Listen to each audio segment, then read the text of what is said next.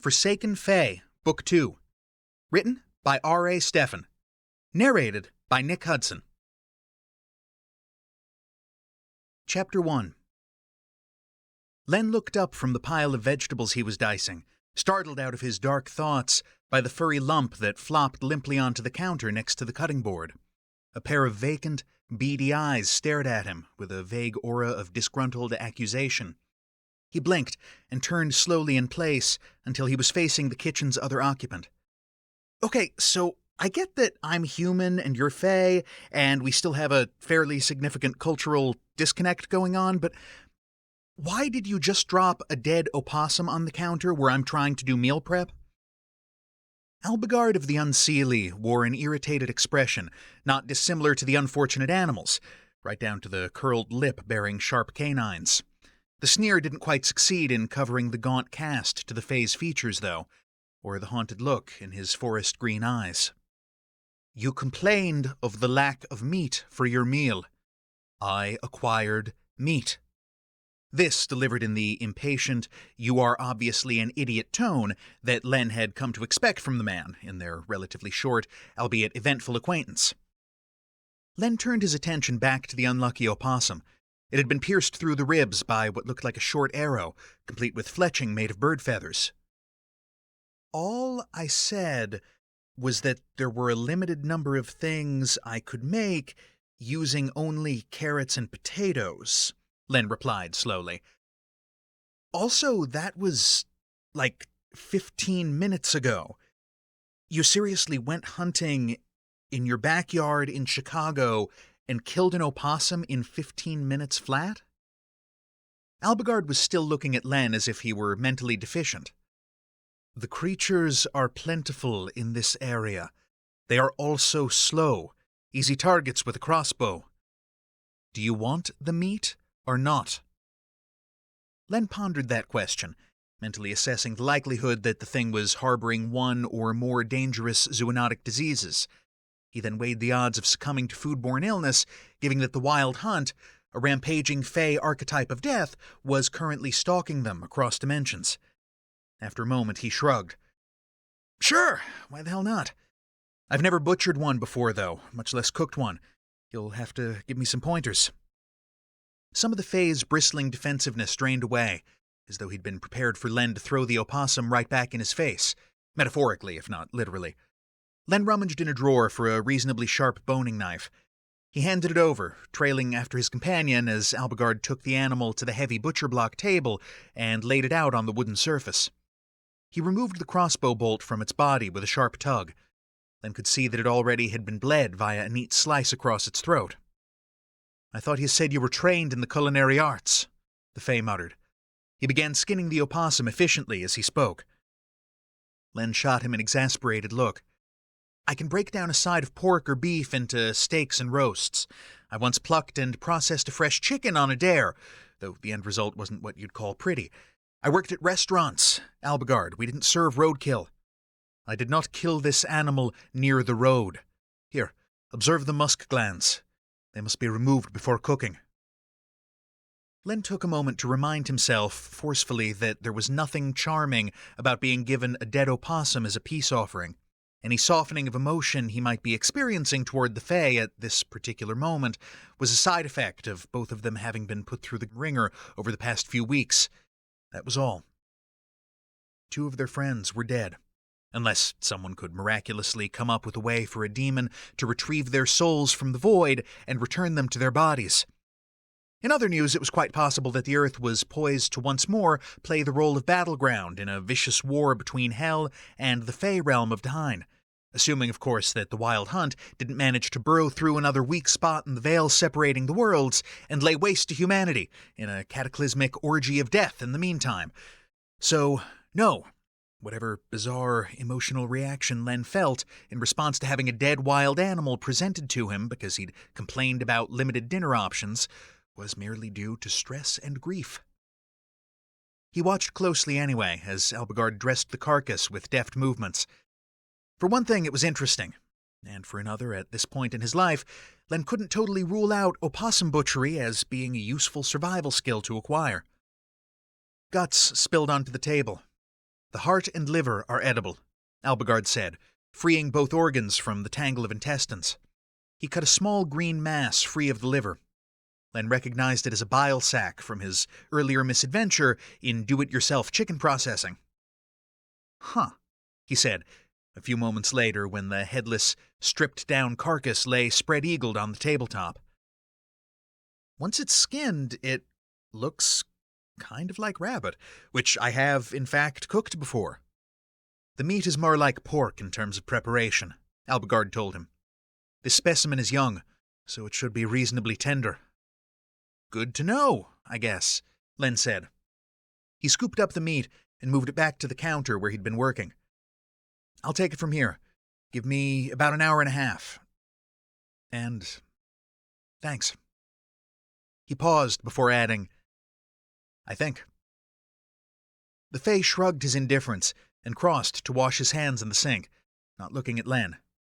As I said, they are easy quarry. Somewhat to Len's surprise, he didn't leave immediately afterward. Instead, he took a seat at the rickety dining table that had recently played host to both supernatural strategy sessions and bitter arguments. Silence settled over the room, broken only by the rhythmic thunk, thunk, thunk of Len's knife as he returned to his work. The familiar dance of dicing and slicing and measuring and stirring settled Len's nerves somewhat, but nothing could truly distract him from how screwed they were in the broader sense. The wild hunt was after Albigard, and if it caught up to him, he'd be every bit as dead as Rands and Zora currently were. Deader, even, since there was no immortal demon waiting in the wings to possibly stick Albigard's soul back into his body and resurrect him if he got eaten. Not that Len was placing too much faith in getting his two vampire friends back, but Albigard seemed convinced it might be possible for Nigelis to return them to life under the right circumstances. Mind you, the right circumstances apparently involved trapping the hunt in the Fey realm of Dahain and somehow weakening it enough for Nigelis to overpower it and pull the vampire's souls back from the void. There were several problems with this plan. For one thing, Nigelis wasn't welcome anywhere near Dahain, since demons were the sworn enemies of the Fey. For another, the Wild Hunt had so far kicked their asses from here to Sunday, and no one even knew where the blasted thing was right now. In other words, things didn't look great at the moment. And so Len was cooking possum stew over an ancient gas range in a magically warded safe house in the outskirts of Chicago, while an unhappy Fae sulked silently at the dining room table. The stew simmered on the stovetop, and the ancient clock on the wall ticked away, marking the passage of time as the large hand swept around its circumference. This was apparently Len's life now. He had become the poster child for what happened when you didn't run away from the monsters that lived under your bed. Instead, he'd made friends with the monsters, the less irritating ones anyway, and now he was stuck with a front-row seat to the potential destruction of the human race. But on the positive side, at least the stew was ready to eat. He ladled it into 2 bowls and grabbed a bottle of water out of the fridge to wash it down. After setting everything on the table, he pulled out the chair across from the Fae and sank into it, raising an eyebrow at his taciturn dining companion. "You first," he said, resting his elbows on the table and tangling his fingers together. Albigard picked up his spoon and began to shovel the stew into his mouth, his attention clearly not on the food. Len watched him patiently for a few moments. When the Fae didn't collapse, choking and retching in disgust, he lifted his own fork and poked at one of the chunks of meat. It did, in fact, resemble pork, and when he finally ate a bite, it was fairly inoffensive. A bit tough, maybe, despite Albigard's assurances. All in all, not bad. And almost certainly preferable to eating a bowl of plain carrots and potatoes. He worked his way through the bowl steadily, following it with seconds because he seriously hadn't eaten in what felt like forever. The food helped with his lightheadedness, but not with the ache caused by his various bruises, or the dull, throbbing emptiness of fresh grief. The hunt had attacked them while they were trying to patch the weak spot in the veil where it had repeatedly forced its way through and caused chaos in the human realm. If Albigard was to be believed, it had shied away from Len because he possessed latent necromancy. An aura of death supposedly surrounded him, like some kind of invisible suit of Wild Hunt-proof armor. Too bad none of them had figured out that part before a bunch of other people died. At the moment, Len was busy drowning in a toxic stew of guilt for not having been standing in front of Zora and Rands when the hunt lashed out at them. All it had taken was a single touch from one of its greasy, intangible tentacles to end both vampires' lives in the blink of an eye. He let his spoon clatter into the empty bowl. Albigard glanced up, the sound startling him back to awareness of his surroundings. "We need allies," Len said. "You must realize that, right? I mean, you've got a target painted on your back, and I still have only the barest understanding of what the hell's going on. I don't think we can rely on Nigelis under the circumstances, and the Sidhe have already returned to Dahain."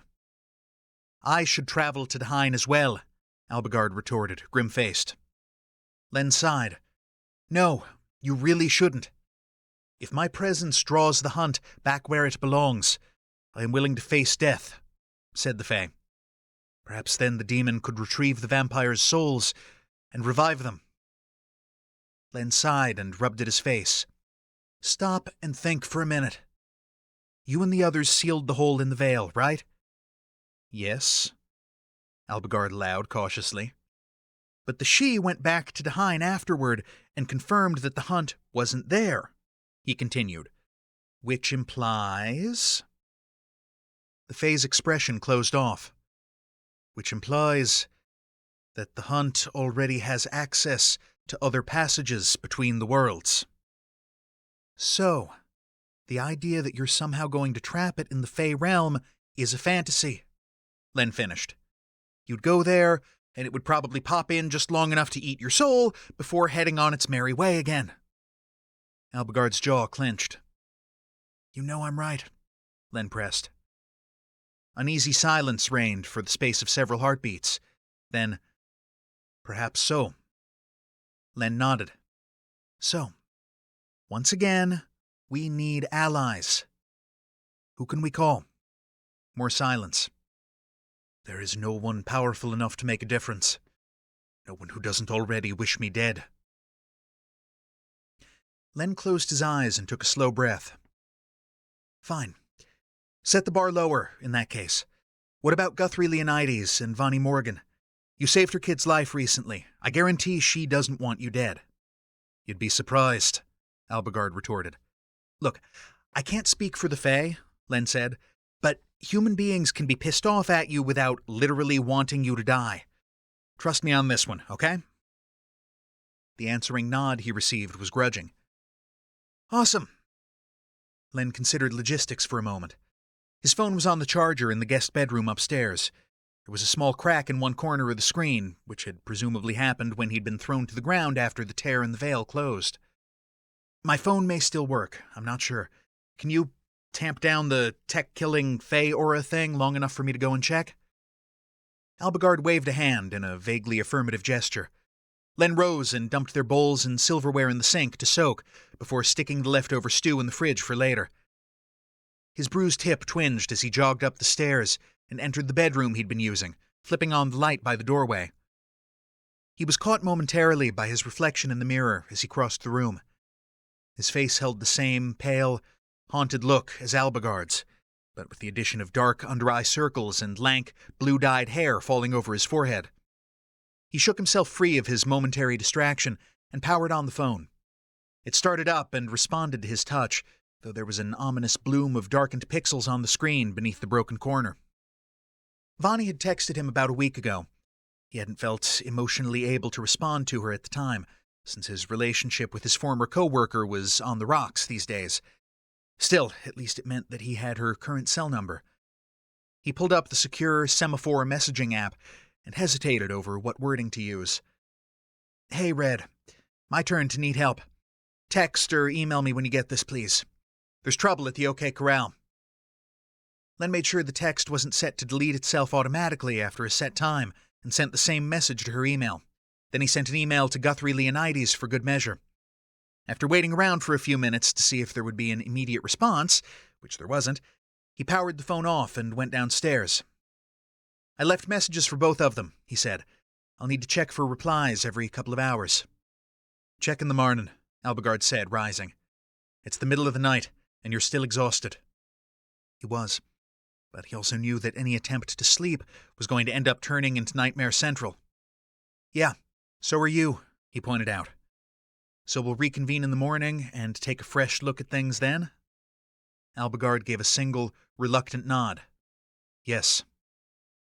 Give me your word you won't do something crazy, like sneaking away to commit suicide by going to Dahine, Len insisted. I just did, the Fae said. Do it again, explicitly. Albigard's lips pressed into a thin, bloodless line. You have my word that I will not return to Dahine before speaking to you in the morning. Len took a moment to parse the words and made sure there were no loopholes in the phrasing. Fae allegedly couldn't lie, but they were experts when it came to employing careful wording. Satisfied, he nodded. Good. See you in a few hours, then. Chapter 2. The rest of the night was exactly as bad as Len had assumed it would be. He dozed, only to jerk awake repeatedly from shadowy dreams of the hunt, or of Zora and Rand staring up at him with dead eyes. In the end, he spent a good chunk of the time doing the breathing and mindfulness exercises he'd learned in rehab. They were supposed to help prevent his drug cravings from spiraling. Sometimes they worked. This time, they at least kept him in his borrowed bed, rather than out roaming the streets of Chicago with no car, a phone that was on its last legs, and very little cash in his wallet. At the first hint of dawn lightening the sky outside the window, he was up, despite the fact that he still felt like hell, and was more exhausted now than when he'd gone to bed several hours ago. Showering didn't really help, but at least he was clean afterward. He put on his 2-day-old clothes, and did the best he could with his abused faux hawk. His roots were growing out, and the sides needed a trim pretty badly. Good thing the Fae downstairs wouldn't notice or care if he shaved himself bald and dyed his face green. The Fae was not downstairs. Len scrubbed at his face, reminding himself firmly that the irritating bastard had promised not to run away and commit suicide by going to Dahine before breakfast. Speaking of which, he opened the fridge door, contemplated the prospect of leftover opossum stew for breakfast, and closed it a moment later. The stew hadn't been bad as such, but there were some lines Len simply wasn't willing to cross. A quick rummage in the cabinet above the sink yielded 2 Pop-Tarts left over from his previous stay in the house. He ate them cold, then chugged another bottle of water, because hydration was doubly important when the world was crashing down around your ears. The house had an air of complete stillness about it that made Len feel confident no one else was inside. That wasn't a huge shock. Albigard had a track record of escaping to the outdoors when he was stressing out about something. Len debated letting the Fae stew in his own juices until he was ready to come back inside on his own, but it was already getting light outside, and Len was starting to feel antsy about the situation. He was reasonably confident Albigard hadn't bolted completely and gone off to do something stupid.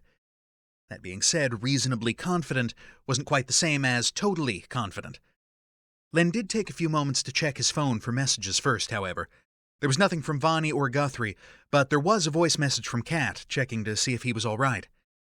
He made a mental note to contact her later, since he wasn't honestly too sure how to answer that question at the moment. In other news, the dark patch of ruined pixels on the broken phone screen had grown a bit larger overnight, though it was still small enough that it didn't interfere too much. He turned the phone off, hoping that would slow the thing's inevitable demise. For lack of any other useful options, Len went downstairs and headed out the back door to look for his reluctant host. Outside, there was a decided nip to the air. Summer was slipping away. A lot of things were slipping away, he reflected morbidly. Albigard wasn't in the clearing where Len had found him the previous evening. Len wasn't 100% clear on where the boundaries lay when it came to the magical wards that made this place invisible to anyone who hadn't been explicitly invited in, but he had the sense that it was a fairly large property. It was also heavily wooded, crisscrossed by various trails and tracks. Len doubted he could get too badly lost in it, but finding someone in the confusion of trees and brush wasn't a straightforward proposition if they didn't want to be found. "Hey, Albigard!" he called. "Time for that breakfast meeting." There was no reply. Len sighed again and started tramping along the largest of the tracks, which he knew would eventually lead to a walking trail in the nature preserve that abutted the property. When he hit the part that he was pretty certain was public land, he turned back and took a different track that ran perpendicular to the first. About 5 minutes later, he came to an abrupt halt, a chill trickling down his spine, making the hair on the back of his neck stand up. His heart rate kicked into overdrive. Raising his voice, he yelled, "Albigard! Answer me, goddammit! We've got a problem!" A faint rustling in the underbrush heralded the Fae's arrival, and Len threw an arm up to stop him. "No, stay back. Just tell me what that looks like to you." He pointed at the patch of blackened leaves and twigs in front of him. Albigard's sharp intake of breath was barely audible. "The hunt. It's been here." "Damn it. That's what I was afraid you were going to say," Len said. "Why is the closest edge of the dead area so regular? Is this the edge of the wards?" The Fae took a cautious step closer, examining the zone of wilted leaves and blackened wildflowers. It was maybe 10 feet across at its widest point, but where the sides and back were in irregular shape, the front edge looked like the hunt had hit a wall and stopped. "It is," Albigard confirmed. "These wards should not act as an effective barrier in Dahain, but it appears that the hunt is still at least somewhat disoriented within the human realm. The warden spells work by redirecting attention away from the thing being protected." His tone sounded oddly detached, far away. Len snapped his fingers in front of the Fae's face. "Hey, we need to get you inside the house, and then we need to figure out our next move." Albigard let out a little huff of air, a sound of grim amusement. "Inside is no safer than outside." "Yeah? Well, that's still where we're going. Move!" Len turned him bodily with a hand on his shoulder and gave him a brisk shove in what he sincerely hoped was the direction of the house. The Fae let himself be pushed, which was a bit of a red flag in and of itself. Len wasn't sure if shock affected Fae the same as it did humans, but Albigard had already been walking the razor's edge of emotional control after Rand's and Zora's death, not to mention his own brush with capture and near execution. Even so, he led the way unerringly back to the house. Len followed, glancing over his shoulder the entire way, as though he expected the wild hunt to jump out and try to grab them at any moment. When the patio door slid shut behind them, he let out a sigh of relief, irrational though it probably was. He rounded on Albigard. "Okay, talk to me. What are our options here?" The Fae swallowed and licked his lips, his throat bobbing. "1. We can stay here and hope the wards continue to stymie it. Putting a whole new city at risk," Len pointed out. 2. I could attempt a portal to a remote location, far from human habitation. If it followed me, that might buy time for another solution to be found. If you stayed behind the wards for a day or two, until my essence faded from the area, it would probably be safe for you to leave and return to St. Louis." Len shook his head. "Firstly, we're not splitting up. Neither of us is likely to be better off alone during this mess." "A matter of opinion," Albigard said. "And secondly, I don't see how that ultimately helps the situation," Len plowed on, ignoring him. "Either it catches up to you and kills you, at which point we no longer have any way to predict where it's going to show up next, or it decides to ignore you in favor of eating its way unchecked through an area with no human habitation, getting bigger and stronger as it goes, until we have no hope of ever controlling it. Give me another option." 3. I could return to Dahain as I'd previously planned. Len's jaw clenched. That still doesn't solve the problem of the thing being able to burrow between worlds like some kind of interdimensional gopher. As we discussed last night. Albigard hesitated. "What?" Len demanded. "You spoke of the need for allies." "Yes?" Len pressed. "There is still Teague." Len scowled. "He double-crossed your stupid Fae-ass barely 2 days ago." "I am well aware." Albigard's lips thinned. "Though in doing so, he also succeeded in brokering a ceasefire with the envoy from Dahain long enough for us to close the breach." Len felt his jaw clench. "He's still an asshole. He prioritized the safety of both Earth and Dahain above whatever loyalty he holds for a former commander who is now a condemned fugitive." The words were delivered in a carefully controlled monotone. "It was not a dishonorable choice to make." Silence settled between them as Len digested that. He took a slow breath, aware that he'd been the one to press Albigard for other possible allies, even if they weren't perfect ones. "So," Len said slowly, "you think he can be counted on to act in the best interest of Earth's safety, separate from whatever other personal failings he might have?" "That much seems clear, yes." Len nodded, despite his misgivings. "Okay then. What's the best way to reach him?" Albigard ran a hand through his mane of platinum hair, a tired gesture. "He will still be in St. Louis, presumably." "Do you think if we went back to St. Louis right away, the hunt might follow you there rather than starting in on Chicago?" Len asked. "There is no way of knowing," Albigard replied. "Yeah, that's not going to be good enough," Len told him. "We'll need to contact someone here who will take the threat seriously and evacuate the area, like Teague did in St. Louis." "I don't know who replaced me in the Chicago Overkeep after I was ousted." Albigard's expression was carefully neutral. "I have no means of contacting the new Fey Warden directly." Len thought for a moment. "But Teague would, right? And you have a way to get hold of him?" Albigard hesitated. "Yes." "Okay. So you do that. I'll call emergency services, plus a couple of local news outlets, and try to light a fire under them. I can tell them that same chemical that supposedly spilled in St. Louis has been released here as well. Ask why no one's taking action. That should start a pressure campaign for local government to at least look into it. And maybe it'll get the Fae's attention, too. Do you need to use my phone?" He hesitated. Can you even use my phone? Without breaking it, I mean?" Albigard waved the words away. "There is a rotary phone in the house, connected to a landline. I had service reconnected when it became clear I would be forced to stay here." Len blinked. "A rotary phone? Wow. The 1950s called. They said to tell you they want their tech back." The Fae scowled at him. "Analog technology does not itch in the same way as digital technology." That was interesting, and sort of made sense when you took into account that Albigard's aura hadn't fried the transistor radio in Len's ancient Lincoln Continental. "Huh. Well, let's get to it, so we can get out of here before our soul-sucking friend decides to come back." He hesitated.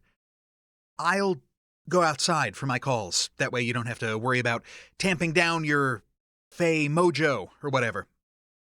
Alarm flashed in Albigard's green eyes. "No, you should stay in the house." Len stared at him for a moment, confused. Then his eyebrows shot up. "Dude, what happened to inside is no safer than outside?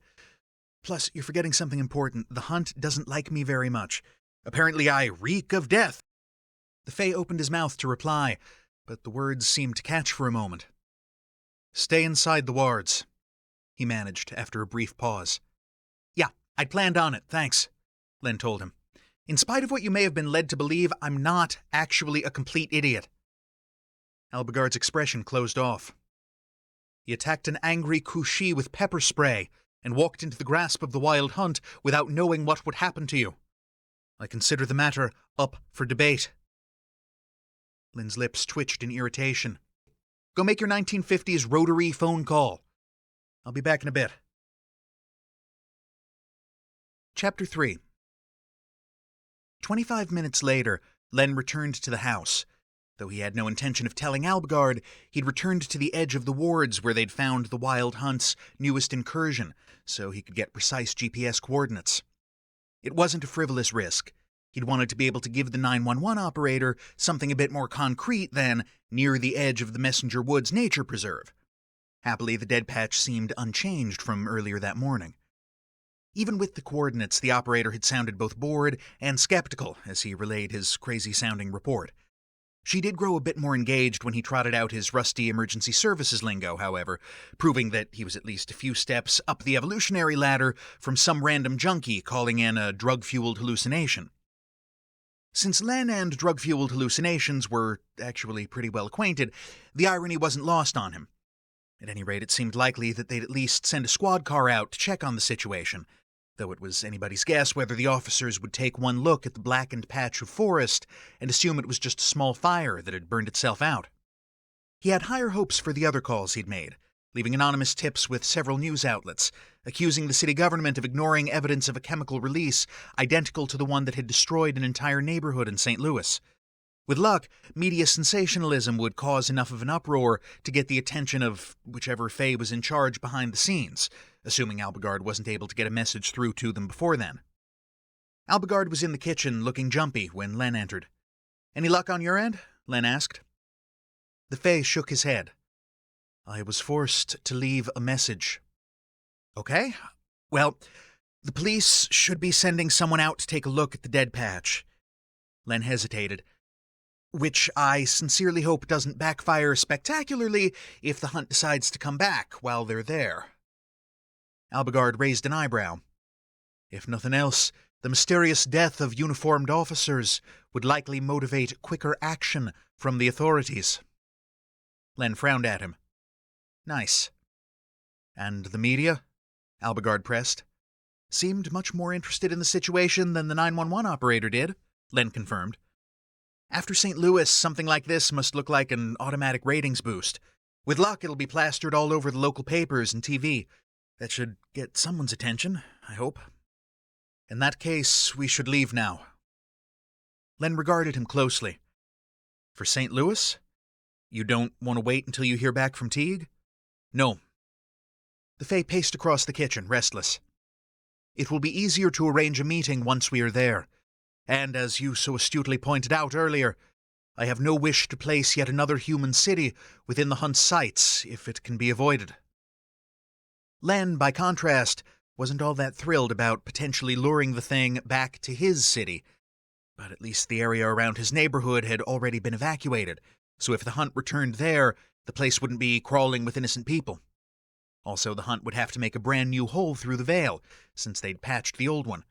That would presumably give them some extra breathing space. Len nodded reluctantly. "All right, we can go to my place." "Zora's place," he almost said, but caught himself before the words slipped out. "Do we, need to find an old car or something for the trip?" "That will not be necessary," Albigard said. And from his tight tone, Len got the impression the Fae was every bit as aware as he was of who truly owned the house where Len lived. "Come." He took a steadying breath as Albigard gestured a flaming portal into existence without ceremony.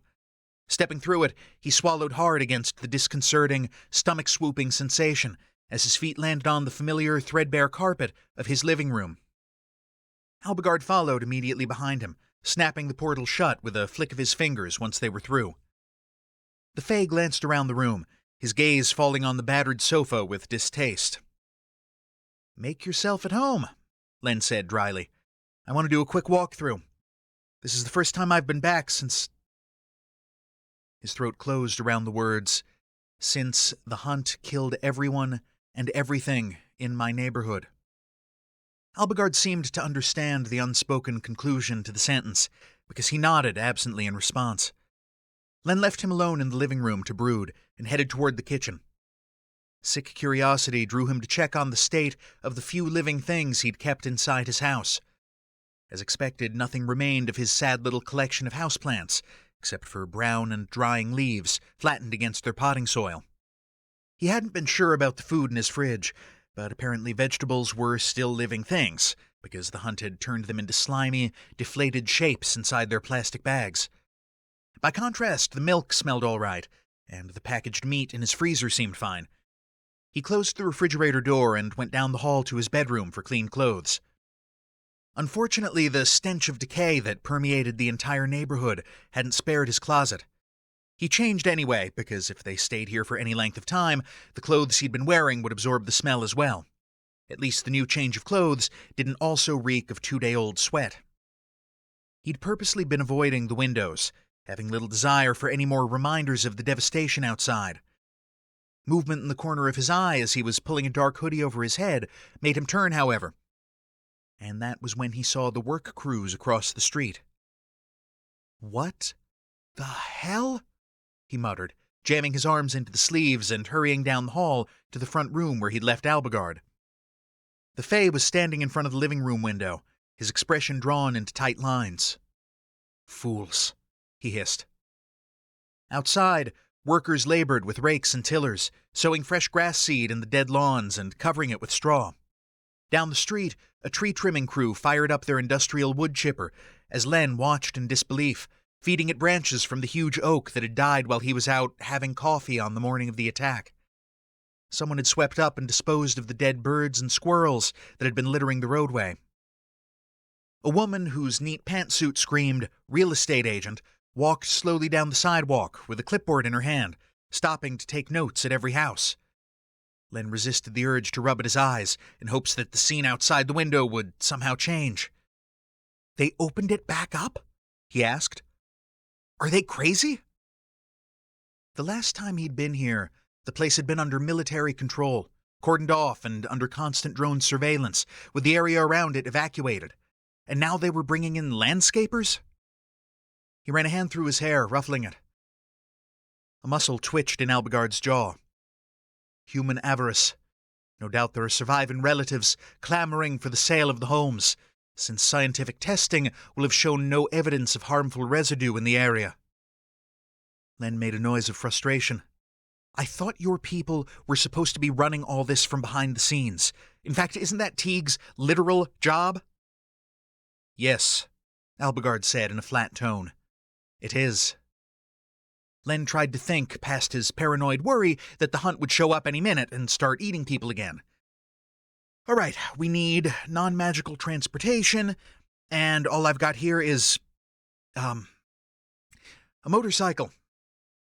Specifically, it was Ranz's beloved black Triumph, parked under a fitted rain cover in the backyard. The reminder of Ranz made Len's already nauseated stomach churn. Albigard sent him a sidelong glance.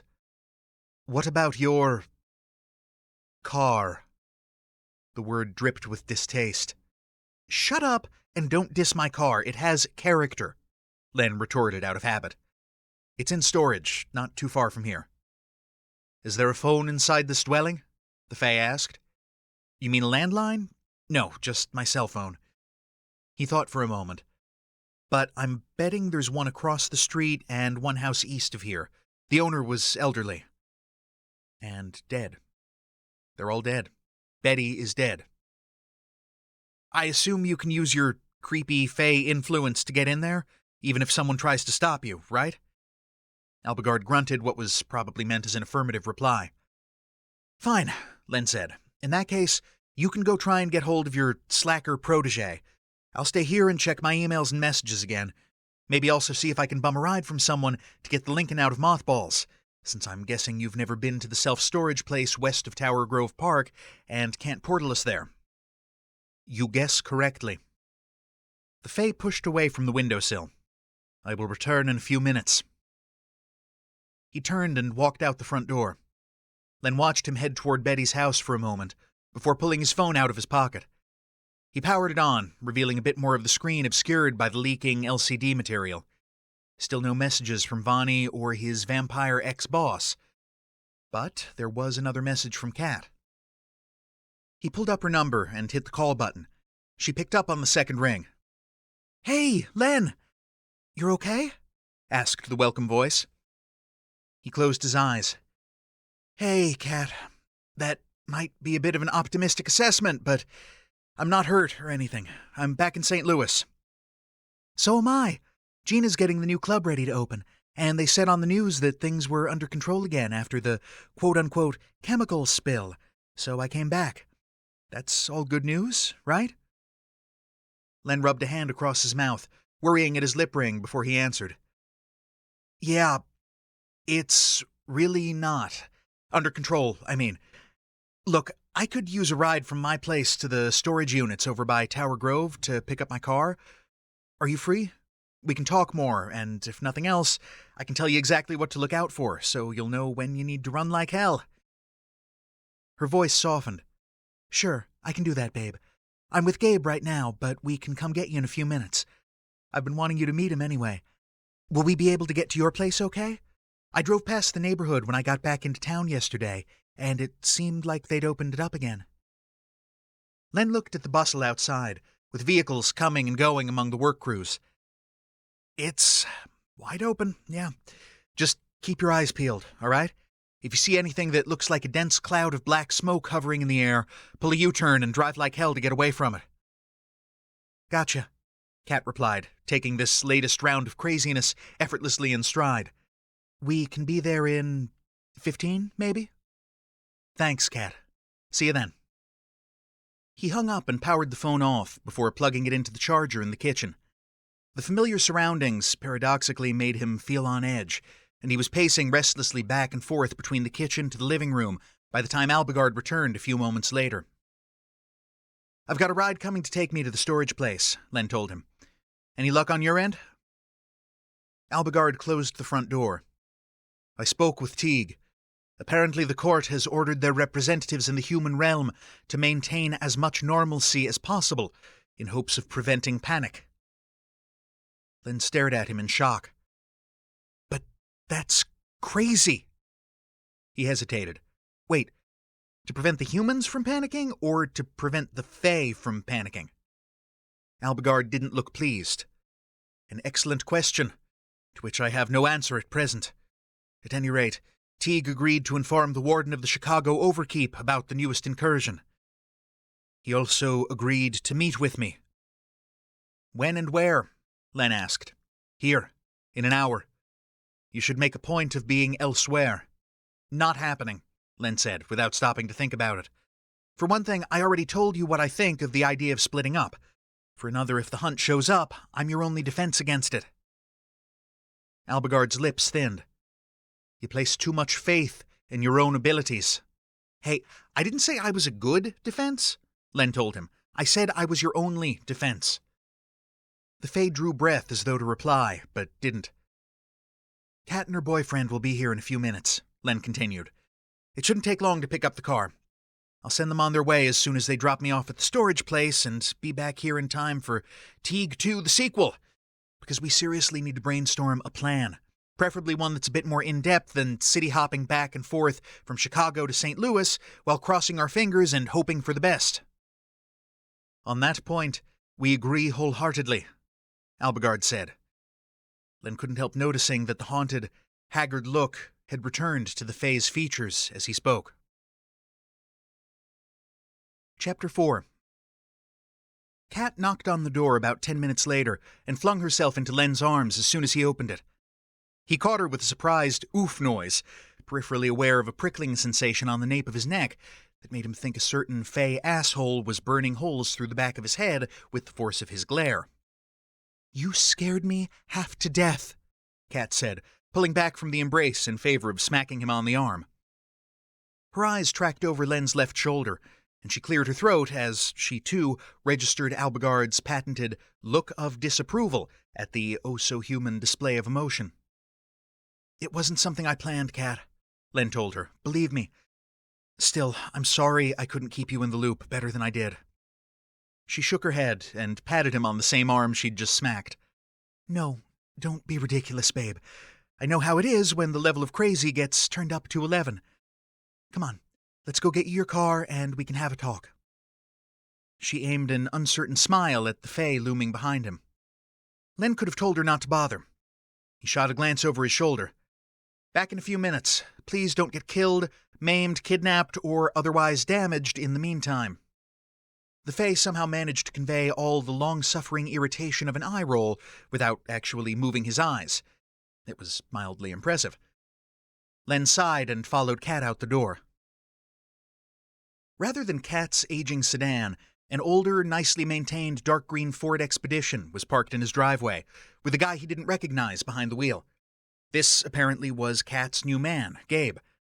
As she shepherded Len toward the passenger door, he consciously shoved aside the flare of nervousness that rose in his stomach. Though, in his defense, once someone's mentally unstable stalker ex-boyfriend had put a knife between your ribs, you tended to get a bit jumpy when it came to meeting their newest love interest.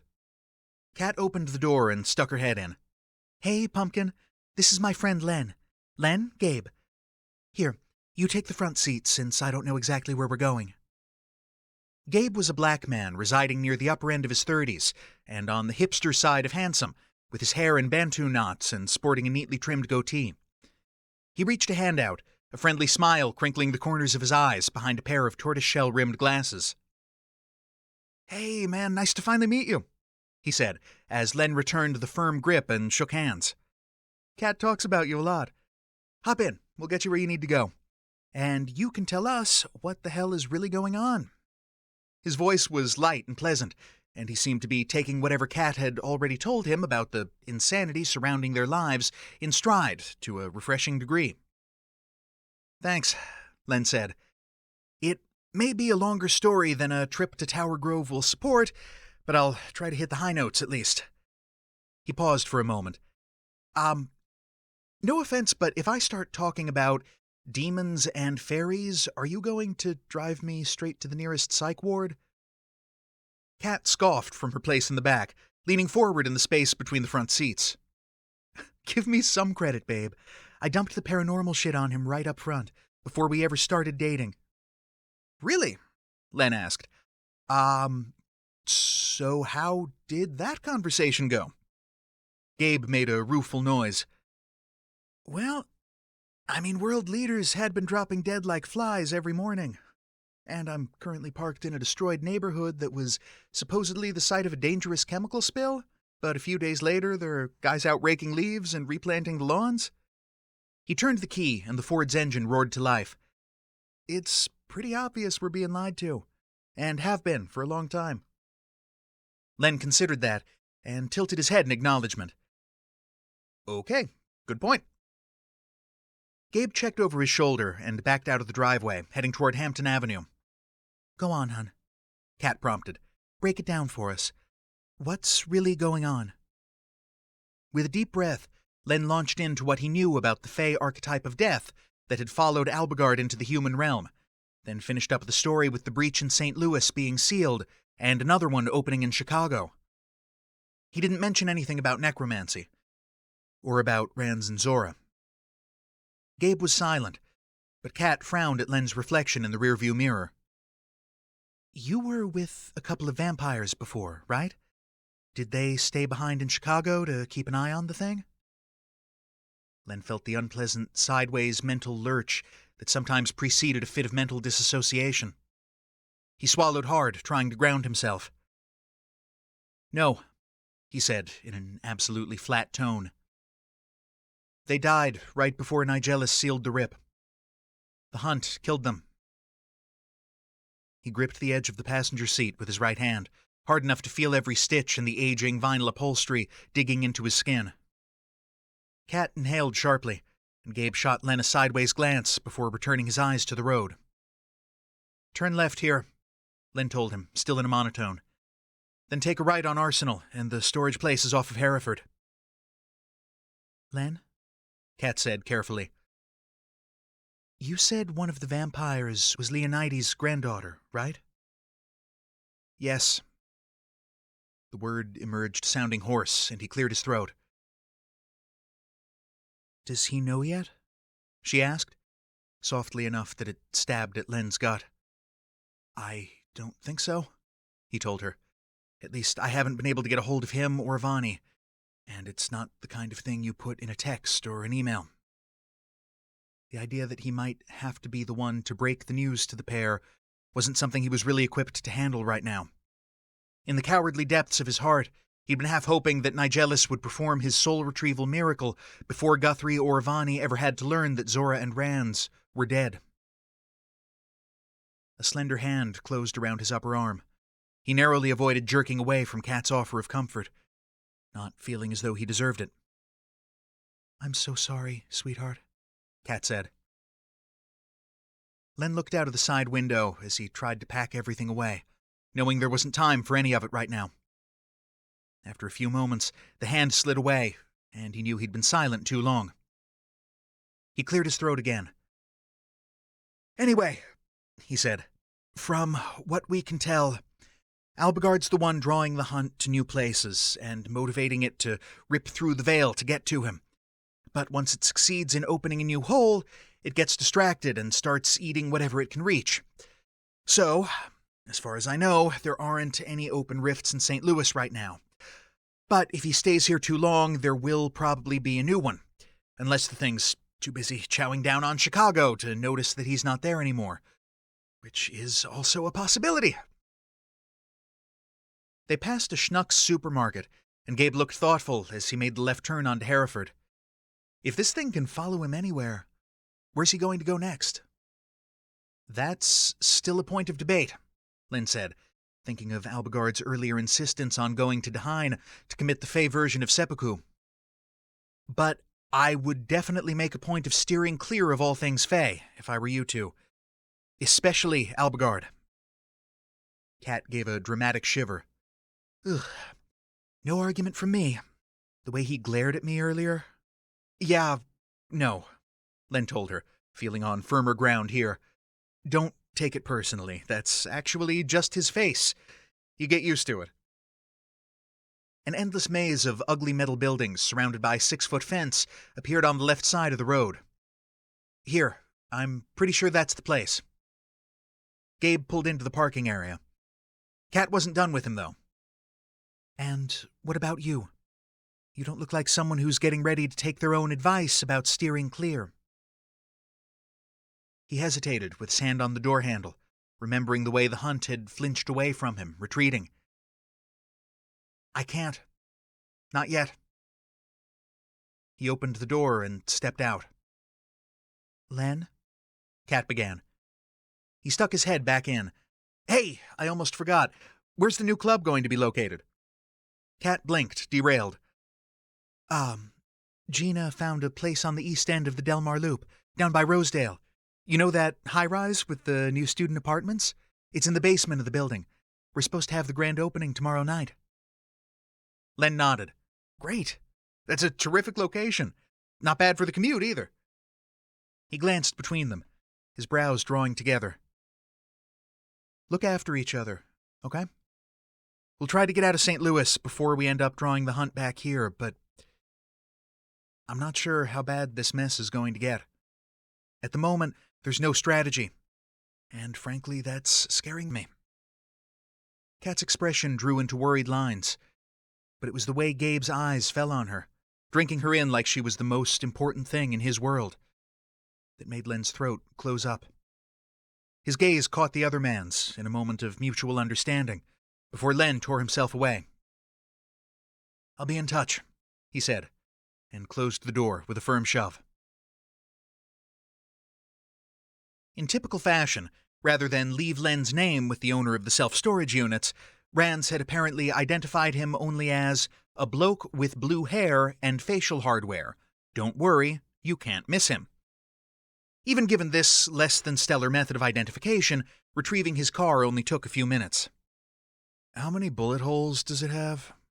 The man at the counter asked him, sounding bored. 5, Len said, without hesitation. Aftermarket exhaust, pearlescent red custom paint where it's not rusted, purple fuzzy dice on the keychain. The guy shrugged and tossed him the keys, fuzzy dice included. Good enough for me. Len wanted to ask why he'd owed Rands a favor, but didn't. Somehow, being back in his car was more comforting than being back in his house had been. Possibly this was because the pimpmobile wasn't surrounded by the ghosts of his dead neighbors, and didn't have shriveled houseplants in the windows or deflated vegetables rotting in the fridge. Maybe it was also because his car represented freedom, whereas the house was another manifestation of the degree to which he'd fucked up his life. The 2-bedroom bungalow had been Zora's act of charity toward him, when Len was once again off the wagon and flirting with homelessness. By contrast, the pimpmobile had been the first thing of any real consequence that he'd earned for himself after his epic drug-fueled meltdown in Detroit. He'd scraped together the $800 purchase price shortly after Tristan, the boyfriend he'd been leeching off of, had thrown him out of their loft. The Lincoln was a piece of crap, but it ran as well as most cars a quarter of its age. It also appealed to the same broken part of him that used tattoos and piercings and hair dye as armor against the inevitability of life's slow slide into invisibility.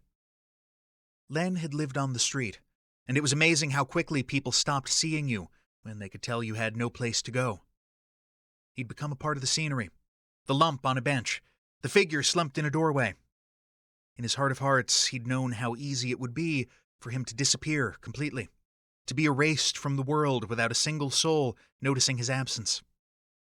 He adjusted the rearview mirror, and his gaze caught on a translucent figure in the back seat. Yusuf watched him with blank eyes, his head lolling on its broken neck.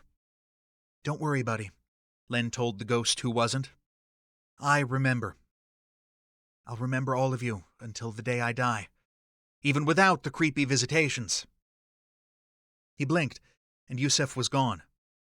The radio crackled as he turned it on and twisted the tuning dial to the first indie station he could find.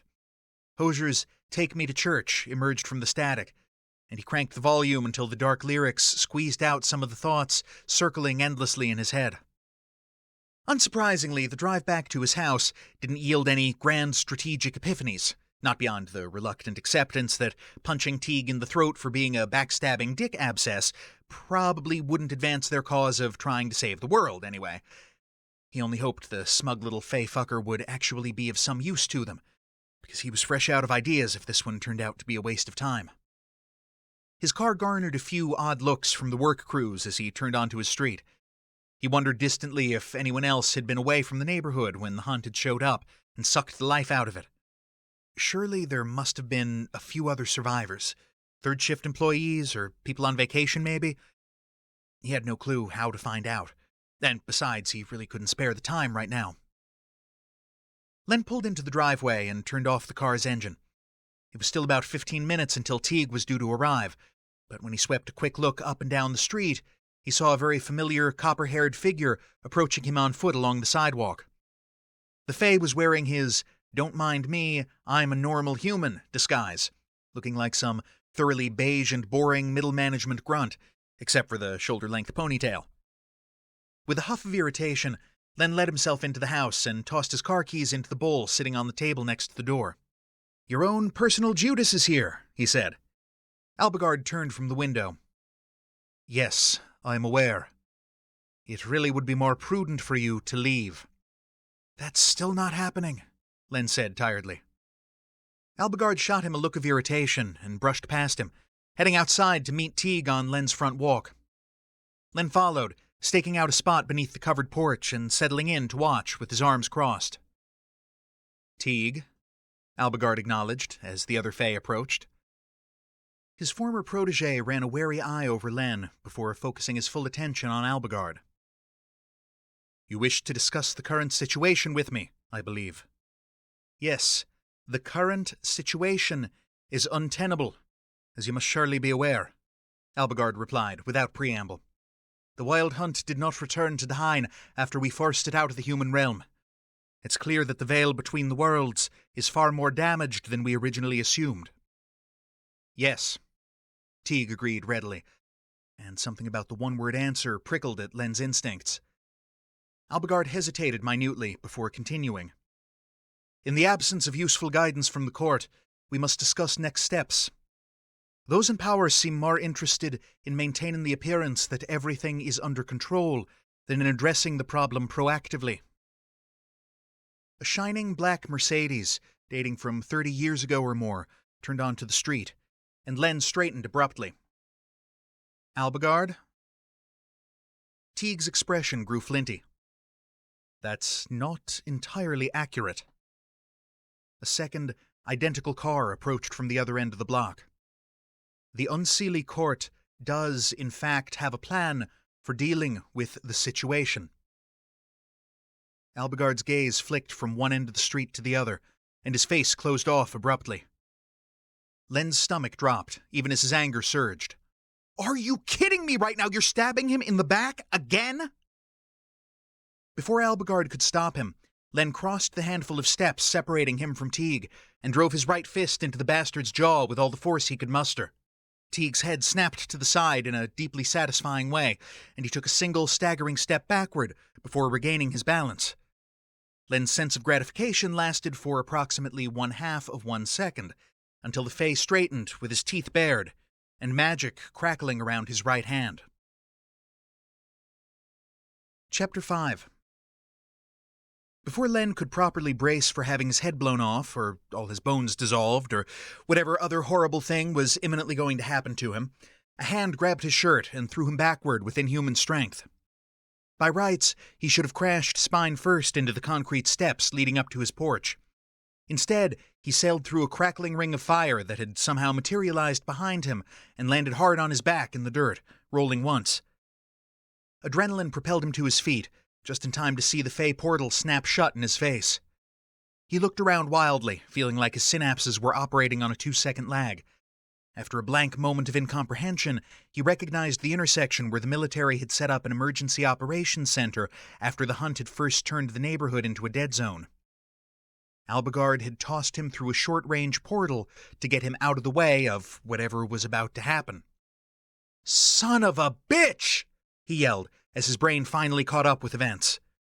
Around him, the handful of people wandering around were all staring at the guy with blue hair who'd just been chucked out of a flaming oval that had appeared in midair with no warning. He ignored them and headed back toward his house at a dead run, arms pumping, cursing under his breath the entire time. He'd made it maybe a block and a half when a pearlescent red Lincoln Continental careened around the corner in a screech of burning rubber and oversteer.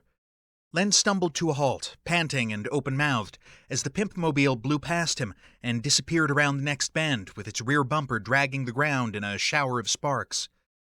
2 black Mercedes, hailing from the late 80s, rounded the corner in hot pursuit a moment later. One of them had a crumpled hood, and steam poured from its radiator. Len stood frozen in shock for a long moment, his heartbeat thundering in his ears. The ridiculous urge to run after them tugged at him, before he forcibly dragged his wits back together and tried to think. He needed transportation. The Triumph. Renz's motorcycle was still in the backyard, fueled and ready to go, since he'd been using it to get around while his car was marooned in Chicago. He sprinted toward his street, but ducked into the backyard of the house on the corner rather than continuing along the sidewalk. For all he knew, Teague might still be at Zora's bungalow. Bravado aside, Len suspected that if he got within magic-hurling range of the Fae, the results wouldn't be pretty. So instead, he hopped fences and scrambled through the skeletal remains of dead hedgerows, like the homeless teen in Detroit that he'd once been. Breathless, he reached the wooden privacy fence surrounding his backyard and stifled a groan as he contemplated the solid 6-foot-tall barrier. There was nothing for it. Gathering the shreds of his adrenaline, he grabbed the scalloped slats at the top and swung his legs as high as he could get them. His right sneaker caught the top edge with just enough momentum for him to roll over the fence and drop to the other side in an ungainly, staggering landing that nearly put him straight onto his ass. He grit his teeth against the sharp curse that wanted to escape. His palms were peppered with splinters, and he wiped them briskly on his jeans in hopes of dislodging a few. It only succeeded in driving most of them deeper. On the positive side, the Triumph's key was hanging by the back door of the house, rather than sitting in the bowl by the front door. On the negative side, if Teague had decided to take an exploratory stroll around Len's home, he was still likely to get caught while trying to retrieve it. He slid the glass door open just far enough to reach an arm through and snag the key ring from its hook, holding his breath the whole time. His arm didn't get blown off with magic, so he let out a sigh of relief and closed the door as quietly as he could. After unlatching the yard's wooden gate, he rushed back to the tarp-covered shape next to the shed and ripped the cover off. The bike was vintage, meaning it could be a bit of a pain in the ass to start after it had been sitting unused for a while. Sending a prayer to the god of 4-stroke parallel twin engines, Len turned the key in the ignition, opened the main fuel valve, primed the carburetors until a trickle of fuel dribbled out, and freed the clutch plates. He put his back into the swing of the kickstart lever. The engine stuttered on the first try, but caught on the second. Jumping onto the bike with no helmet and no plan worth a damn, he roared out of the gate without letting the engine warm up properly. The tires bumped over the clumps of dead grass in the side yard. There was no sign of Teague. Perhaps he'd jumped into one of the pursuing Mercedes to join the chase, or perhaps he'd already crawled back beneath whatever rock he usually lived under. Len didn't care, as long as it meant he wouldn't face an immediate magical attack. The bike rumbled between his legs, wind whipping his face as he turned onto the street and accelerated, weaving around the various trucks and machinery. He tore through the neighborhood at unsafe speeds, following the path taken by the pimpmobile before he'd lost sight of it. Once he'd turned onto Hampton, he scanned the limits of his field of vision, hoping for further clues. Ahead, cars were making abrupt lane changes, and Len slowed. When he got close enough, he saw a set of black skid marks turning into Princeton Heights, punctuated by a twisted chrome bumper lying in the road that hadn't survived the sharp turn. Len clenched his jaw and made a hard right, painfully aware that the neighborhood he was entering was a claustrophobic grid of small, crisscrossing streets, many of them marked one way only. In addition, there were several possible exits onto highways and major thoroughfares, running both north-south and east-west. He pulled up to the first stop sign, trying to sense any disturbance in the area. There were no fresh tire marks in the road, which probably meant Albigard had blown straight through the intersection without slowing, rather than turning left or right. Len continued on, feeling more and more at sea with every block that passed, knowing he was losing ground every time he stopped to assess his surroundings for fresh clues. The sound of sirens in the distance reached his ears over the rumble of the bike's engine. With sick certainty, he headed toward the noise. He could tell the commotion was located further east of him, which made sense if Albigard had continued on his relatively straight course. He followed the familiar rising and falling wail of police sirens, past Kings Highway, then beneath the Highway 30 overpass. The sirens sounded like they were converging ahead of him and a little to the south, maybe near Carondelet Park. He narrowly avoided getting T-boned by a pickup as he turned onto Loughborough and saw lights flashing a few blocks ahead. A terrible sinking sensation hit him in the stomach, the sight erasing the years that separated a 28-year-old, out-of-work nightclub chef from a fresh-faced EMT on a call-out to a fateful, single-vehicle accident. The pimpmobile, most of it anyway, was wrapped around a broken telephone pole that hadn't fared much better than the car. The first police cars were just arriving on the scene, but there was no sign of either one of the black Mercedes anywhere nearby. Len screeched to a halt near the accident, almost sending the bike skidding onto its side due to his sudden shakiness. His heart stuttered and jumped as he lowered the kickstand, his rubbery knees threatening to give way as he dismounted. A cop car rolled to a stop, two officers getting out as Len walked in a daze toward the smoking ruin of his car. One of the cops pointed at him. "Hey, were you involved in this?" he demanded. "No, Len swallowed hard, took a deep breath. "I used to be an EMT. Thought maybe I could help." "A good Samaritan, huh?" asked the officer.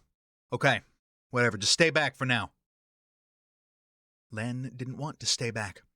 The car pulled at his heart like a magnet, filling him with a sick need to know for certain what had become of Albigard. Fae are tough. Not much can kill them permanently except iron through the heart. Or, well, beheading. Ranz's phantom voice echoed in Len's memory. It would have been more reassuring if he hadn't seen a couple of people firsthand over the years who had, in fact, been beheaded during accidents not dissimilar to this one. Police were checking the car, cautiously poking their heads through the broken windows and shining lights beneath the undercarriage. Len clenched his fists at his sides, only peripherally aware of the jabbing pain of the splinters still lodged in his palms. "There's no one here," called one of the officers. "Damn. There's a lot of blood, but I guess he must have walked away from it. Too bad it means he'll get charged with leaving the scene of an accident once we find him." "Must be some kind of a Lazarus," said the one who'd spoken to Len. He sounded almost impressed. "Hey, you, Samaritan. Did you see what happened?" Len shook his head slowly. "No. It was already like this when I drove up." The guy crossed to him, giving Len's hair and tats a wary look. "I'll need your name and contact information." "Told you, I didn't see anything," Len reiterated, his mind still blank with some strange combination of relief and dread. The cop's expression hardened. "You got a reason for causing me a problem, buddy?" Len blinked himself back to the present and noticed the officer was busy jotting down the Triumph's license plate number. No, man, of course not, sorry. My name's Ransley Thorpe." He rattled off a fake address and a fake phone number and managed to extricate himself from the scene before anyone started asking for ID.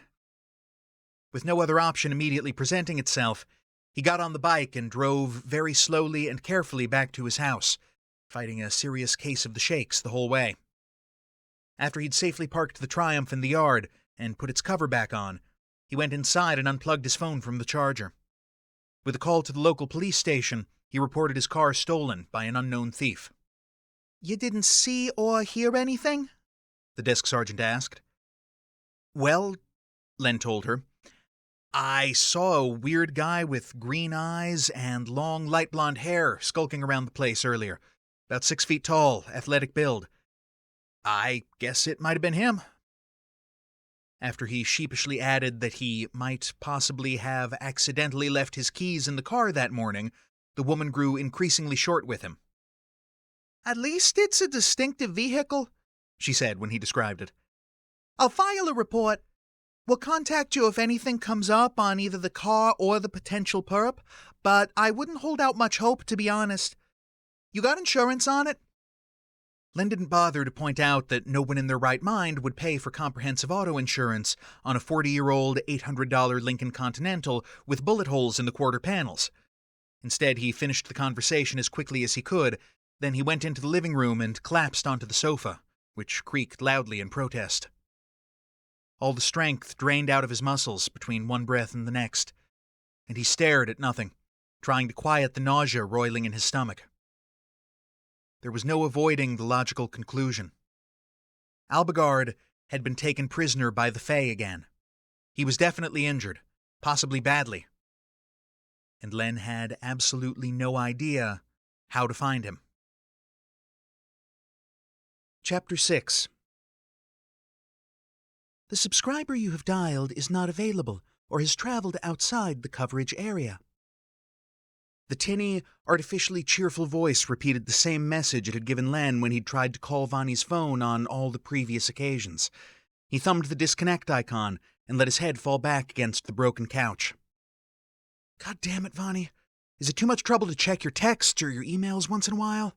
he muttered, staring at a cobweb hanging from the ceiling.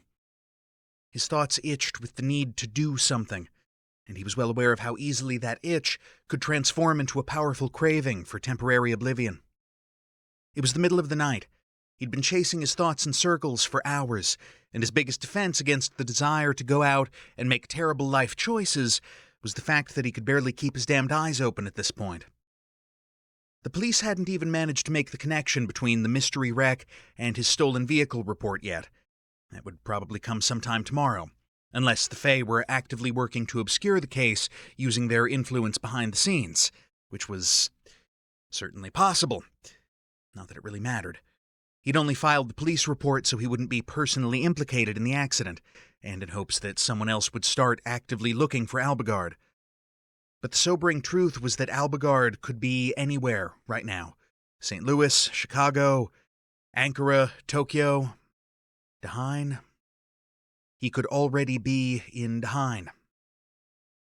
That must have been what Teague meant earlier when he said the Fae court had a plan to deal with the hunt. It was what the other Fae they dealt with had been after all along. They'd wanted Albigard hauled to Daheim in iron chains so they could use him as bait. All of them except the Catchy, anyway. And now there was nothing to stop them from doing exactly that. He ran through the list of people who might, in any conceivable way, be able to help. It still consisted of Guthrie Leonidas, Vani Morgan, and a couple of others he had absolutely no way to reach. The Catchy was back in the Fae realm.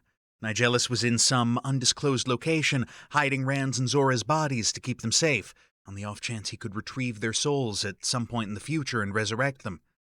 Even if the demon hadn't been in hiding, Len had no contact information for him, no phone number, no email, no physical address beyond the vague knowledge that he owned a house somewhere in Atlantic City.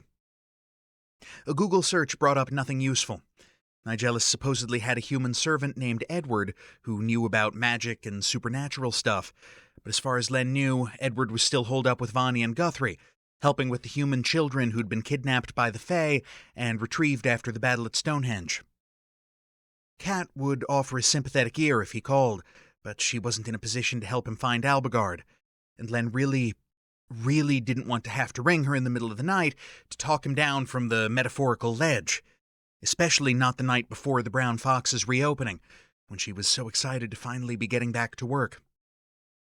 He thumped the back of his head repeatedly against the sofa frame, hating how abruptly and thoroughly he'd been thrust into his customary role of useless observer, standing on the sidelines while other people died.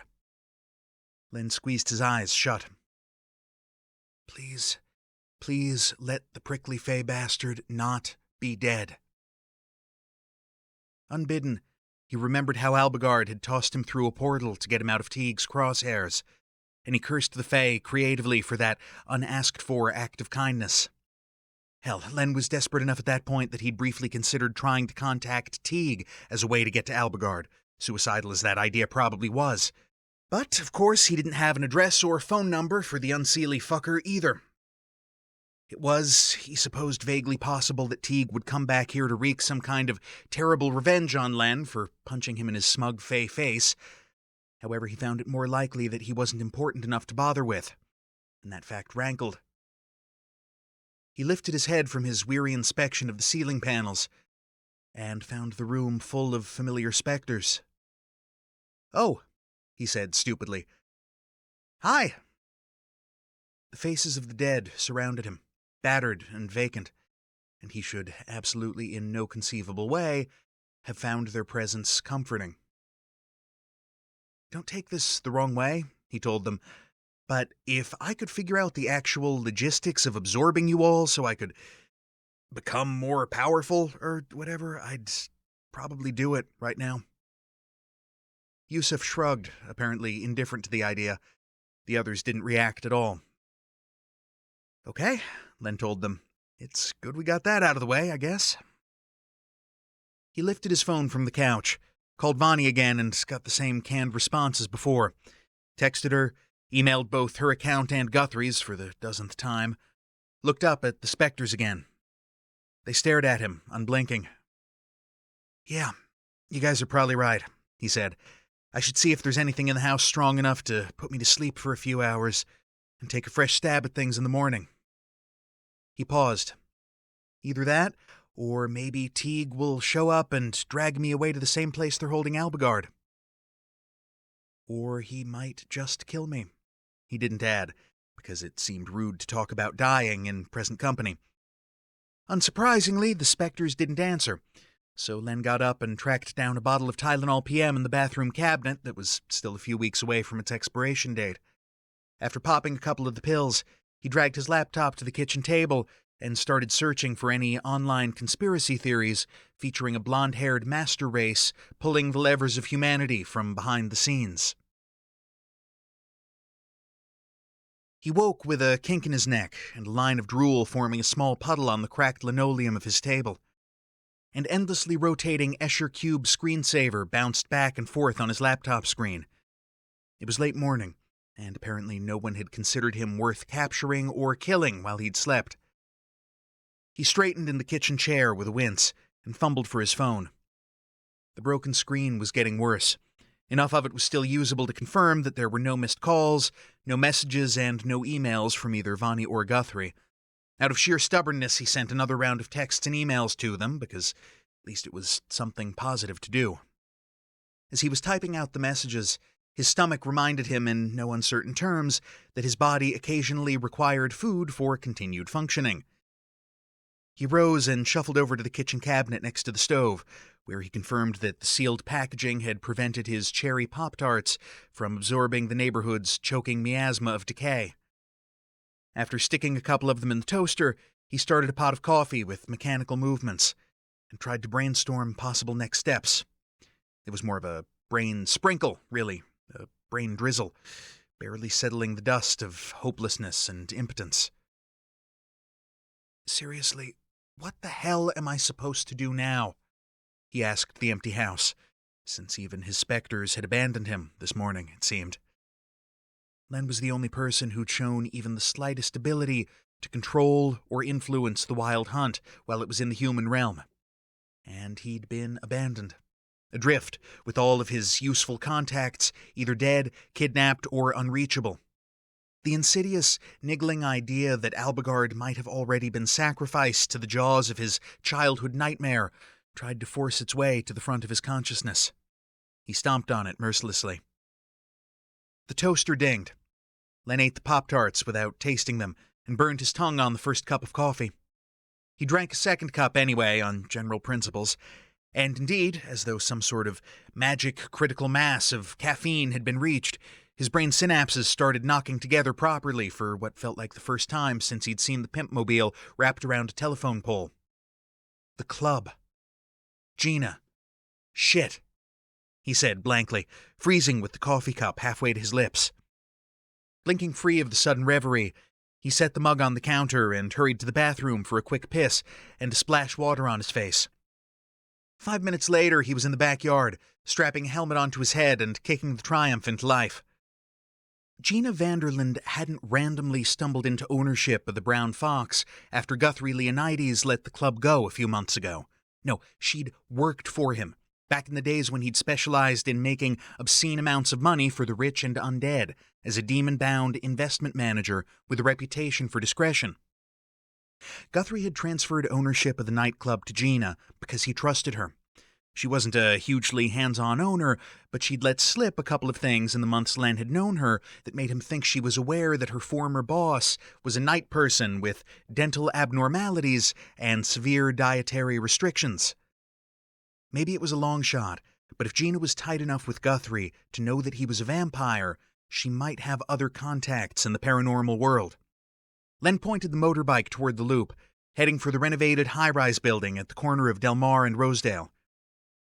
The place was only a 5-mile drive from his house, but, as he'd suspected, the unfortunate parking situation was probably going to end up being a limiting factor for the venue. He found an open spot on the street 2 blocks down, only to realize that he didn't have any change for the parking meter.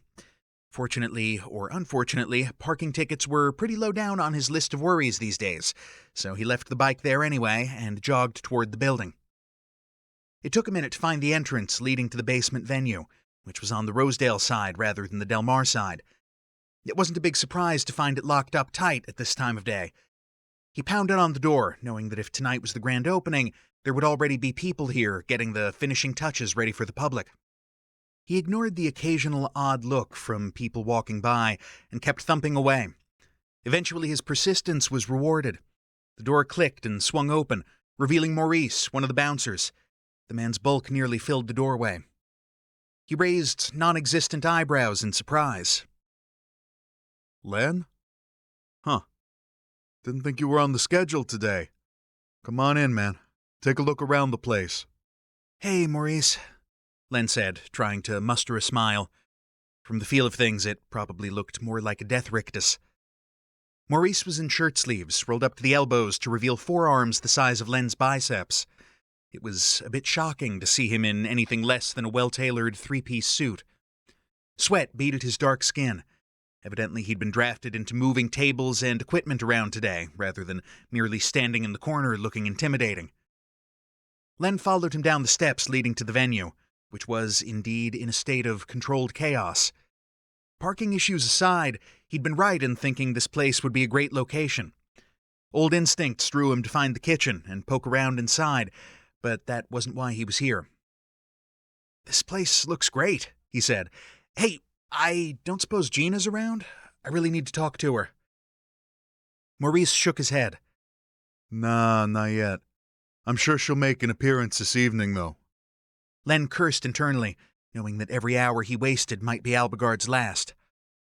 "Okay, who's in charge today? Is Sally here, or Kat?" Yeah, Sally's here. Last I saw her, she was double-checking the liquor inventory. Kat's not on till tonight, though, Maurice said. "Thanks, I'll go find her," Len told him. "Don't let me keep you from what you were doing." Maurice snorted. You kidding? This is the first break I've had all day. Len left him to it and went looking for the floor manager. He found her scribbling on her ever-present clipboard and headed over. She looked up and frowned at him. "Len, you haven't been answering emails. I wasn't sure if you were coming back or not." Len scrubbed at his eyes.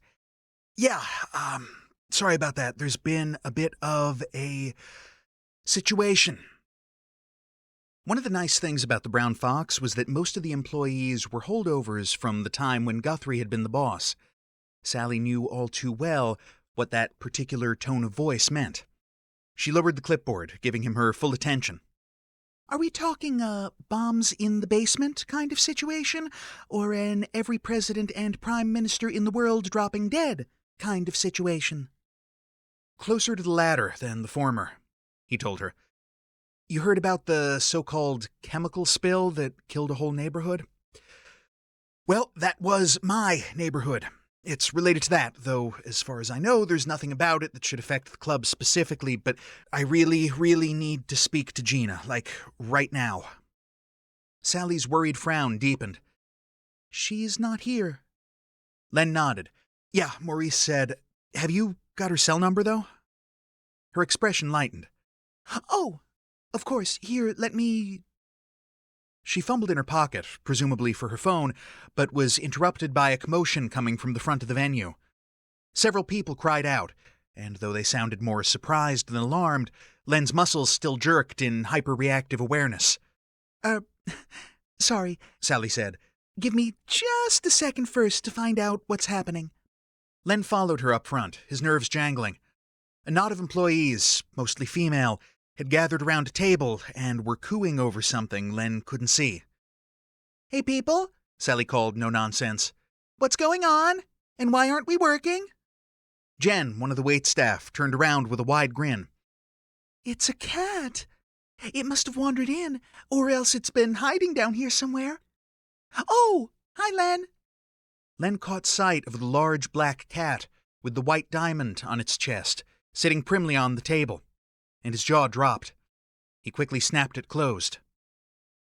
Ah.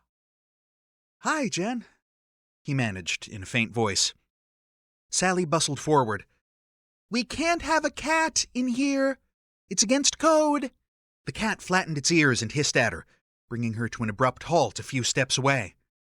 The knot of admiring staff backed away from the table, suddenly wary. Len blinked a couple of times to make sure he was really seeing what he thought he was seeing. When the familiar cat remained familiar, he cleared his throat. Here, let me take care of it. I'm not supposed to be here anyway. Sally gave him an odd look. If you're sure... I'm sure, he said. You've got my phone number on file, right? Could you have Gina call me? I can do that, Sally replied. After a slight hesitation, she asked, Should I, put you down on the schedule for this week? Len looked around the place with regret and shook his head. Better not. Best of luck with the opening, though. I've really missed you guys.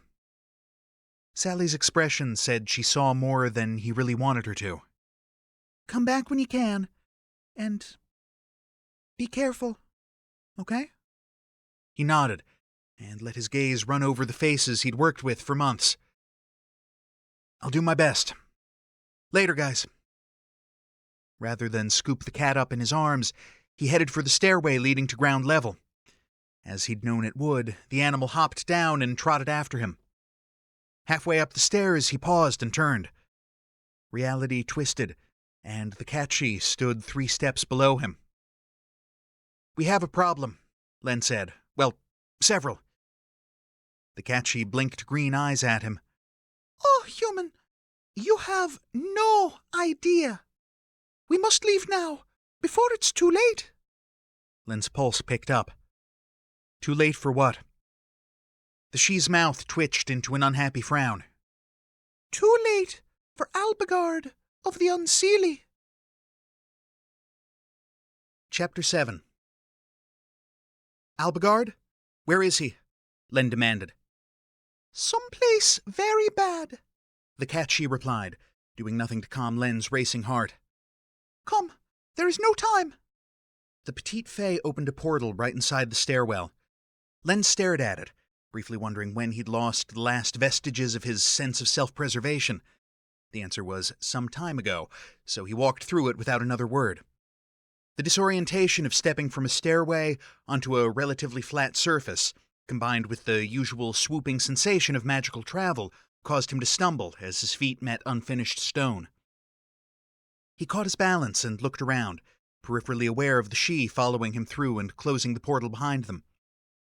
Len got a confused impression of a natural underground cavern lit by torches before his attention zeroed in on a figure chained to the far wall. Albigard met Len's gaze with shocked green eyes. Before Len could call out to him like a complete idiot, the Catchy caught his arm, fingernails that were just a little too claw-like digging in through his sleeve. He snapped his mouth shut. The She lifted their other hand, fingers forming a complicated pattern in the air as they murmured low words in a language Len didn't understand. He recognized the stifling sense of a silencing ward falling over the cavern, however, and raised his eyebrows in a silent question. "You may speak now," the Catchy replied. "Albigard," Len called hoarsely, crossing the cave at a run and sliding to a stop in front of the chained Fae, who was still staring at him as though he didn't believe his own eyes. "You came," Albigard breathed. "How?" "Ask the house cat," Len said, hardly able to believe the Fae was alive and seemed relatively unharmed.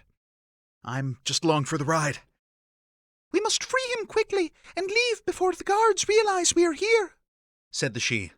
"The chains and shackles are made of iron. I cannot break them magically." Len wrenched his attention from the mere fact of Albigard's presence to the details of his imprisonment.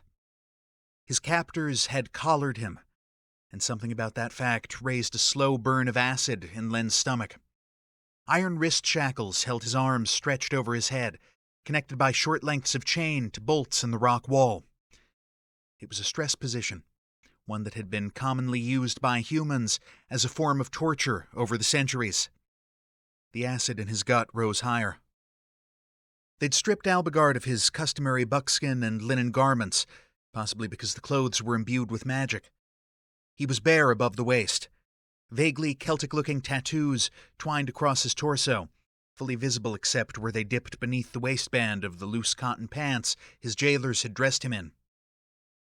Heavy chains crisscrossed his body, from chest to ankle, the ends fastened by a padlock hanging against his left thigh.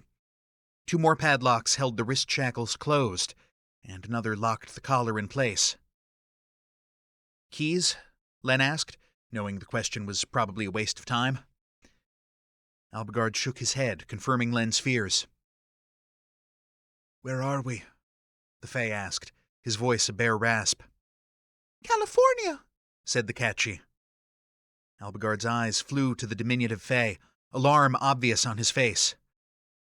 "What?" "That is why it's imperative that we remove you from this situation at once," the She said grimly. Len shot them a confused look before returning to his examination of the lock holding the chains closed. "Why? What's in California?" he asked, not sure he really wanted to know the answer.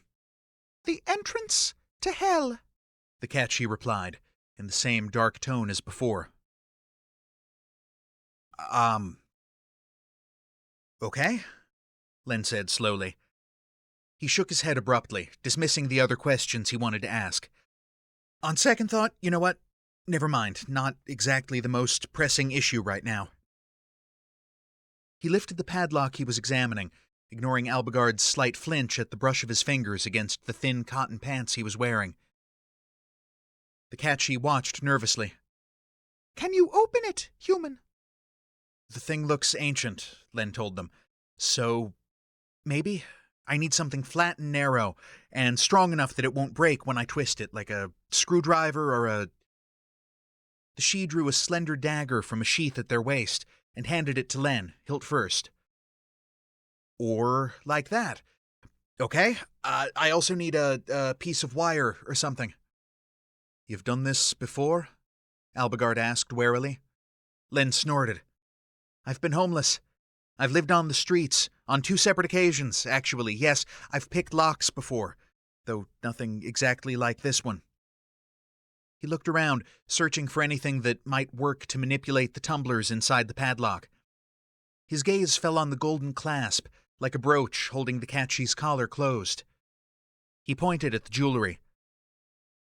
Let me have that, not as a gift. I'm just borrowing it, he added hastily, well aware of the dangers of accepting gifts from Fae. I think the pin will work for what I need. The Sidhe unhooked the pin and handed it over without question. Very well. You may use this, but I require it back when you are done.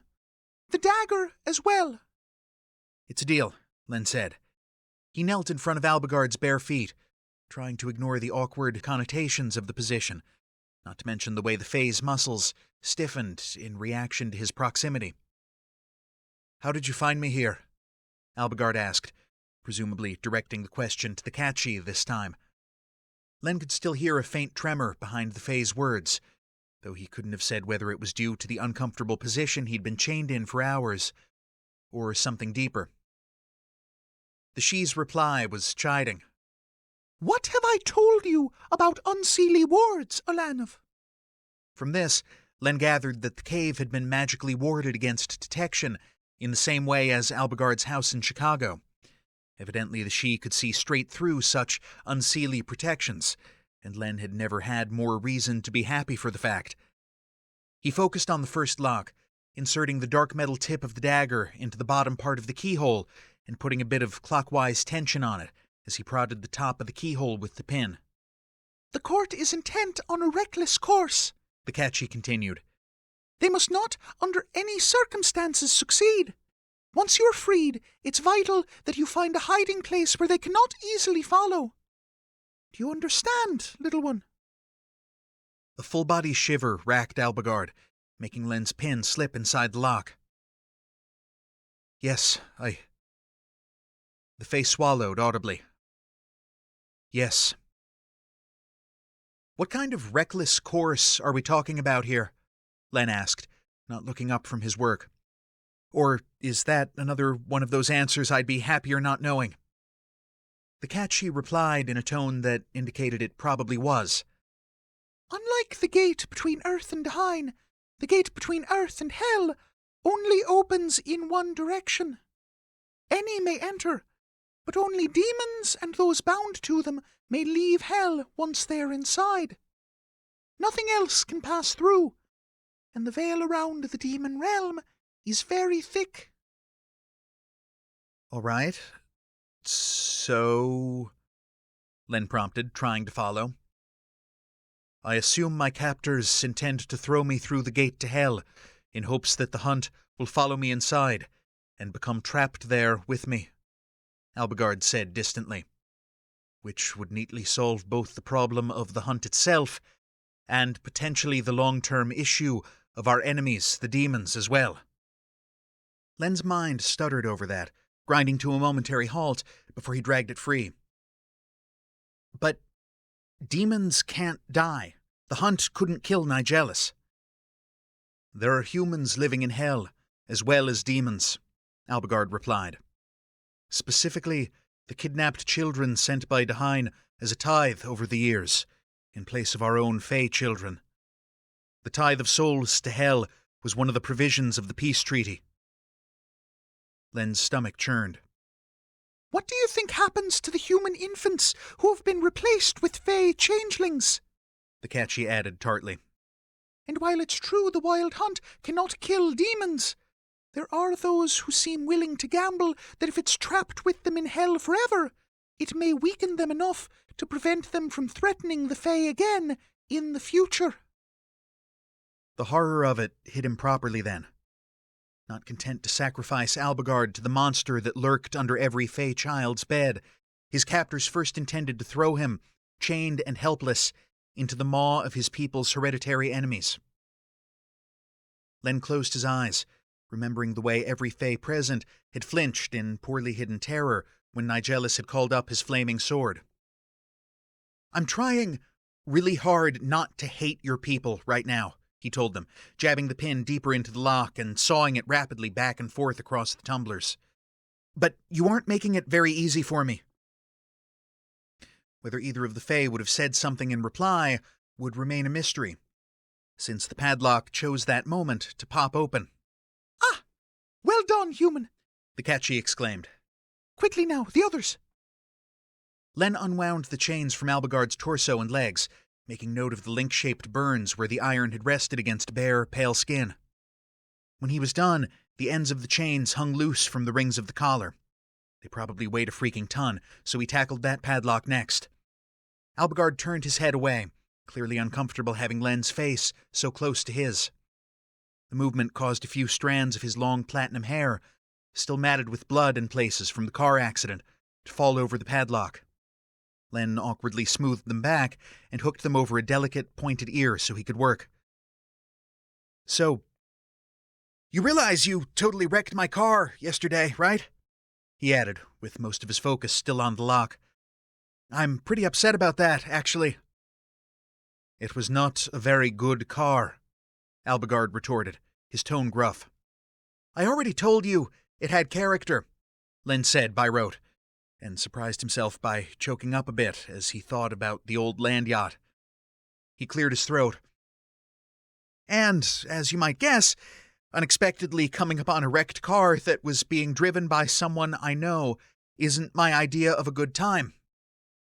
There was a short, tentative pause before Albigard said, "Because of your friend from Detroit, Yusuf." "Yes," Len confirmed patiently. "Because of Yusuf." The second lock clicked open. Tripping the mechanism had grown easier now that he had a better idea of how the innards of the thing worked. A sharp inhalation signaled Albigard's relief as the heavy weight of the collar and chains fell away from his neck. "I believe I mentioned the need for haste," said the catchy. "I'm working as fast as I can," Len snapped, then consciously softened his tone. "Albigard, look, man, I know you've got your whole thing about not being touched, but I'm going to have to get a bit personal to reach these wrist shackles. All right?" Albigard was silent, still not looking in Len's direction, though his jaw tightened visibly. When it became clear he wasn't going to answer, Len shook his head in frustration and reached up, craning to get at the first padlock. With Albigard's wrists stretched above his head, Len couldn't really see what he was doing as he stood on tiptoe. They were about the same height, and he basically had to poke around with the dagger and the pin, trying not to let either item slip free and accidentally cut the Fae's skin. The one on the right wrist wasn't too bad. Since Len was right-handed, he could brace a hip against the cave wall next to Albigard's body and still reach the padlock to manipulate the pin back and forth against the tumblers while he twisted the dagger to put tension on the mechanism. But when he moved to work on the Fae's left wrist, there was nothing to brace against except Albigard himself, since Len couldn't manage the pin left-handed. This was awkward enough to start with, as Albigard held his body in a state of trembling tension that Len put down to his distaste at the close contact with a human. It became about 100 times more awkward when Len's left-handed grip on the dagger slipped. He managed to avoid slicing Albigard's wrist open, but when he twisted in place to keep his balance, something hard, thick, and completely unmistakable pressed against the crease of his thigh. Len swallowed a curse as he righted himself and threw an incredulous look at the Fae. Albigard still refused to turn his face in Len's direction, and Len narrowly managed to hold in the quip that wanted to escape. "Tell me, O mighty untouchable Fae, do you frequently find yourself popping a boner for the metaphorical orangutans at the zoo?" Because this definitely wasn't the time. "Sorry," he muttered instead, and rearranged himself to get at the lock again. "Guards are coming," the catchy warned. "Remember, youngling, you must flee to a place where you cannot be found. Dahine's future depends on it." "The iron," Albigard said. "I am too weak." "I will lend you some of my strength to bolster your own, and delay the guards for as long as I can." The she looked worriedly between Len, Albigard, and the entrance of the cave. "Human, you must work faster." "I'm almost there, and I'd work faster if you stopped distracting me," Len said through gritted teeth. The catchy huffed out a breath. "Too late," said the little Fae, and slapped a hand over Albigard's heart. Light flared from the point of contact. Albigard grunted in surprise, trying to jerk away as his tattoos writhed across his skin, moving independently. But the she was already dashing off, changing form in mid-stride. Len couldn't help craning around to look as the sound of shouts echoed dully at the edges of the silencing charm. His mouth fell open as the she's form swelled. No longer a house cat, but rather a huge panther, with a hide so dark it swallowed the torchlight. Several figures appeared at the entrance, skidding to an abrupt halt as they took in the sight before them. "The lock!" Albigard hissed, and Len wrenched his attention back to what he was supposed to be doing. Bolts of magic flew around the cavern, sending rock-shaped shrapnel flying as he poked madly at the tumblers. "Shit!" he cursed, fully convinced that they were both about to be blasted to Kingdom Come. A bolt of crackling energy hit the wall next to Albigard.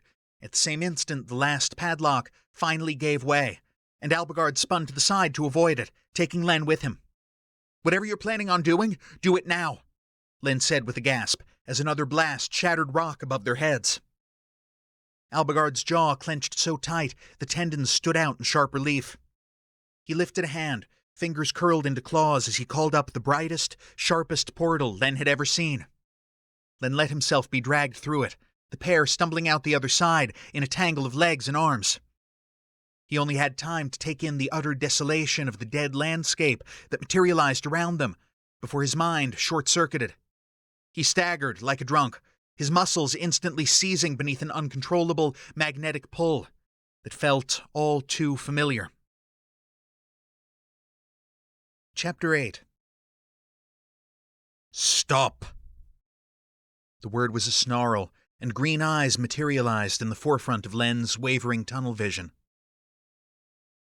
"You will focus on me, and not on this mirage of death. There is nothing here for you, necromancer." Perversely, it was irritation at the necromancer barb, more than anything, that pulled Len's mind back from the brink. He rolled onto his back and closed his eyes, every muscle in his body turning to rubber, his brain feeling like someone had just hooked it up to a live car battery. "Fucking... ow!" he managed, waiting for the flashbulbs to stop going off behind his eyelids. Another body flopped down next to him in the dusty sand, breathing heavily. No, this cannot be right," Albigard muttered. "This cannot be."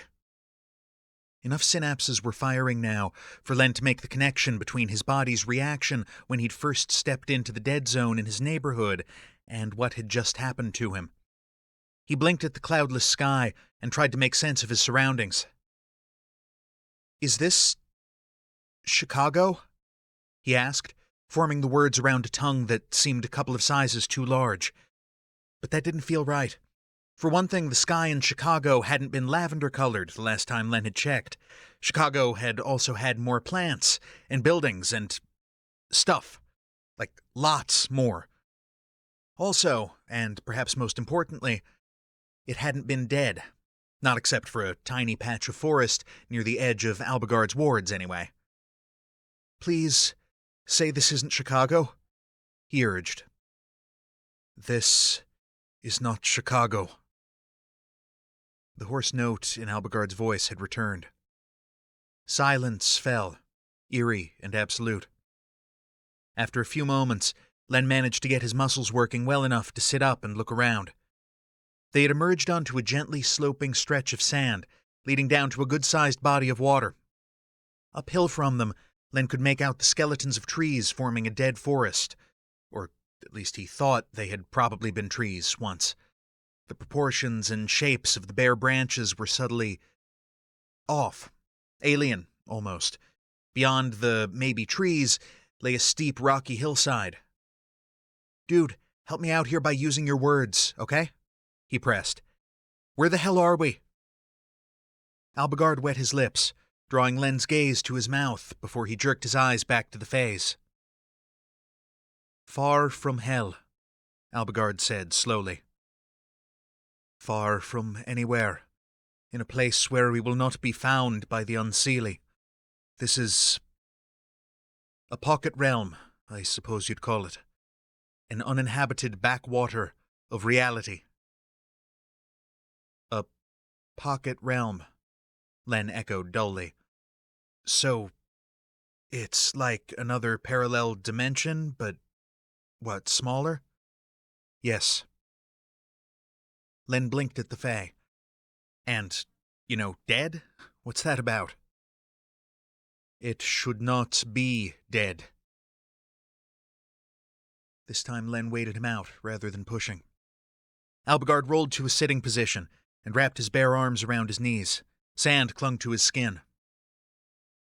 I discovered this place when I was young, while secretly practicing magic that I should not have been using at such an age, the Fae said eventually. It was a lush area, full of plant life, but with no animals larger than insects. I used to come here sometimes to hide from my family or from my tutors. I have not been here for a very long time. But everything's dead now, Len said, feeling the words out as he spoke. Which means the hunt has been here because it could sense the traces you left behind? This should not have happened.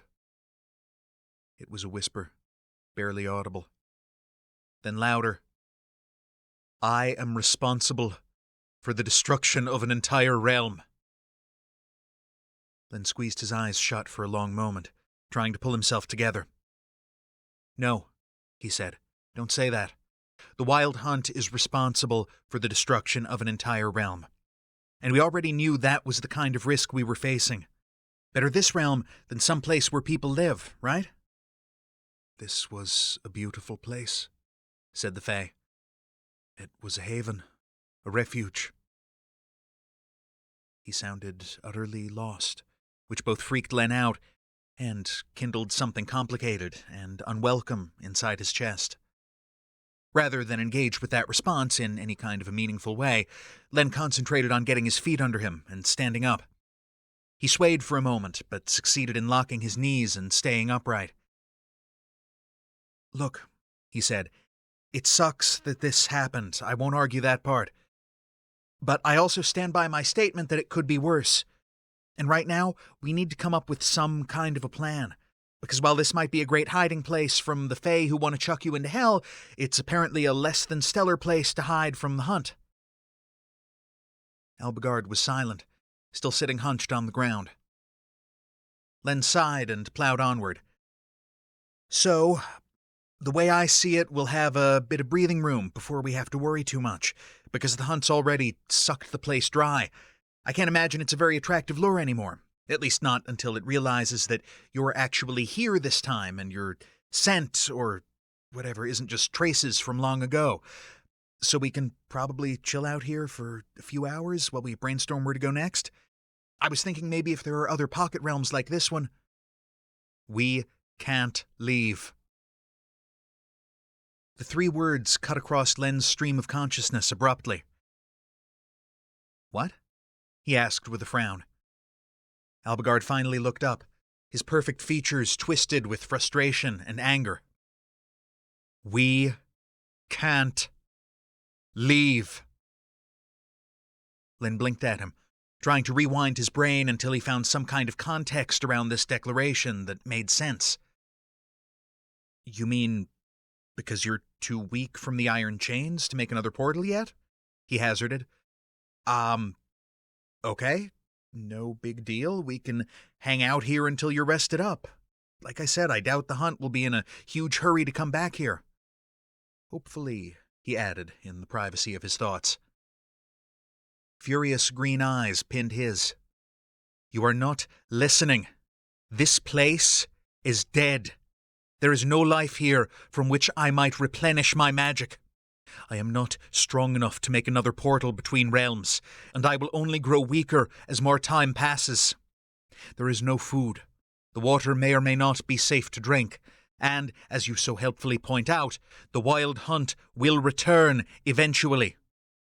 We are trapped here, and we are going to die here.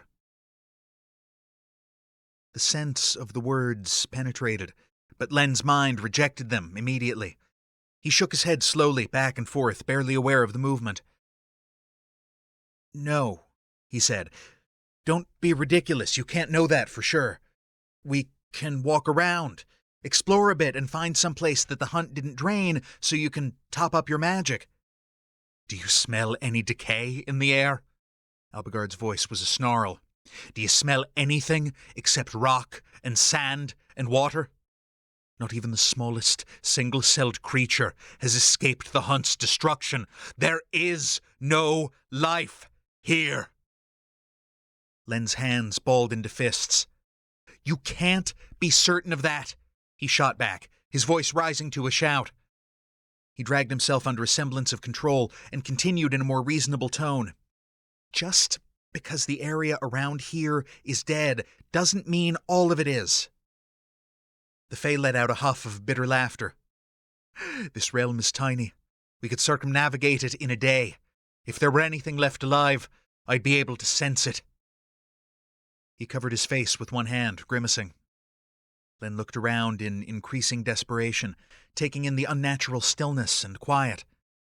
Barely a ripple disturbed the lake beneath them, and no wind rustled the branches in the dead forest. Okay, he said. Okay, just let me think for a minute. What if you gave me a gift and sucked energy from me, the way you did from Zora when you portaled us to Chicago that first time? The ache of grief at saying Zora's name aloud felt oddly muted, buried beneath the growing fear that he and Albigard might be about to meet the same fate she and Rans had. I need life to power my magic, Albigard snapped. Not more death. Necromancer. The word hung in the air, unsaid. Against his will, Len's mind started cataloging all the things they didn't have access to in this place. He thought about the rule of threes. Humans could survive for 3 hours without shelter in extreme conditions, 3 days without water, 3 weeks without food. And that was completely separate from the threat posed by the wild hunt.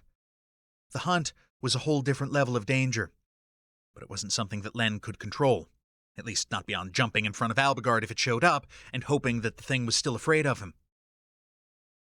The temperature in this dead pocket realm was pleasant enough right now, but that didn't mean it would stay that way. Len was dressed in jeans and a Henley with a light, open-front hooded cardigan thrown over it. Albigard was wearing what amounted to loose cotton pajama bottoms and nothing else, a fact that had become uncomfortably obvious when Len had accidentally rubbed up against him in the cave.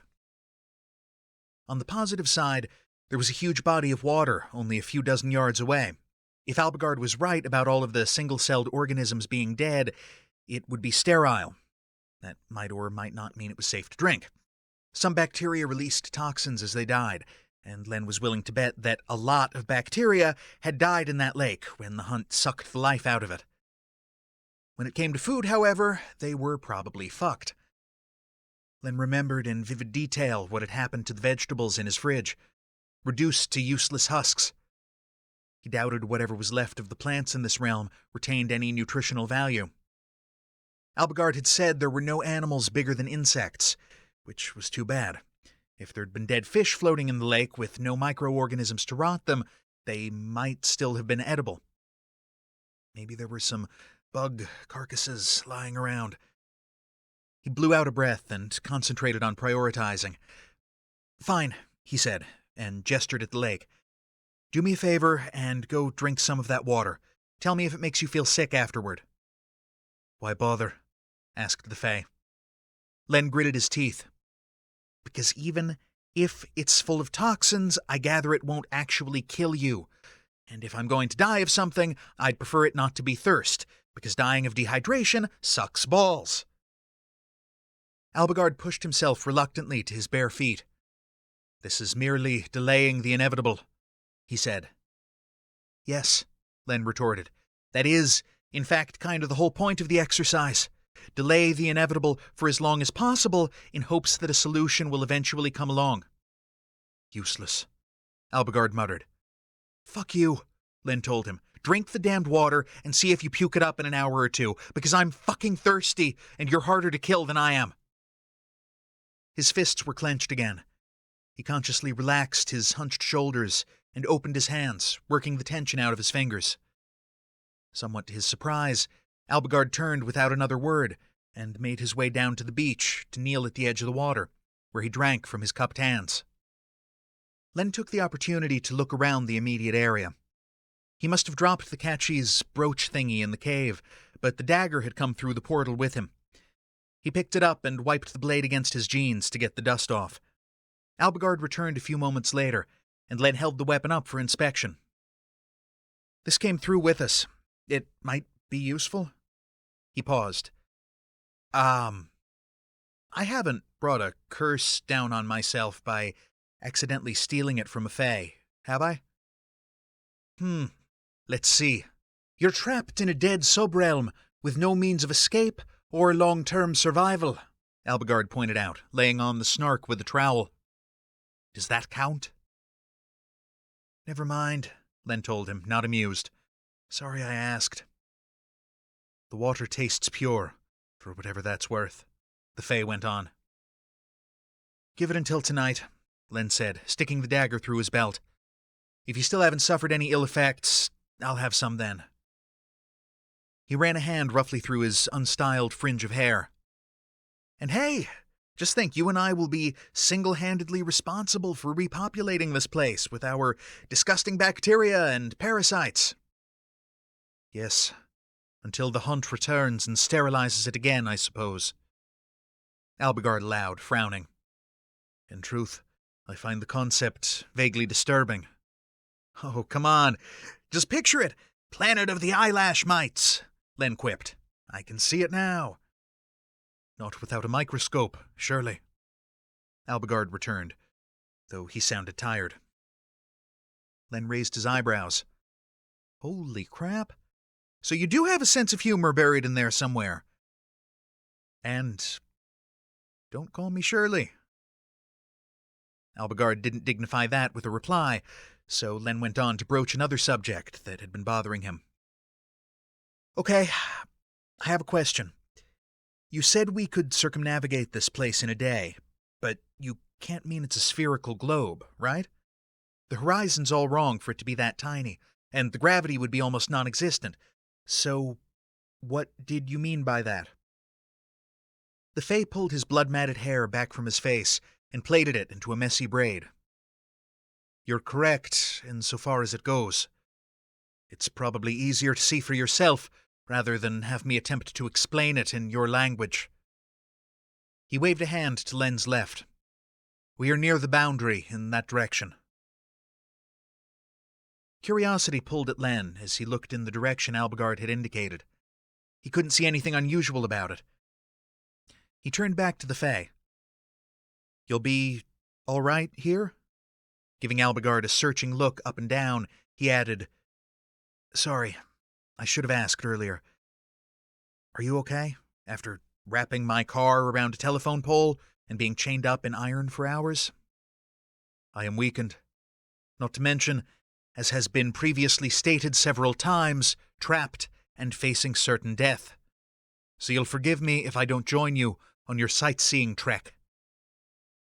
Len scowled at him. But are you okay? Albigard looked exasperated. I am unlikely to spontaneously expire before you return, assuming you're able to avoid tripping over a rock and breaking your neck, or some such. I'll do my best, Len said after a beat, since the alternative was to yell, Oh my God, why do you insist on acting like such an asshole all the damned time, at an uncomfortably loud volume. He headed off in the direction Albigard had pointed, not at all sure what he was supposed to be looking for, but happy to get away by himself for a bit. Already he regretted running off half-cocked this morning, with nothing more than a couple of Pop-Tarts and too much coffee in his stomach.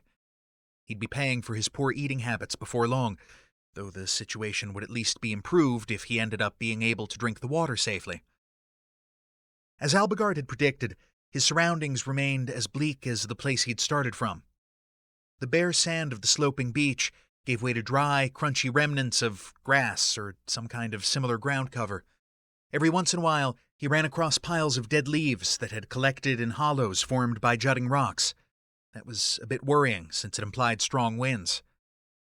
He walked for maybe half an hour, still not sure what Albigard expected him to see.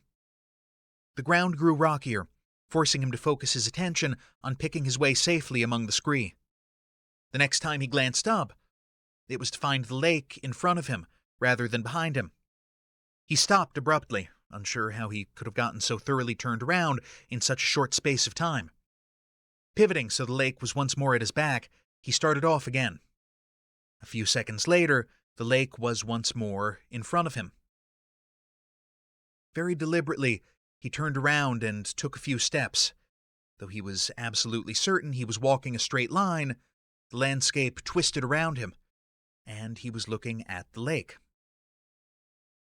"Well," he said to no one, "that's certainly a thing." Reaching down, he grabbed a fist-sized hunk of rock from the path and faced away from the lake.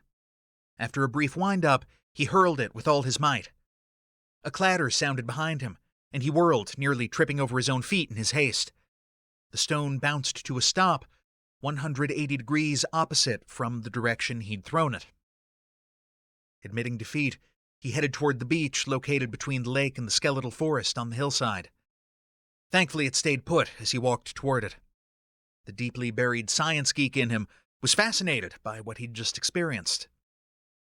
Though, truthfully, the place would have been a lot more fascinating if he hadn't been trapped in it. Chapter 9. When he got back, he found Albigard dragging a decent-sized broken branch toward a large pile of similar branches near the edge of the water. "This place is completely whacked," Len declared, and flopped down in the sand to rest. "It's insane." "This place is a discrete pocket dimension with a recursive boundary layer," Albigard retorted. "It doesn't make sense, though," Len insisted, waving a hand at the actinic white sun moving across the lavender sky.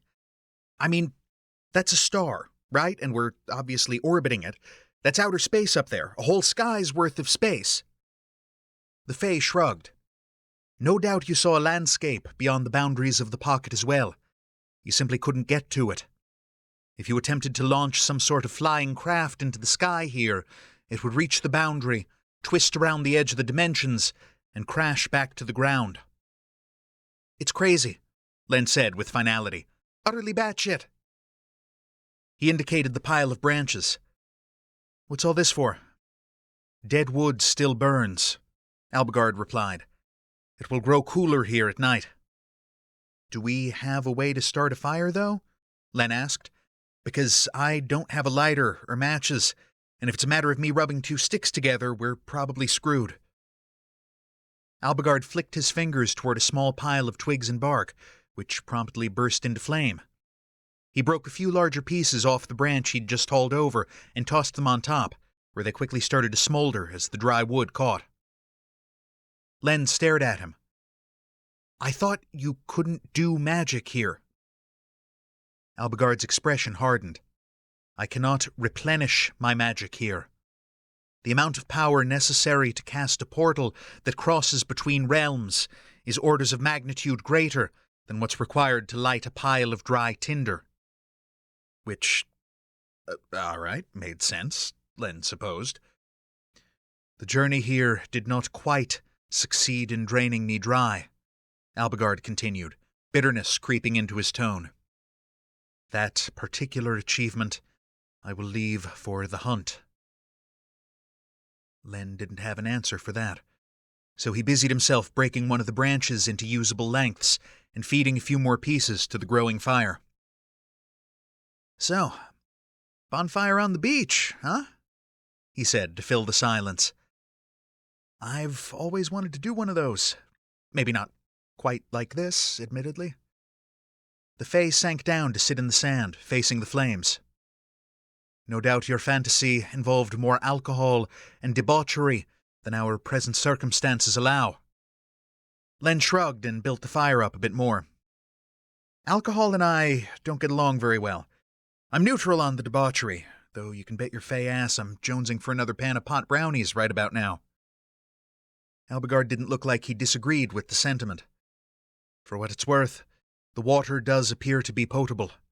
I've experienced no negative effects from drinking it." "Okay, thanks," Len told him. "I was going to wait a little longer, but after walking for nearly an hour, I'm parched. I do, however, reserve the right to bitch at you with my dying breath if I end up getting alien dysentery or something." "Noted," Albigard replied. Len left him to go to the lake's edge, where he crouched and cautiously scooped up a double handful of the clear water. It was cool, but not cold, and tasted of nothing, dull and flat on his tongue. Still, he was thirsty, and just starting to feel the first stirrings of hunger, so he drank until his stomach was full. The ripples from his cupped hands spread outward across the lake in growing arcs, breaking the perfection of the mirror-like surface. Thirst sated, he tilted his head to take a discreet sniff of himself, suddenly aware that it had been well over a day since he'd showered. Since then, he'd sprinted the length of his neighborhood while jumping and climbing several fences in the process. He'd also been repeatedly terrified out of his mind, and then topped things off by flopping around in the dust after falling through Albigard's portal. If he really was going to be trapped here until he died, he figured he might as well have a quick wash while he was waiting. "I'm going a little way further down the beach to clean up in the lake," he called over his shoulder, not waiting for a reply. "Back in a bit." He walked along the waterline until he figured he was far enough away from the campfire not to dirty the water they'd be drinking. After removing the catchie's dagger from his belt and stripping down to his briefs, he folded his clothes and set everything a few feet away from the water. Goosebumps pebbled his skin as he waded in until the water was waist-high, then crouched down, scrubbing at himself with his hands. The irony of the longing he'd felt for access to proper hair products after the first time he'd been unceremoniously dragged to Chicago wasn't lost on him. It was oddly disconcerting to think that he might never even see a bar of soap again. One thing about washing without benefit of any kind of cleaning products whatsoever, it was quick. He took a breath and ducked under long enough to scrub the dust and sand out of his hair, then surfaced and waded back to the shore. With no towel available, he considered using the cardigan to dry off, but he didn't want to risk it still being wet if it got cold after dark. Instead, he picked everything up and carried it back to the fire, figuring the heat from the flames could dry him off. Albigard looked up at his return, his expression unreadable. Len hooked a thumb in the direction of the water. "If you want to wash the blood out of your hair, better do it now, so you have time to dry off before the sun sets," he suggested. The Fae only grunted in reply, but he did rise and head for the stretch of shore Len had just come from. Len took a moment to marvel anew at how quickly the man healed from injuries. He'd seen the state of his car after Albigard wrecked it, and the rusty streaks matting the Fae's pale blonde hair spoke to a serious head injury at the very least. Yet he was fine now, if you ignored the part about being trapped in a pocket dimension until he died, or the hunt ate him, anyway. Len threw more wood on the fire and stood in front of it, having realized in fairly short order that sitting down would only result in more sand ending up where he definitely didn't want it. The damp briefs he was wearing clung to his skin unpleasantly. He rotated slowly in front of the flames to try and dry them out faster, feeling like a rotisserie chicken at the grocery store. Partway through a rotation, his eyes fell on Albigard at the edge of the water, and he stilled. The Fae's back was to him as he slid the loose cotton pants over his slim hips, and down, stepping out of them gracefully. And yes, Len watched. He couldn't stop himself. Jesus Christ, he realized. I'm going to die in a few days, or a few weeks, and I'm never going to have sex again. The last time I got laid will end up being the last time I ever get laid, and it wasn't even that memorable. Albigard's frame was all hard, sleek muscle, the body of a runner or a swimmer rather than a bodybuilder. It wasn't the first time Len had seen him naked, though on the previous occasion, the Fae had been suffering from horrific injuries that would have killed a human stone dead. Additionally, Len had been spitting mad at pretty much everyone present in the room at the time, Albigard included. Even so, he was already familiar with the large tattoo that spanned much of the Fae's torso and wrapped around his hips, extending onto his glutes. Len had gotten the impression that the Celtic lines and swirls were supposed to represent a tree, with its bare branches curling over his chest and reaching for his collarbones. The twisted trunk extended along the midline of his six-pack abs, where it exploded into a riot of tangled roots below his navel. He continued to watch as Albigard tossed the cotton pants aside and waded in to wash, because, frankly, why not? Irritating bastard that he was, no one could argue that the man wasn't impossibly beautiful. And as he'd previously established, a bit of casual voyeurism was apparently all Len had left to look forward to in the sex department. The Fae washed himself, much as Len had done, taking longer with his hair as he scrubbed at the streaks of dried blood. The brilliantly white sun was slanting low in the sky when he finally emerged from the water. It lent everything an odd, silvery sheen that would have been shaded gold on Earth. Albigard either didn't notice or didn't care that Len was staring at him as he swiped off as much water as possible with his hands and pulled on the loose trousers to cover his nakedness. He returned to the fire without much evidence of enthusiasm and lowered himself to sit cross-legged in the sand. The orange light of the flames darkened his pale, wet hair to a brassy color. Len watched as the Fae tore a thin strip of cotton from the cuff of his left pant leg and used it to tie the thick mass back from his face. By that point, Len had mostly dried off, so he dressed with awkward movements while standing up, making an effort to brush and shake the sand off everything as he went. Unfortunately, he still ended up with grit in his socks, which was about as irritating as it sounded. When he was done, he sat down with a huff. "Maybe we could roll some bigger pieces of wood down the slope tomorrow to use as seats," he suggested. Albigard shrugged his disinterest. "If you like." Apparently they were back to stoic fatalism again.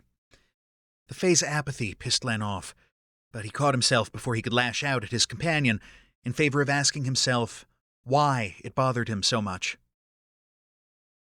"How old are you, anyway?" he asked instead, as the sun dipped toward the crest of the rocky hilltop. "It never occurred to me to ask before." Green eyes lifted to meet his gaze, as though Albigard were surprised by the question. "In Earth years? I've no idea. I was already an adult when I visited the human realm for the first time." "When was that?" Len pressed, figuring it would at least give him an idea. "I do not recall the year, but the Emperor Charlemagne had just died, and there was a degree of political upheaval throughout Europe in the aftermath." Albigard's eyes grew far away. "It was the first time I ever witnessed the Great War's manifestation on Earth. The demons had been attempting to seed paganism inside the court of the Holy Roman Empire, and Charlemagne's son instituted a purge against the heathens, influenced by Fey advisors working behind the scenes." Len tried to resurrect hazy details from his long-ago high school history class, and failed. He was pretty certain of one thing, though. "That makes you quite a bit older than Rance, doesn't it? He was, 700 or so?" It still hurt to talk about the vampire, but Len wasn't willing to pretend he and Zora had never existed. Right now, even the familiar, dull ache of grief was preferable to feeling nothing at all. Albigard hesitated. "Quite a bit older, yes." "Well, congratulations," Len told him. "That makes you the oldest person I know." But the Fae shook his head. "I assure you it does not. The She existed long before the Seelie and Unseelie came to be, and demons have always existed." Len sat with that for a moment, before deciding that his brain really wasn't equipped to deal with it. "Right, so Nigelis has you both beat then, though I maintain that literal immortality is an unfair advantage." "I have no doubt most of my people would agree with you," the Fae replied darkly. "On the other hand, I suppose death has its uses," Len went on, following his meandering thoughts as the last of the daylight faded. "Just think, if a demon got trapped here, they'd be stuck for eternity with no escape at all." And, okay, that was a bit further down the path of morbid musings than he'd intended to venture. Albigard shivered in the firelight, and Len frowned. He shrugged off his battered cardigan and held it out. "Hey man, do you want this? You definitely need it more than I do," he said. Albigard waved him off. "Unnecessary." Len raised his eyebrows. "Dude, no offense, but you're wearing half a pair of pajamas and nothing else." But the Fae only shook his head. "The offer is thoughtful, but the synthetic fibers would be more irritating than comforting." Len opened his mouth, ready to offer the Henley instead, but it was a polyester blend. Okay, he conceded. Let me know if you change your mind. Albigard regarded him for a long moment, his eyes searching. What? Len asked warily. His companion's sharply swept brows drew together in a thoughtful frown. It's merely... You appear to be taking all of this surprisingly well. Len took a moment to parse that. Right, he said slowly. I guess, given our recent history together, you're probably waiting for my next epic meltdown. He took a breath. Which is totally fair. That isn't precisely what I meant, said the Fae. No, I get it. Len poked around the edges of his feelings, trying to put them into words. And don't get me wrong, I can't guarantee my brain won't go into desperate addict mode at some point, but, well, being trapped with no hope of rescue takes the pressure off in a lot of ways, as screwed up as that sounds. I mean, look around us. He gestured at the fire, the lake. There are no responsibilities here, except maybe breaking off some more branches for firewood tomorrow. Other than that, jumping in front of your ass to try and protect you if the hunt shows up is quite literally the only agency I've got left at this point. There's very little here that I can fuck up. Albigard's expression grew troubled. You cannot protect me from the hunt. You must realize that. Len shrugged. I can try. I should have been standing in front of Rands and Zora in St. Louis. If I had been, they'd still be alive, so excuse me if I'd rather not make the same mistake twice. Stillness settled over the camp, broken only by the crackle of fire consuming wood. Do you not fear your own death? Albigard asked. Len blew out a loud breath and fiddled with a twig from one of the branches, snapping it in half, then quarters, then eighths. Honestly, I feel like death has been trying to send me a message for a very long time, he said quietly, aware on some level of how ridiculous that sounded. He gestured vaguely at their surroundings. Looks like I finally received it. Chapter 10. Albigard appeared to give Len's words weight, pondering them for several seconds before he replied, You and death are kindred.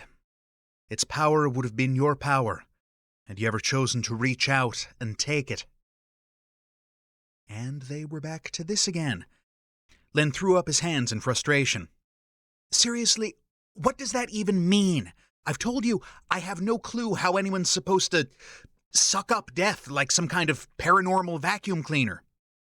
And I have no idea how someone with such an affinity could be unaware of the mechanism of its use, Albigard replied, clearly perplexed. I would expect it to be an instinctive process. Great, Len muttered. So not only am I a filthy necromancer, but I'm also incompetent at it. He rolled his eyes heavenward. A guy could get a complex, you know. Indeed. At least you will not suffer with such an affliction for long. The statement was perfectly deadpan, and Len shot the Fae a dark look. Gallows humor? He said. Ha ha. Don't worry, though. I approve in principle. It's a common coping mechanism for people who work in emergency services. He tilted his head, assessing. What about you? I've got to say I didn't expect you to roll over quite so easily in a situation like this.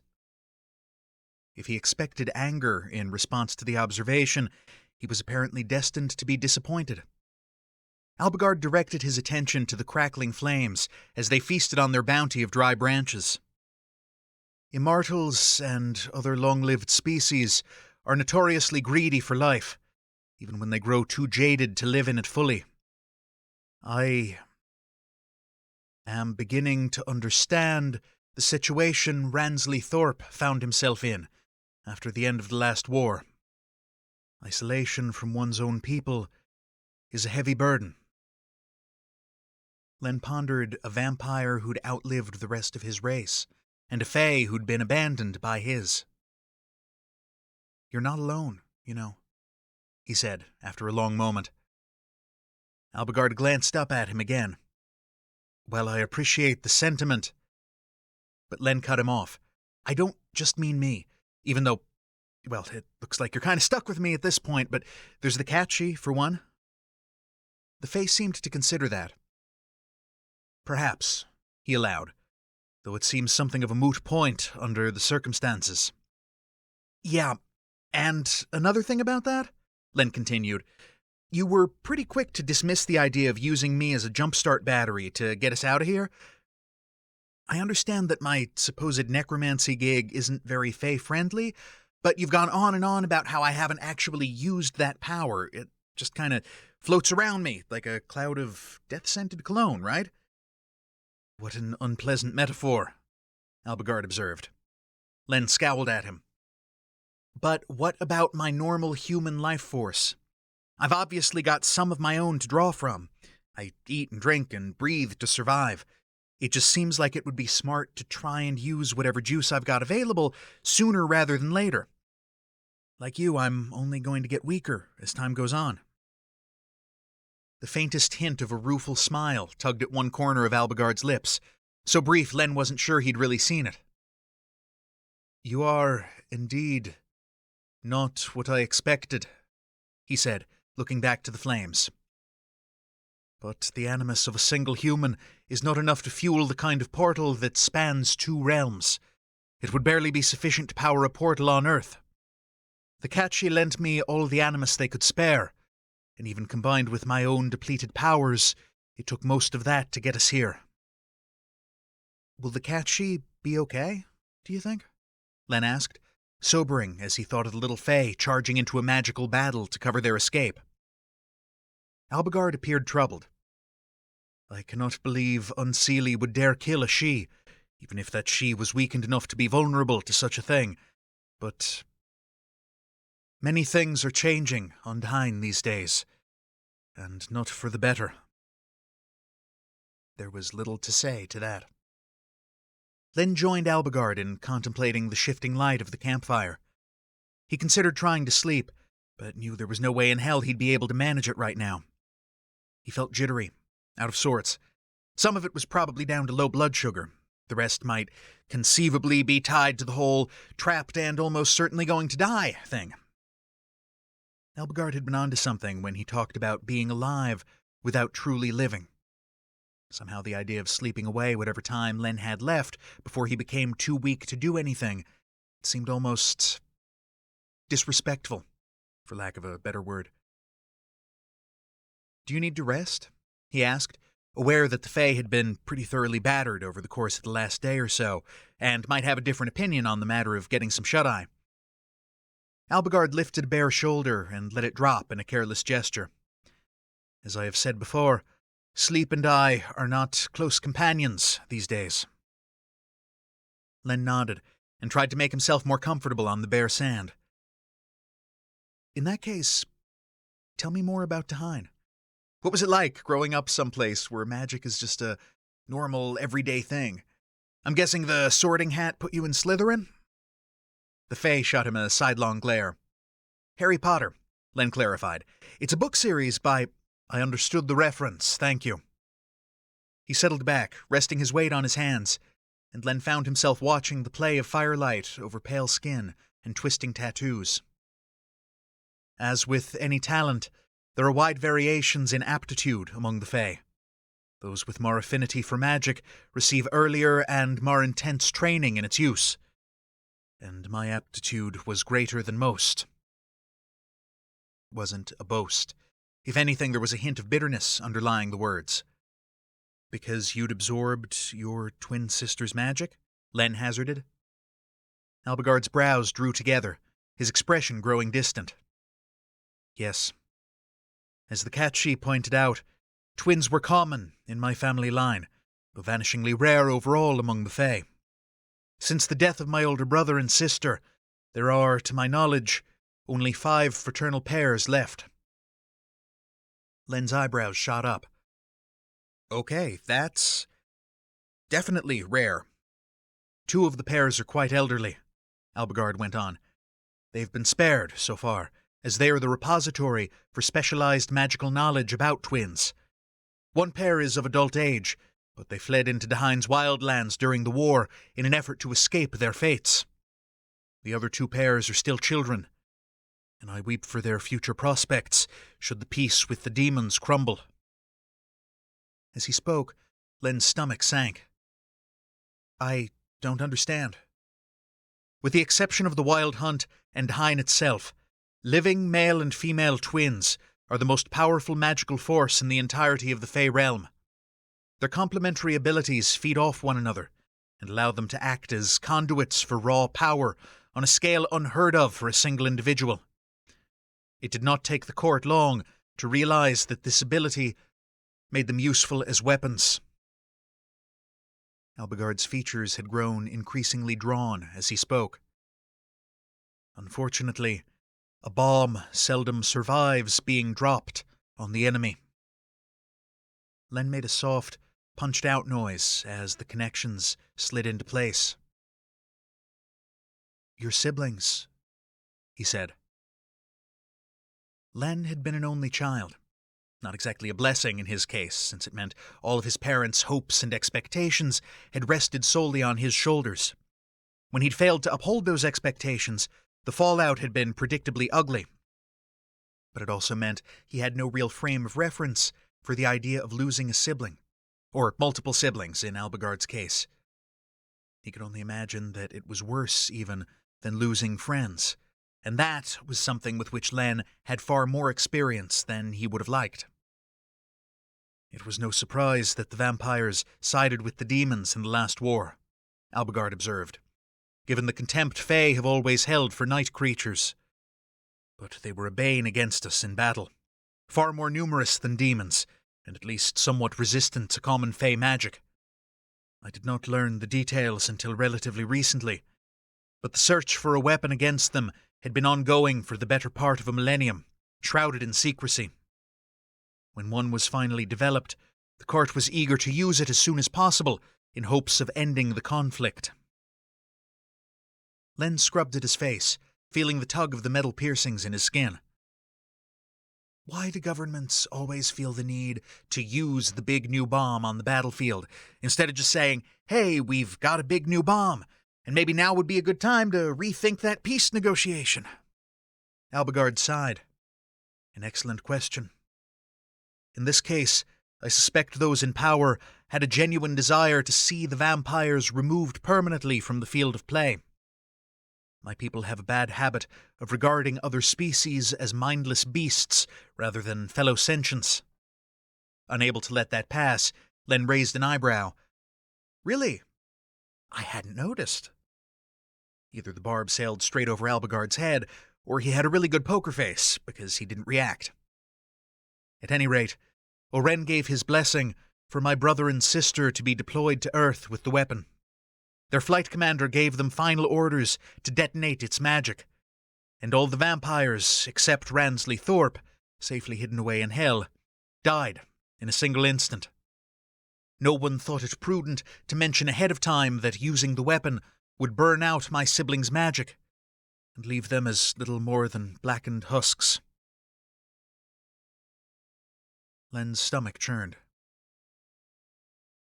Oren, he said, finding it difficult to push words past the tightness in his throat. Rand's said in St. Louis that he's your... He trailed off. My father, yes. Albigard finished for him. He knowingly sent his own children to their deaths. And now he wants to drag you to yours. The bile of family betrayal was far too familiar for comfort, and Len found that it burned just as bitterly when it was someone else's family screwing them over. Albigard shrugged. While I am considered a relatively powerful practitioner among my people, the fact remains that my twin sister did not survive to be born. No doubt that makes me a terrible disappointment in my father's eyes. His gaze grew hooded. Since I began asking too many awkward questions about the war, the Fae have tolerated me for one reason only, and it is a reason I refuse to indulge. Len watched him carefully. What reason is that? They want me as breeding stock, of course. The words hung in the air, sickening in their implication. Albigard continued in a tone of contempt. Until now, they've overlooked my politically imprudent acts in hopes that I would eventually continue my twin-heavy bloodline. Len frowned. And the fact that you've gone more than 1,000 years without finding a nice Fae girl and settling down wasn't a bit of a tip-off? One would think so, certainly. The words were as dry as the desert.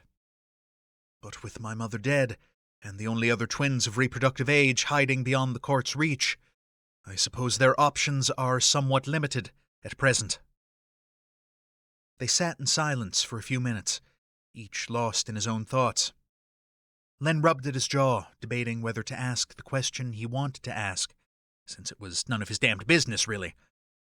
After a bit more dithering, it became apparent that the answer to the question, how long does it take a person to lose all semblance of good manners after being ripped from the normal world and trapped in a pocket dimension, was about as long as Len had been stuck here. He opened his mouth and the question tumbled out, bald and graceless. So, are you gay? Is that a thing? Gay, Fae? Because if it is, I guess it might explain why I got called a fairy so often in school, if nothing else. Albigard shot him a dark look. If Len hadn't been pretty much resigned to dying anyway, it might have sent a spark of trepidation through him. Perhaps I merely object to the idea of handing my father and the rest of the court more weapons that they can use like they used my dead brother and sister, he said evenly. Len didn't break eye contact. Fae don't lie, so I can't help noticing that answer was very carefully worded as a suggestion, rather than a direct statement. Albigard narrowed his eyes dangerously. You think I do wish to give my people more children that can be used as disposable weapons of mass destruction? That phrasing was also a bit suspect when it came to directing attention away from the original question, but there was a limit to how far Len was willing to push him. No, he said. Of course I don't think that. Though I'll point out that bisexual people also exist, so it's still not really an answer. The Fae scoffed. You did not ask if I was bisexual. I can't be held responsible for the verbal imprecision of a human. And that was pretty close to an answer, especially combined with the rather unambiguous hard-on that had been poking Len in the hip while he'd been attempting to pick the lock on Albigard's wrist shackle. He shrugged and let it go. True enough, he said, though bisexual Fae doesn't really have the same ring to it as gay Fae. Is it accepted, then, in time? Albigard's eyebrows climbed toward his hairline. Accepted, among a conservative race, with catastrophically falling fertility rates. Ah, Len said, so I'm guessing that's a no? Albigard stretched out a hand to grab a couple pieces of wood from the pile they'd made and tossed them into the fire. A riot of sparks flew upward, climbing toward the sky in an intricate dance before they burned out. The Fae settled back, drawing breath as though he might say something more, only to hesitate for so long that Len assumed he'd changed his mind. Eventually, though, he did decide to speak. Male children who express inappropriate interests in others of their own gender are brought before the elders. They are regaled with old folk tales designed to deter them from acting on their curiosity and desire, he said slowly. The stories are all very precisely phrased, as you might imagine. Some people say this, and many people believe that. From what he'd already seen of Fae verbal gymnastics, Len could picture it easily enough. The gist of the story never changed, though, Albigard continued. The elders would speak of the Forsaken, disgraced Unseelie who either fled or were driven out of Fae society and forced to live in the wildlands. Their wickedness was purportedly so great that they would sneak into the cities at night and abduct adolescent boys who showed evidence of unnatural desires. After spiriting the boys away, the Forsaken would keep them as slaves, binding them in magical bonds and forcing them to perform the most horrific and depraved acts against their will. He let out a harsh breath. The elders were often quite blunt about what exactly such acts might entail. Len winced, experiencing a strong negative reaction to that revelation on a number of levels. "Okay," he said. "No offense, but subjecting kids to that kind of psychological manipulation is pretty far along the spectrum of creepy behavior, not to say abusive." The Fae rubbed both hands over his face, stretching the skin. It was an oddly human gesture. "Such tales were doubtless intended to turn young boys back onto the proverbial straight and narrow, in a society already dealing with growing sterility and low birth rates." "Uh-huh. Sure. And did it work?" Len asked, echoing the question Albigard had asked him once, after he'd mentioned that his family had tried to scare the gay out of him with horror stories about burning in hell for all eternity. Albigard let his hands drop, and the expression on his face looked like resignation. "Not in my case, certainly," he murmured. "Rather the opposite, in fact." And with that quiet admission, a whole lot of things from the past few weeks suddenly made sense. It was also the kind of moment where Len knew it would be far too easy to destroy another person with a single careless word. That Albigard had admitted such a thing to the irritating blue-haired human who tied sex demons up for fun was surprising, to put it mildly. "Yeah," Len said after a thoughtful pause. "That definitely seems like an approach that would backfire in a significant number of cases, telling a bunch of impressionable kids about a scenario where they could get exactly what they wanted while having no choice or moral responsibility in the matter. I imagine there were a lot of guilty adolescent abduction and bondage kinks born from those attempted brainwashing sessions." Albigard didn't reply, but the line of his shoulders relaxed. Apparently Len's reaction to his quiet confession had passed muster. They sat in silence for a long time afterward, watching the fire and occasionally feeding it more wood. Despite his earlier disinterest in sleep, Len felt his eyelids starting to droop, as physical and emotional exhaustion gradually overcame the nagging ache of hunger that had been creeping up on him over the course of the day. Maybe Albigard was in a similar boat, because he tossed the twig he'd been fiddling with into the fire and said, "Perhaps I will rest for a while, after all." Len lifted his folded cardigan. "Sounds like a plan. Sure you don't want this?" "I do not. But thank you, nonetheless," Albigard replied, and curled onto his side with his back to the fire and his head pillowed on his arm. With a shrug, Len moved a bit closer to the warmth of the flames. After taking the Catshi's dagger out of his belt and setting it safely out of the way, he awkwardly settled onto his back, using the wad of folded cloth as a pillow to keep his head off the sand. He lay there for some time, staring up at the misleading night sky. The heat of the fire baked his right side, while the cool night air nipped at his left. Len could see stars twinkling above them, obscured by the occasional cloud.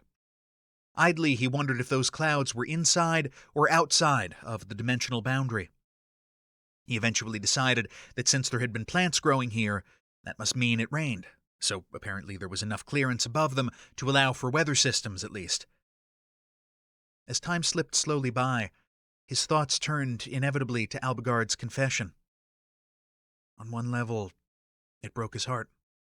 On another, it made him want to find these so-called elders and beat them repeatedly over the head with something heavy until they stopped being cruel to little queer Fae kids. Too bad he was stuck here with no prospect of ever getting out.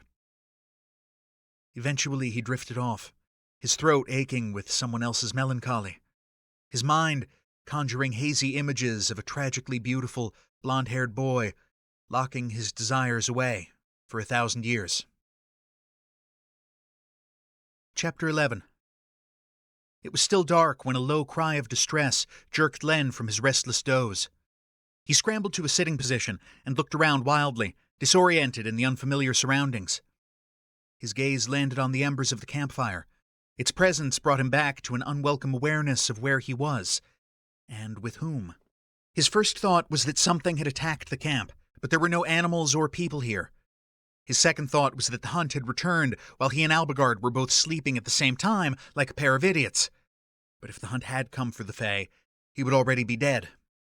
Len could just about make out his tightly curled form in the faint glow of the dying fire. His back was still to Len, but nothing was attacking him. It's a dream, Len realized belatedly. He's having a bad dream. His panicked heartbeat slowed a bit, now that it was clear they weren't in the middle of a life-threatening emergency. Needing better light, he tossed more wood on the remains of the campfire and used a length of branch to stir up the embers. Flames sputtered into life, catching at the fresh fuel and casting flickering illumination over the scene. Another soft sound of misery reached Len's ears. He knew that sound intimately. He'd woken on too many occasions with something very much like it being wrenched from his lips as the past tried to swallow him whole. For a moment, he hesitated. The Fae was living his own personal nightmare in the real world, not just in the world of dreams. It was an open question whether waking him would be an improvement or not. The hopeless, hitching noise of pain that followed made the decision for him. Maybe Len was about to make a fool of himself, hungry, sleep-deprived, and still with echoes of a younger, more vulnerable Albigard swimming in his head. Maybe he'd end up making things worse by intervening, but he wasn't going to let someone suffer alone like this. All is not well right now, Albigard had told him when he'd melted down after the catastrophic battle in St. Louis. But I am still with you. We are not totally alone in the darkness. Not yet. Only now they truly were alone in the darkness. The pitch black barely held at bay by their puny little campfire. But they were at least alone together. Len knew his judgment was questionable, even at the best of times. With hunger and lack of sleep chipping away at his reserves, that judgment was probably a complete dumpster fire under the current circumstances. He approached Albigard and knelt in front of him anyway. The Fae was curled into a fetal position, his body twitching with small, jerky movements. He was backlit by the flames, but Len would have bet money his eyes were flickering from side to side beneath closed lids, as whatever dream images tormented him played across the theater of his mind. "Come on, Blondie," he said. "Up and at 'em. I guess I can see now why you and Sleep have been on a relationship break recently." Albigard only curled more tightly into himself. Len blew out a breath and reached a hand out, clasping a bare shoulder. "Hey." An invisible explosion blew Len backward, putting him flat on his ass in the sand. The Fae rolled into a crouch, the movement almost too fast for Len to follow. Swirls of magic sparked and sputtered around Albigard's raised right hand, illuminating the space between them. There wasn't a single glimmer of recognition in the Fae's wild green eyes. "Whoa!" Len exclaimed, crab-walking backward to put more distance between them. "Take it easy there, Sparky." The expression on Albigard's face was a mix of utter terror and blank incomprehension. He held the magic swirling around his hand, poised, ready to hurl it. His chest rose and fell in a rapid rhythm. The ragged sound of his breathing was loud in the night. "Albigard," Len said, trying to calm his pounding heart. "Hey, stop. You were having a nightmare. We're in the pocket dimension. You brought us here to get away from the Unseelie guards, remember? And if you accidentally blow my head off, then you really will be alone." The wary standoff continued for a few more seconds, the Fae's expression morphing from fear and confusion to something more like hopelessness as the manic glint in his forest-colored eyes faded. The swirling light coiling around his fingers extinguished abruptly, and he collapsed back into a heap in the sand, as though his strings had been cut. Len crawled over to him and warily took him by the arm again, mostly because he looked like he was in immediate danger of passing out and face-planting into the sand without some kind of direct physical support. The Fae was still breathing in ragged gasps, and, Len had been there. Been there so many times. "I'm sorry," Albigard gasped, dipping his head.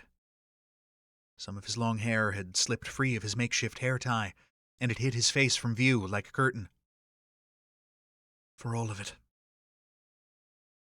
I'm sorry." Len took a deep breath and held it for a second before letting it flow out, trying to shed some of the tension in his body at the same time. Since Albigard hadn't flinched away from the touch on his arm, Len shuffled over on his knees and slotted himself behind the Fae's shoulder. He wrapped his other arm around Albigard's chest and flattened his palm over Albigard's thundering heart, just as he had in St. Louis when the Unseelie contingent from Dahain had captured and bound him in preparation for sacrificing him to the hunt. "Easy," he said softly, easing Albigard's body back and taking some of his weight. "We've been here before, all right? A few times now, I guess, if you add my various PTSD meltdowns to the mix. Breathe for me, slow and deep. I'm right here with you." He regulated his own breathing carefully, aware of the Fae trying to mirror him, his chest hitching painfully on each inhalation. Albigard's skin was chilled from the night air, but it warmed quickly where they touched. As he had once before, the Fae relaxed into Len's hold by increments. Unfortunately, Len had not taken into account how different it would feel to hold a half-naked Albigard while they were alone in the dark and the quiet, as opposed to Albigard in full leather battle armor while they were surrounded by other people and in imminent danger of death. God damn it, why did the blasted man have to be so beautiful? Beneath his splayed hand, Albigard's chest rose and fell in a full, unhindered breath as the last of the jittery panic drained out of him. And, since there was really no way to extract himself from the close embrace that wasn't horrifically awkward, Len just sort of stayed where he was. So did Albigard.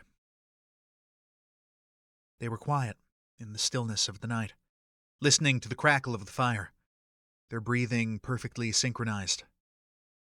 To Len's surprise, it was Albigard who eventually broke the heavy silence. "I believe I am gaining a better understanding of your occasional desire to lose yourself to chemical oblivion when life becomes too much," he said, the words barely more than a whisper. "I would give much right now for such an escape." Len closed his eyes, thinking of young Albigard, the repressed adolescent who'd just wanted a gang of handsome gay villains to carry him off and have their way with him, far away from the suffocating gaze of Fae society. The little voice in the back of his head that usually warned him when he was about to make a terrible life choice was screaming at full volume, and Len knew he was about to ignore the frantic calls for sensible decision-making. Why? Because they were trapped. And they were alone, and they were both going to die anyway. He nudged Albigard forward until he was taking his own weight, but kept the hand over his heart to keep him from moving away completely.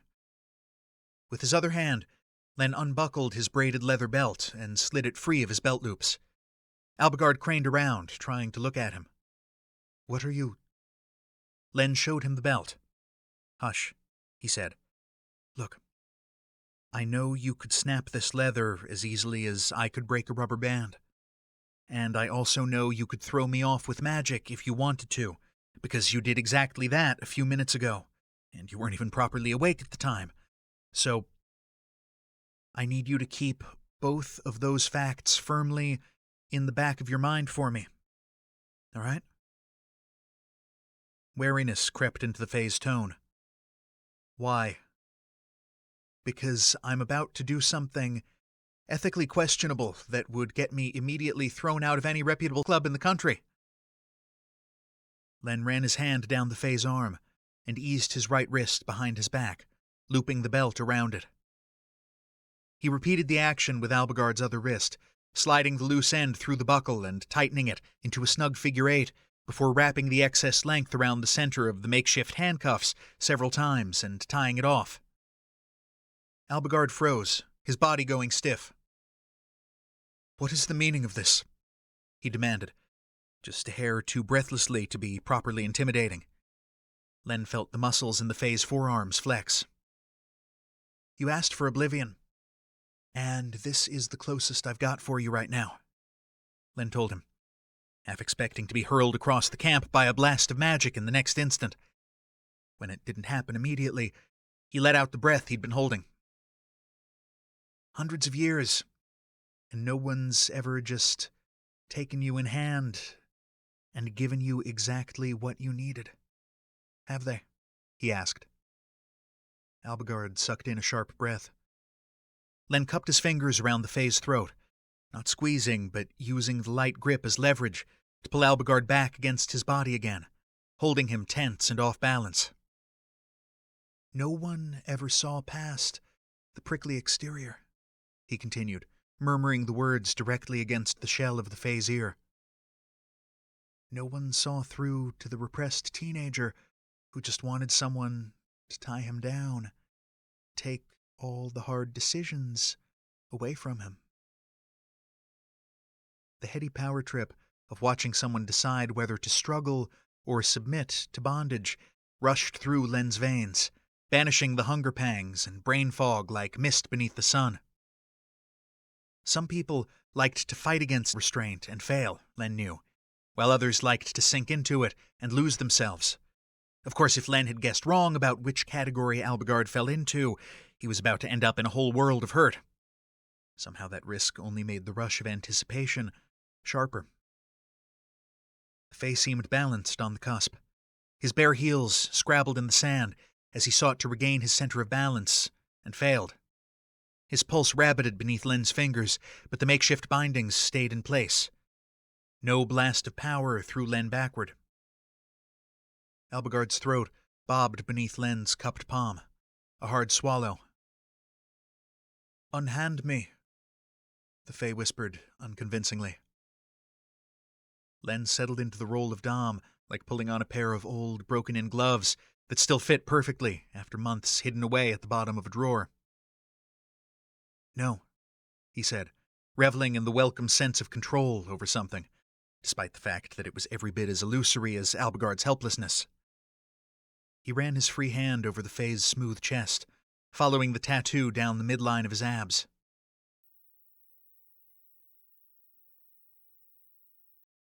"Why did you do that?" "Well, no offense, but in 28 years, I don't think I've ever met anyone who needed to get off as badly as you do." There was a noticeable lag as Albigard processed the words. It seemed he still wasn't done, though. "But you didn't—" He trailed off.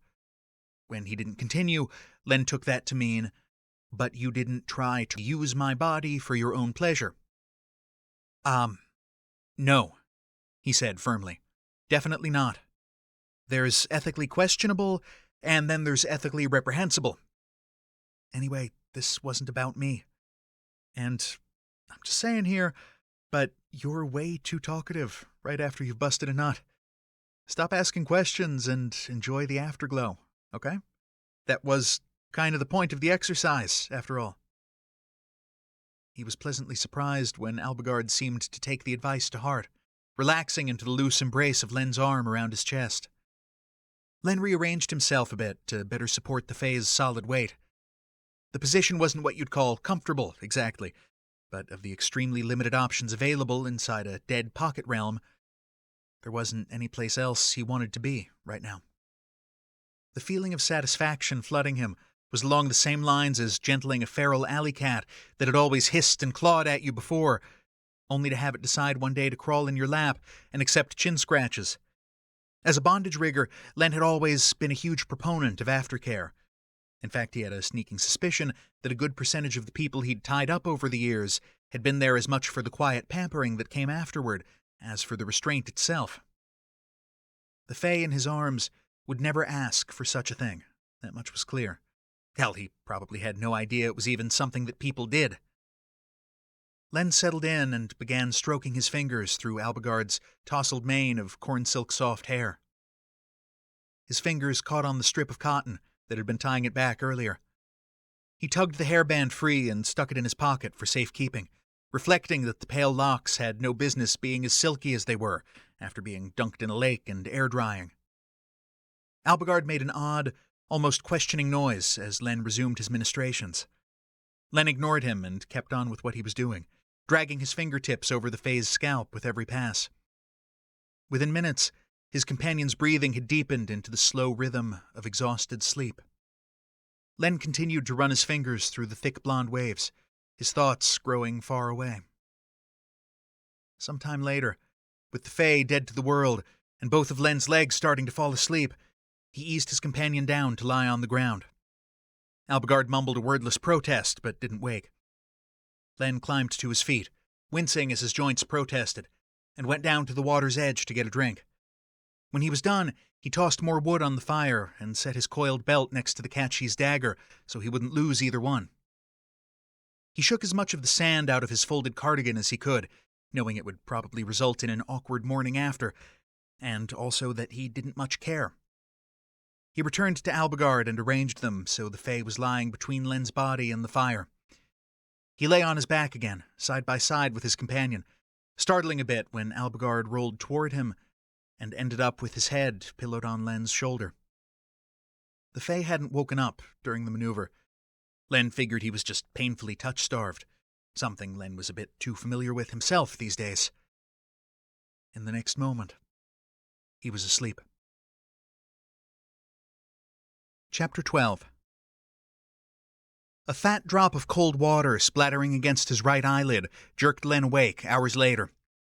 He sputtered and swiped at it, rolling to a sitting position as more drops followed the first. The movement dislodged Albigard, who had apparently still been using his shoulder for a pillow. The Fae caught himself on an elbow and peered blearily at their surroundings, just as the sky opened. "Oh, you have got to be kidding me!" Len shouted, above the sound of torrential rain pounding against bare earth. His hair and clothing were soaked in seconds, and it was fucking cold. Beside him, Albigard looked like a drowned rat, pale hair plastered to his cheeks and rivulets running down his bare chest. Next to them, the remains of the fire had already been reduced to little more than a puddle of blackened soot. Len clumsily buttoned his open fly before grabbing his belt, the knife, and his muddy cardigan, altogether the sum total of his worldly possessions in this place. With his other hand, he grabbed Albigard and hauled him to his feet. "We need shelter. There are caves in the hillside," the Fae replied over the din. That dull, hopeless look was back in his green eyes, and Len cursed the timing of the storm that hadn't even let them have their painfully awkward morning after awakening in peace. He let Albigard lead the way up the gentle slope of the beach, since Len could barely see 10 feet in front of him. What had seemed like fine sand when it was dry was quickly turning to slippery muck beneath their feet. The ghostly shapes of dead trees loomed, their roots tripping Len every few steps as the rain continued to pound down on them from above. Albigard forged a path uphill with inhuman grace. Len followed him, wincing on the barefoot Fae's behalf when the terrain they were traversing grew rockier. He couldn't have said how long they struggled up the hillside, only that he was chilled to the bone and half drowned when Albigard finally led him along a rocky ledge and ducked beneath a recessed overhang that formed a tiny cave. It was barely big enough for one person, let alone two, but Len squeezed in beside him because the alternative was to stay outside and keep getting soaked. His muscles felt like they were about to seize into a massive, full-body cramp, they were trembling so hard with cold. Pressed up against him, Albigard wasn't in much better shape, though Len supposed that, unlike a human, he wouldn't actually die from hypothermia. "Not good," Len muttered through chattering teeth. "Shit, this is not good." He dumped his pitiful collection of belongings on the stony floor and stripped out of his Henley, accidentally elbowing Albigard in the side of his head as he was struggling out of it. The Fae let out an irritated growl. "Sorry," Len mumbled, already toeing off his shoes and trying to peel off his wet jeans. Albigard peered at him in the grey light. "What in Mab's name are you doing?" Trying not to die? He shot back. Piece by piece, he wrung as much water as he could out of his clothing. He shoved the cardigan at Albigard. Sit on that. It's better insulation than bare stone, at least. The Fae's loose cotton trousers clung to him like a second skin. Len considered telling him to take them off, but he didn't have the energy for a debate about it, and the thin material would dry quickly anyway. He folded his jeans in Henley, arranging them in a pile directly behind Albigard. Then he hesitated. We need to share body heat, he said, his voice still shaking with cold. Or, at least, I need to share your body heat. With that, he jammed himself into the tiny space behind the Fae and arranged his legs on either side of Albigard's hips, pressing his front to the other man's back and wrapping his arms around the solid chest from behind. Albigard stiffened for a moment before he let out a little huff of irritation and consciously relaxed in Len's grip. This is undignified, he complained, not to mention ultimately pointless. It is still only a delay of the inevitable. Oh yeah? Well, humor me, Len told him, another full-body shiver racking him. He plastered himself against every square inch of skin he could reach, and was rewarded with a hint of warmth, kindling in all the places where they were pressed together. Cold water dripped from his fringe of hair, trailing down his face and neck as he tried not to let Albigard's words take root in his consciousness. Only a delay of the inevitable. For the first time, the reality of their impending, and yes, undignified deaths truly began to sink in as more than a theoretical concept. Until now, Len had been thinking solely in terms of being alive in the present, and then at some nebulous future point, not being alive. But there was a whole heap of really unpleasant stuff that was likely to separate those two events. Death by starvation, death by exposure, death by injury with no medical care available. None of those were good ways to go. Len's shivering came in bursts, interspersed with longer periods of stillness as his core temperature rose. The rain crashed against the overhang, protecting them, falling over the edge in sheets. He tried not to think about the possibility of mudslides. At least there hadn't been any lightning. So far. Albigard drew a deep breath within the circle of Len's arms. It's possible that I still retain enough magic to shield your consciousness from the physical effects of starvation as they progress, he said. Len blinked rainwater out of his eyes. Excuse me?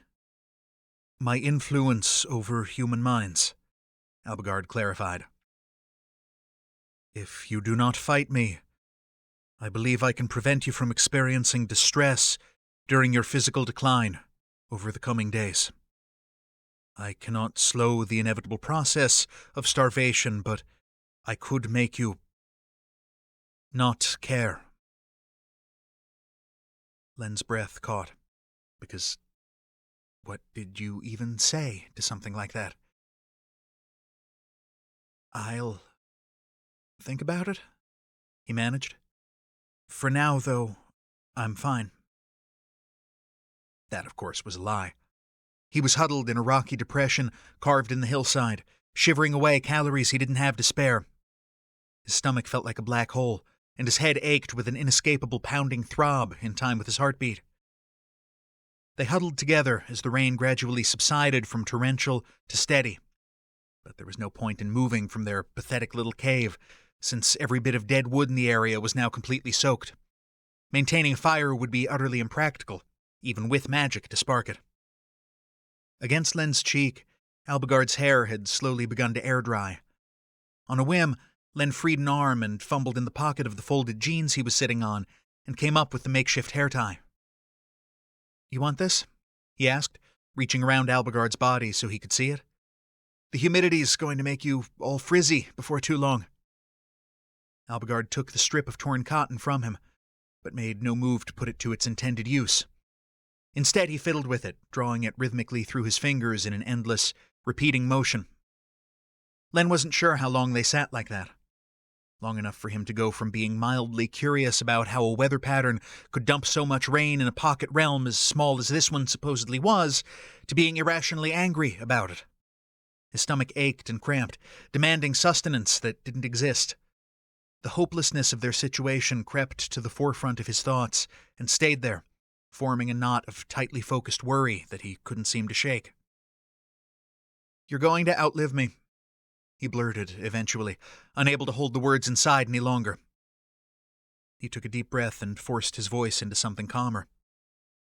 "I mean, it seems likely anyhow, and... well, I'm really sorry about that. That's all." Heavy silence filled the cave, broken only by the patter of rain. Albigard drew in a shaky breath and let it out. "The Catchy's dagger is made of iron. Rest assured that I will not outlive you by long." Len's throat closed up. Since it seemed like they were well beyond pretense at this point, he buried his face in Albigard's mane of damp hair and kept it there. Hours passed. The rain pattered on. Len's joints felt like they were well on the way to rusting solid, his body aching with the need for food, sleep, and warmth greater than what he could leach from Albigard's bare skin. They didn't speak, since there didn't seem to be anything to say.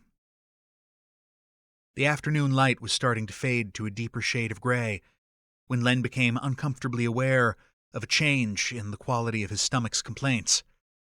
Hunger became queasiness, and clammy sweat broke out across his skin, sending a fresh chill through him. He groaned softly, not needing the addition of this latest wrinkle at all. In front of him, Albigard went very still. I really hate to say this," Len began, "but it looks like the water doesn't agree with humans after all. I'm feeling decidedly sick all of a sudden." The Fae could have been a marble statue in his arms. Len didn't think he was even breathing. "What you are feeling is not caused by tainted water," he said very quietly. Len blinked, trying to make sense of the words through the layer of brain fog shrouding his thoughts. Not the water. So what else? A memory bubbled up, and Len caught his breath sharply, the back of his neck prickling. Without thinking, he burst into motion, his stiff muscles screaming in protest as he shoved his way in front of Albigard, blocking as much of the entrance to their shelter as he could with his arms thrown wide. Greasy black smoke flowed up the hillside toward the tiny cave, forming roiling, grasping shapes in the failing light. A massive maw opened in the center of the darkness, and the silent screams of the angry dead rattled Len's chest as the wild hunt bore down on them. Chapter 13. Len was distantly aware of the sound of metal scraping against stone inside the cave. He chanced a lightning-quick glance over his shoulder and saw Albigard scooping up the iron dagger from the floor. "Stay behind me," Len snapped, turning back to the approaching threat. "I'll try to keep it away from you." An odd sound wrenched free of the Fae's throat, like a bark of pained laughter. "And will you stand in front of me in this cave for the rest of eternity?" Albigard demanded. "Forgive me if I don't wish to spend the very short remainder of my life that way." With a jolt, Len realized the Fae hadn't picked up the iron blade, with an eye toward using it on the hunt. "Albigard, don't you dare!" he cried, pressing back into the depression in the rock, trying to cage Albigard behind his arms without taking his eyes off the massive, swirling vortex of horror approaching them. "Damn it, don't do this!" On the two previous occasions when Len had been in the presence of the wild hunt, it had been trying to force its way through a small opening in the veil between realms. He'd only seen a tiny part of it, like someone wriggling their arm through a crack in a wall as they tried to widen it. Here, it was massive, sprawling over the landscape like some great storm cloud, blotting out the sky. "If my choice is a clean death versus having my soul sucked into the void by this abomination, I choose death by my own hand," Albigard shot back. "If you were wise, you will allow me to take your life as well. Nothing remains for you here." "No!" Len shouted as a blind, seeking tentacle crept up the rocky overhang and hesitated when it hit the edge of his aura of death. "God damn you, Albigard! Give me a fucking gift right the fuck now and try to portal us out of here. If we die here, this thing's going to run rampant across my world. The hunt probed at the rocky edges of the cave mouth. Len bared his teeth at it, ready to move in any direction to block its attempts to get past and reach the Fae huddled at his back. The silence coming from behind him was deafening. It continued for long enough that Len half expected the next and last thing he felt to be an iron blade slashing across his throat. "Human fool!" Albigard snarled, and something small and soft was pressed into Len's hand. "Accept this gift, and damn both of us for your stubbornness." He accepted the item blindly. It was the hair tie, he realized, just as another tentacle lashed out at him, stopping mere inches from his face. "I accept the gift," he yelped. "Now do something, you Fae asshole!" Black smoke poured onto the ledge, totally blocking his view beyond the opening. As he had in St. Louis, Len became exquisitely aware of his familiar specters surrounding him. He couldn't see Yusuf or Rosa or any of the others, but they were there, wrapped around him, protecting him behind the flimsiest of invisible barriers. Until suddenly, they weren't. A violent wrenching sensation beneath his ribcage stole Len's breath, and behind him, Albigard cried out in pain. Len's ghosts sank into his body, icy cold and full of power.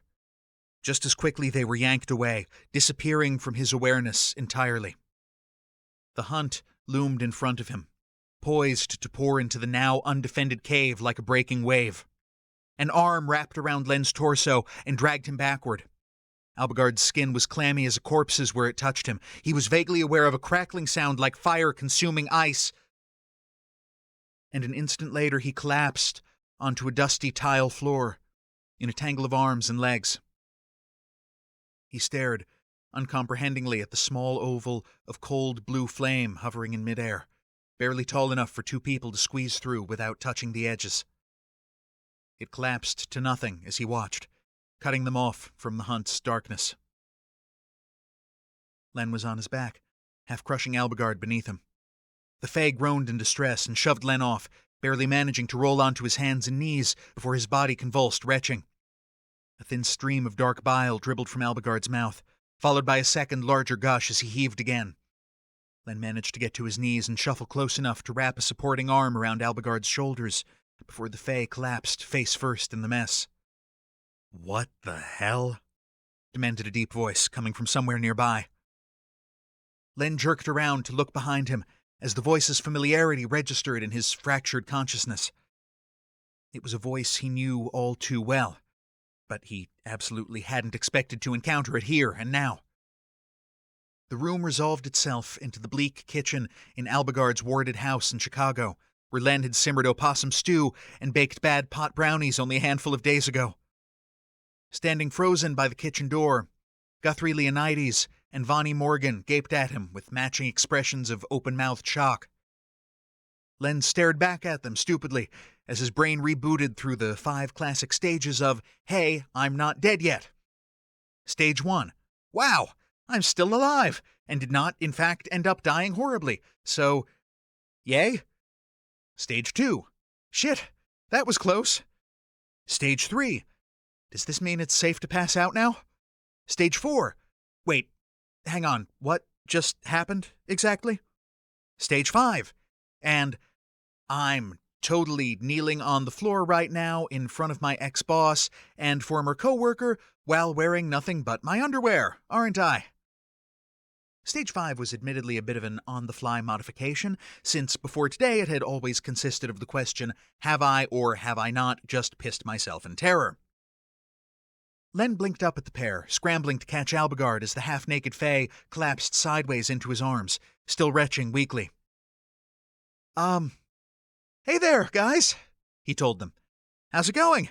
So, ever heard of, checking your phone messages? A look of guilt washed over Vonnie's features. The two were a study in opposites. Vonnie Morgan was a pretty 30-year-old woman with a pale complexion, fiery red hair, and the slightly careworn features of a single mother who'd had her kid at the age of 16.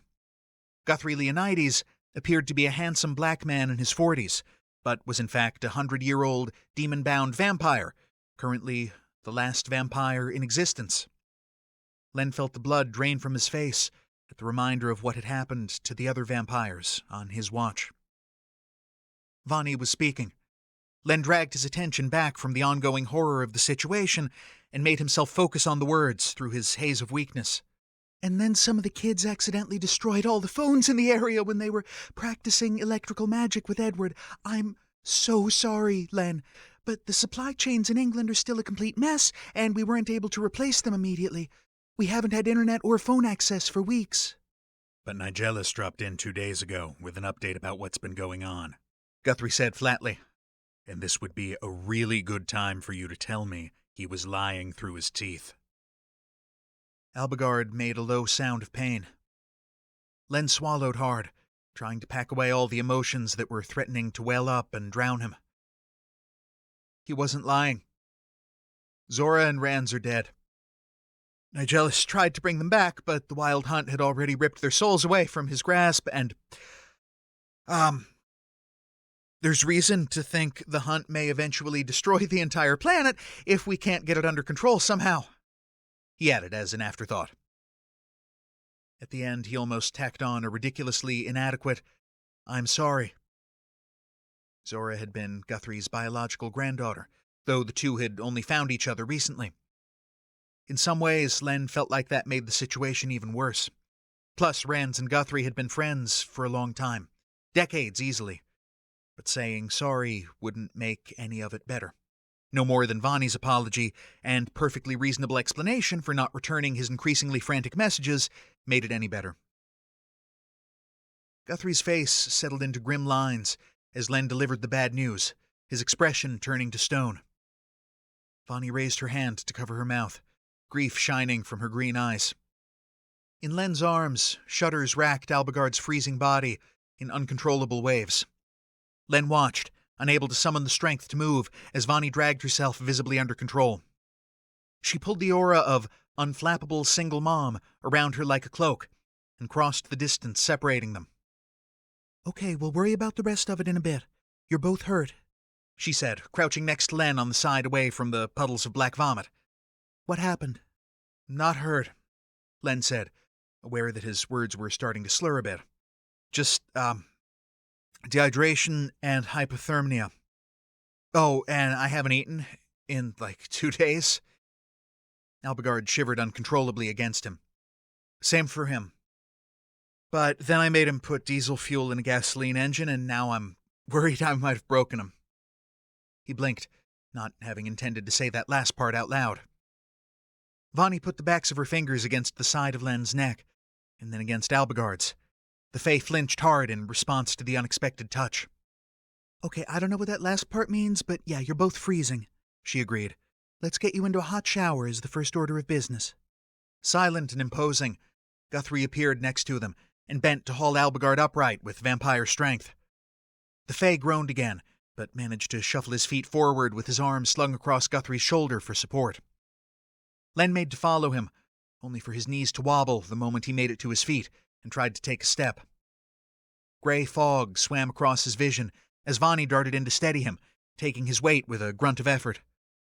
"Sorry," Len muttered, and tried not to lean on her too hard with his 6-foot frame as she steered him toward Albigard's ground-floor bedroom suite. The attached bathroom was similar in layout to the one in the upstairs bedroom Len had been using, except there was no standalone tub. The glass-paneled shower stall was just as huge, though. Guthrie was leaning inside, adjusting the temperature of the water one-handed while supporting Albigard against his other shoulder. When he was satisfied, he turned the shower head to the side so he wouldn't get soaked and swung Albigard into the stall with effortless strength. The Fae slithered down the wall, ending up in a crumpled heap on the tile floor. "Hope you don't mind sharing for a few minutes," Vani told him. "I know you're not exactly Tinkerbell's biggest fan." Len felt an ugly, hysterical bark of laughter trying to rise in his throat, and managed to choke it down before it escaped. "So good, Red," he mumbled, and lowered himself into a semi-controlled collapse next to Albigard's shuddering form. Guthrie aimed the water at them again, and Len nearly groaned in relief at the sensation of delicious heat as it pelted him. He looked up through the spray as his vampire ex-boss turned on his heel, leaving the room without a word. Vani left the door of the shower stall open, presumably to make sure neither he nor Albigard face-planted across the drain and ended up drowning in 2 inches of water. She followed Len's gaze toward the bathroom door. "He needs a minute, that's all," she said. "You know how he gets. Emotions aren't really his thing. I think he was holding out hope that you'd tell him all of this was some elaborate demon mind game, and Zora and Rans were actually fine." Len closed his eyes and dipped his head forward, letting the hot water pour down his face in rivulets. He heard Vani rummaging through the cabinets and swiped a hand over his eyes to clear the water away. She set a pile of towels by the sink and came to crouch in front of the open door, lowering herself to their level. "There may still be a way to save them." Albigard's voice sounded like someone had taken sandpaper to his throat, and the words were barely audible over the sound of the shower running full blast. Vani gave a slow nod. "Nigellus, you mean? Okay, that's good. We can work with that. What I don't get is how they can be dead at all. That shouldn't even be possible, should it?" Len curled his knees up to his chin and tried to let go of the awkwardness of having this conversation while sitting in a shower wearing only a pair of soaked and filthy Calvin Klein briefs. "So this thing, the Wild Hunt. It sucks the souls of living things into the void," he explained. "Apparently it's better at sucking souls than a demon is at holding on to those same souls. I think maybe Nigellus was weakened at the time, because it was also attacking him when Rans and Zora..." He swallowed hard. "When they died." She frowned. "But you think there might still be a way for Nigellus to get their souls back? Is that even possible?" Len shrugged, not uncurling from his defensive ball. "I mean, maybe. But before he could even try, we'd have to weaken this thing and corral it in Daheim, where it belongs. Which is a bit of an issue, considering it's been kicking our asses to the curb so far." "Someone needs to check the weak point at the edge of the warts," Albigard said weakly. A little jolt of adrenaline kicked a few more of Len's brain cells into gear. "Shit. Right. So this thing's after Albigard, and it managed to break through the veil between dimensions near the edge of the property here. But it looks like the wards confused it, so it left. It tends to get, distracted, I guess you'd say. I'm not sure if it will have returned again or not. It seems to destroy a wider area each time it comes back, though. Have the vampire scout the western boundary of the property from the air," Albigard said. The face sounded a little stronger than before, though he still looked like death. At least his shivering had abated somewhat. "And tell him to turn around and run like hell if he sees a cloud of black vapor," Len added. "Okay." Vani rose. "I'll pass it on. Are you two all right here for a few minutes?" "Peachy," Len told her, dreading the idea that he might have to move at some unspecified future point in time. "In that case, I'll go try to find you something to wear while I'm at it," she said. "Thanks," Len managed. "And there's a pot of leftover stew in the fridge that should still be safe to eat. Would you mind putting it on the stove to warm up?" His stomach knotted and cramped with hunger at the reminder of food. "Of course," she replied. "Clothes, water, food, reconnaissance. And then we need to talk." Do we ever? Len thought. "Yeah," he said aloud. "That's for sure." Chapter 14. Once Vani left, Len closed his eyes and forced his muscles to listen to his brain's commands. First he scooted forward and closed the glass shower door, trapping the steam and the heat inside with them. That task completed, he turned his attention to the items sitting on a ledge in the corner. After grabbing the unremarkable Dove bar, he sat staring fixedly at the precious soap for a long moment. "What's the matter?" Albigard asked tiredly. "Nothing," Len told him, and started scrubbing himself as best he could without getting up from the floor. When he was done, he handed the soap to Albigard and focused on shampooing his hair. Beside him, Albigard managed to strip off his ruined pants before following suit. Len tried not to stare, a goal made easier by the fact that he still felt somewhat in danger of passing out. Even so, he got a truly spectacular profile view of a well-defined chest, flat stomach, and muscular ass as Albigard gathered himself and rose to unsteady feet. The Fae stood face first in the spray for a long moment before shaking the water from his eyes and reaching a hand down to Len.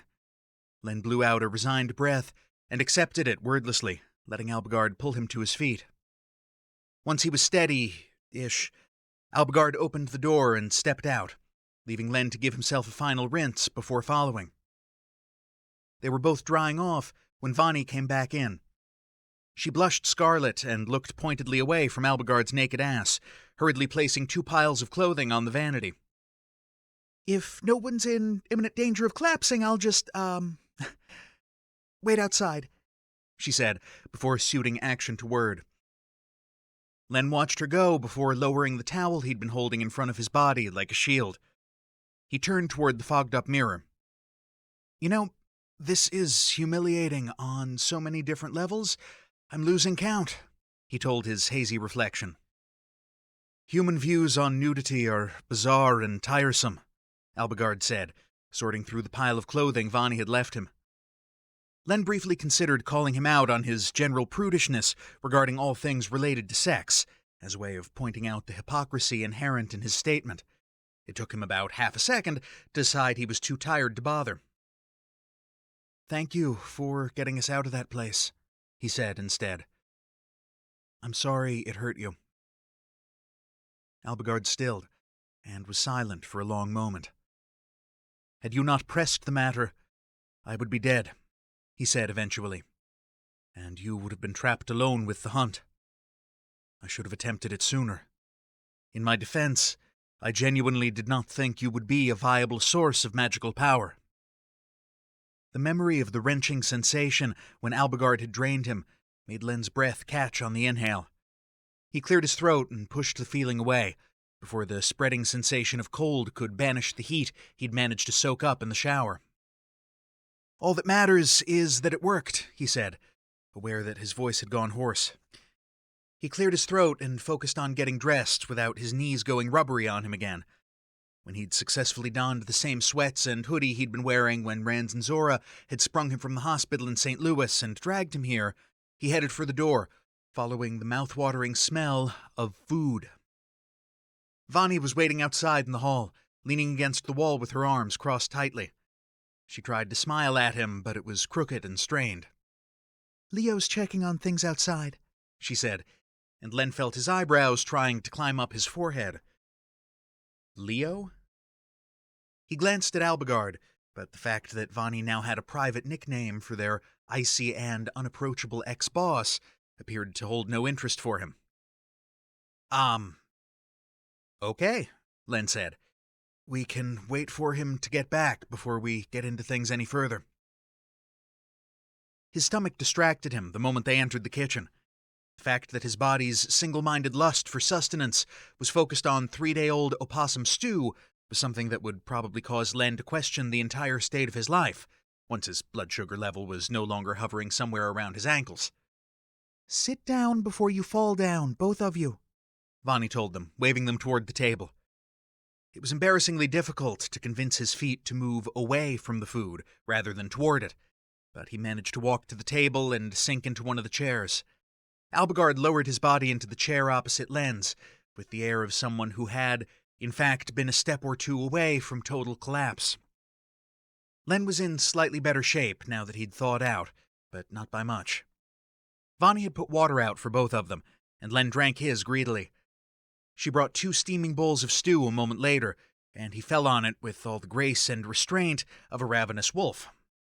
He got about halfway through the bowl before his stomach started to rebel at being stuffed with food after days of nothing. At that point, he was able to slow himself down and focus on things beyond the scope of his spoon moving rhythmically back and forth between the bowl and his mouth. He took a deep breath and let it out, feeling slightly more human now that he was clean, dressed, and at least partially fed. Sneaking a glance at Albigard, he was surprised to find the Fae only picking at his food rather than wolfing it. Then he took in the gray cast of his complexion and the bruised-looking circles under his eyes. "Shit," he said quietly. "Exactly how bad did I mess you up, anyway?" Before Albigard could answer, a swirl of pale mist blew into the room and coalesced into Guthrie's solid form. He took a step forward and rested one hand firmly on the table, looming over them.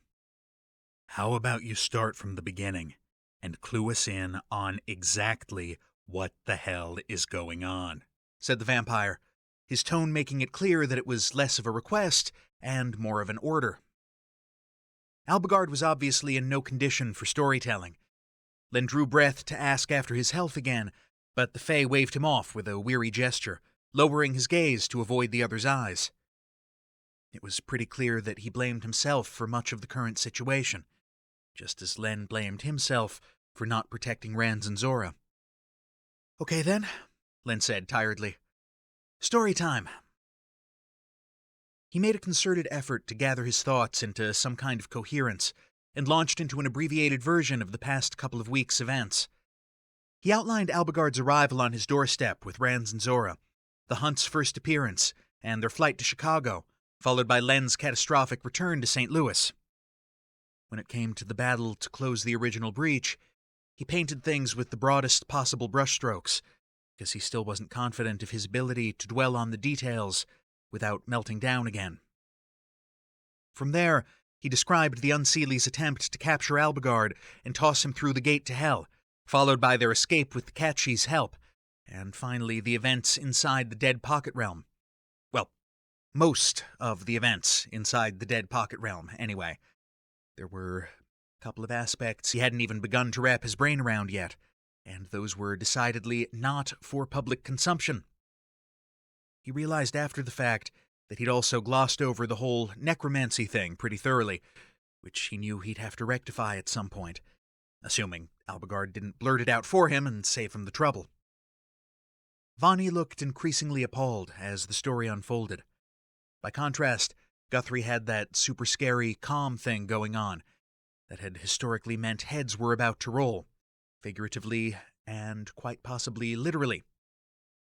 "So you're telling me," the vampire said, directing his words to Albigard, "that after we nearly got ourselves killed trying to keep your people from toppling every government on the planet and enslaving humanity, the Fae let a world-eating monster escape from Daheim? And now they plan to use it in a blatant act of war against the demons?" "Succinctly put," Albigard said, still not lifting his gaze from the tabletop. Len thought he could hear a slight tremor behind the words. "Not only that," Guthrie continued, in a tone that could have cut glass, "but this world-eating monster is specifically after you. You knew that, and yet you still let my granddaughter stand squarely in the line of fire, along with her asshole of an undead boyfriend. And now they're both dead." Albigard flinched visibly. Somehow, Len was on his feet without having consciously decided to move. More alarmingly, he found himself standing practically nose to nose with his terrifying vampire ex-boss, shoving him back a step from the table, and the hunched, miserable Fae sitting at it.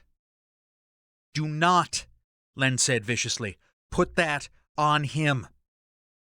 He shoved again, irrationally incensed, aware on some level that Guthrie was only giving ground out of sheer surprise, because Len could barely even stand up without falling over. His arms had about the same strength as a newborn kitten's right now. "Have you ever tried to talk Zora and Rans out of anything they'd decided to do?" he demanded. "And don't lie to me, because I know you have, and I know how effective it was, namely, not at all." "Whoa," Vani said, getting between them. She probably didn't need to bother. For one thing, Guthrie was about as likely to hurt Len as he was to spontaneously break into show tunes. For another, Len was in no condition to do any real damage to a vampire on the best of days, much less today. Still, she put a hand on Len's chest to hold him back, and leveled a green-eyed glare in Guthrie's direction. "Leo, apologize. And Len, sit down before I have to bust out some magic and make you sit down."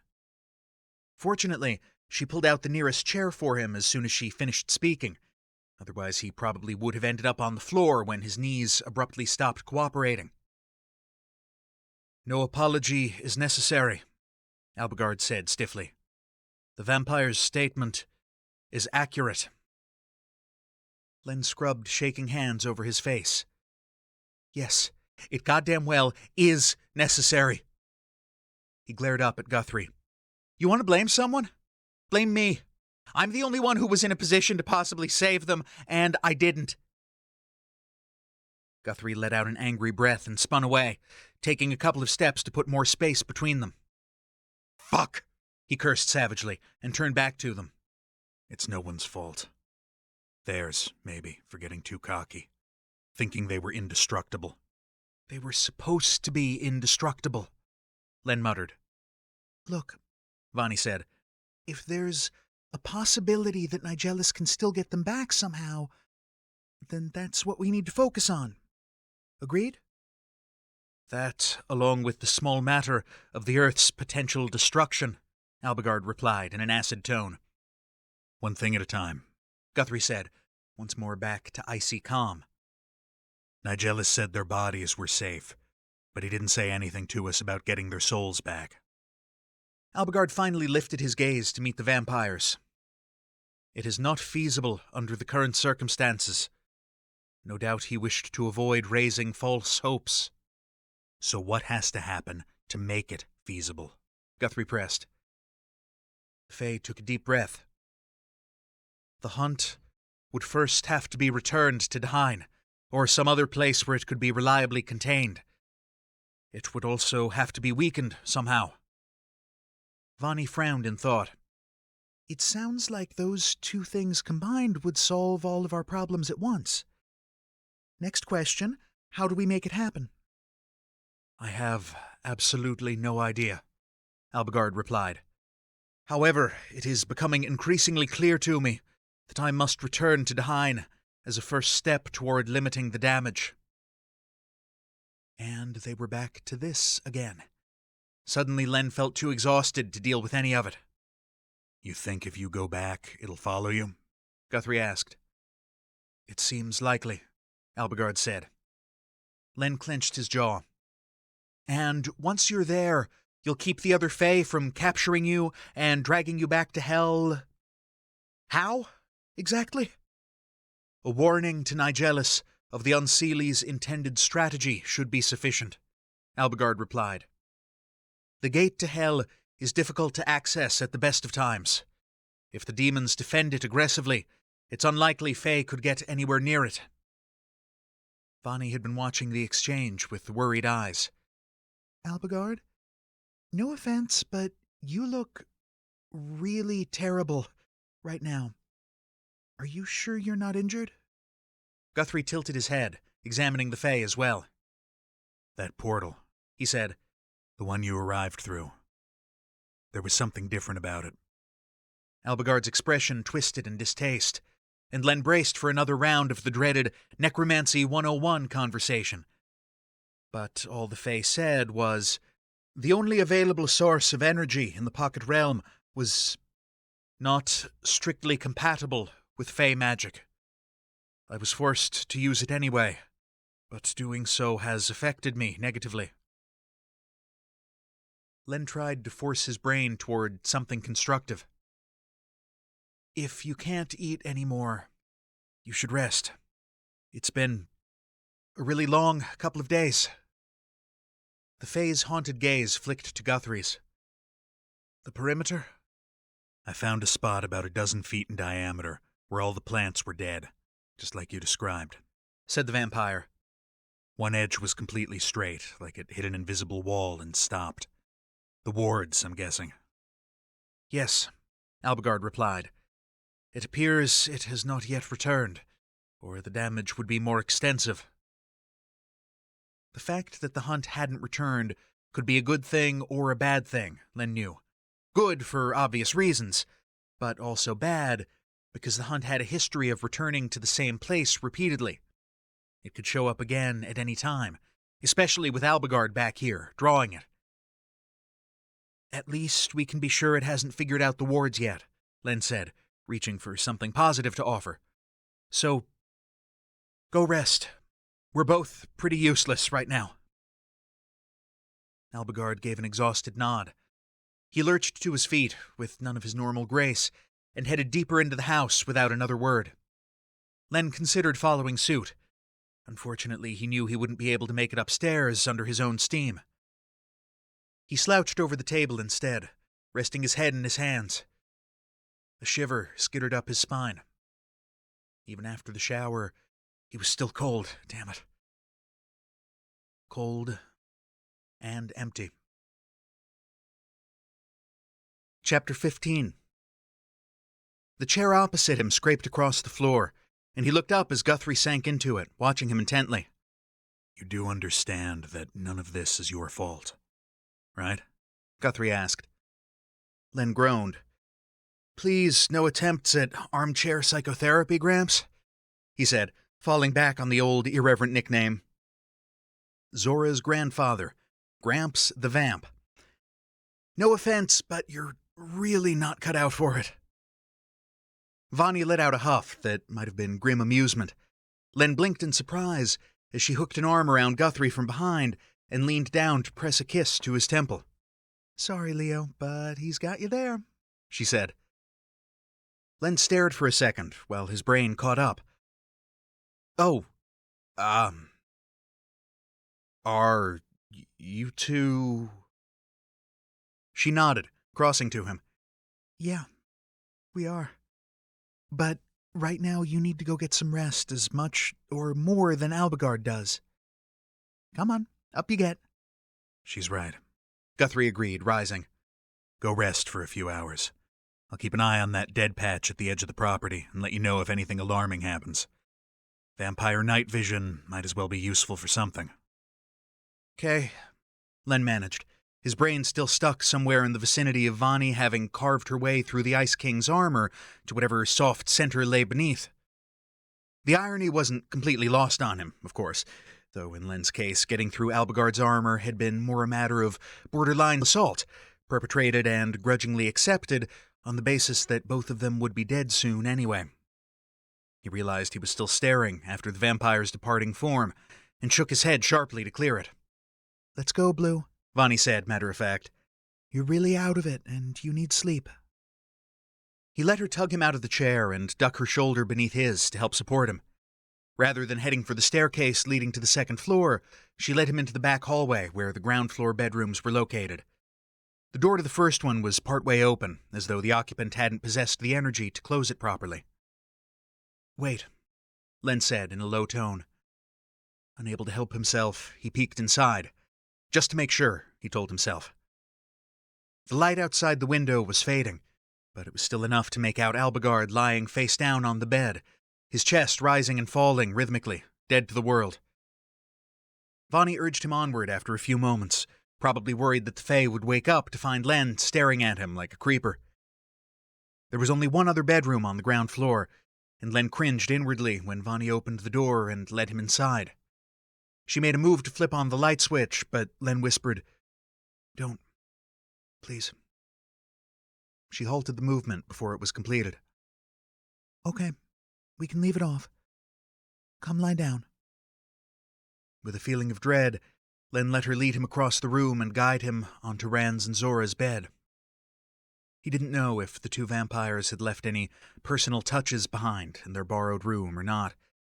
With the fading light of evening throwing everything into shadows, he could at least pretend they hadn't.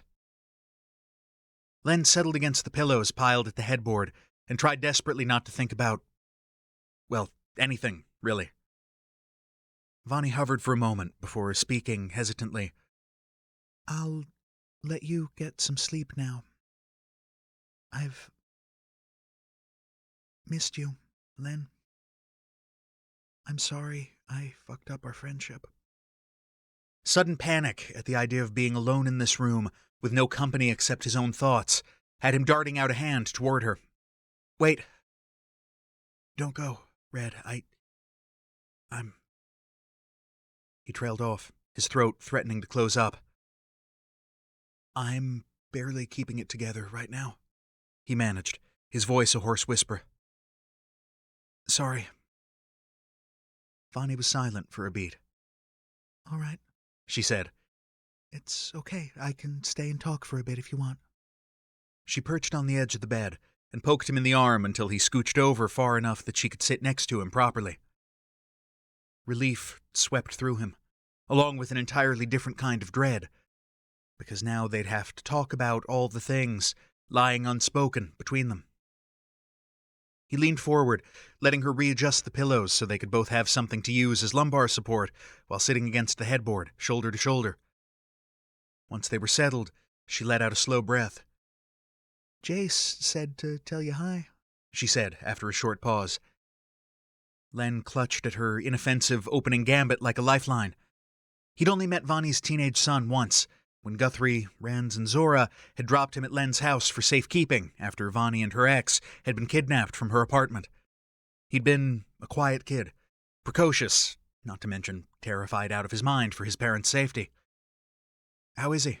Len asked. The quest to get Jace and other human children who'd demonstrated magical abilities back from the Fae had culminated in the battle at Stonehenge, the same battle that had nearly killed Albigard. At one point in that quest, Vani had broken a solemn promise to Len and rushed into danger without telling him where she was going, leaving him stuck with the unpleasant task of informing Rans and Zora if she didn't make it back. He'd never quite forgiven her for putting him in that situation. It had put a real strain on their friendship, one that he was admittedly having a hard time maintaining now that she was here, sitting next to him in the gathering dark. Jace is safe. He's still hiding out on the Isle of Skye with his dad, Vani said. Edward and some other people with magical abilities are there too, teaching all of the kids how to use and control their powers.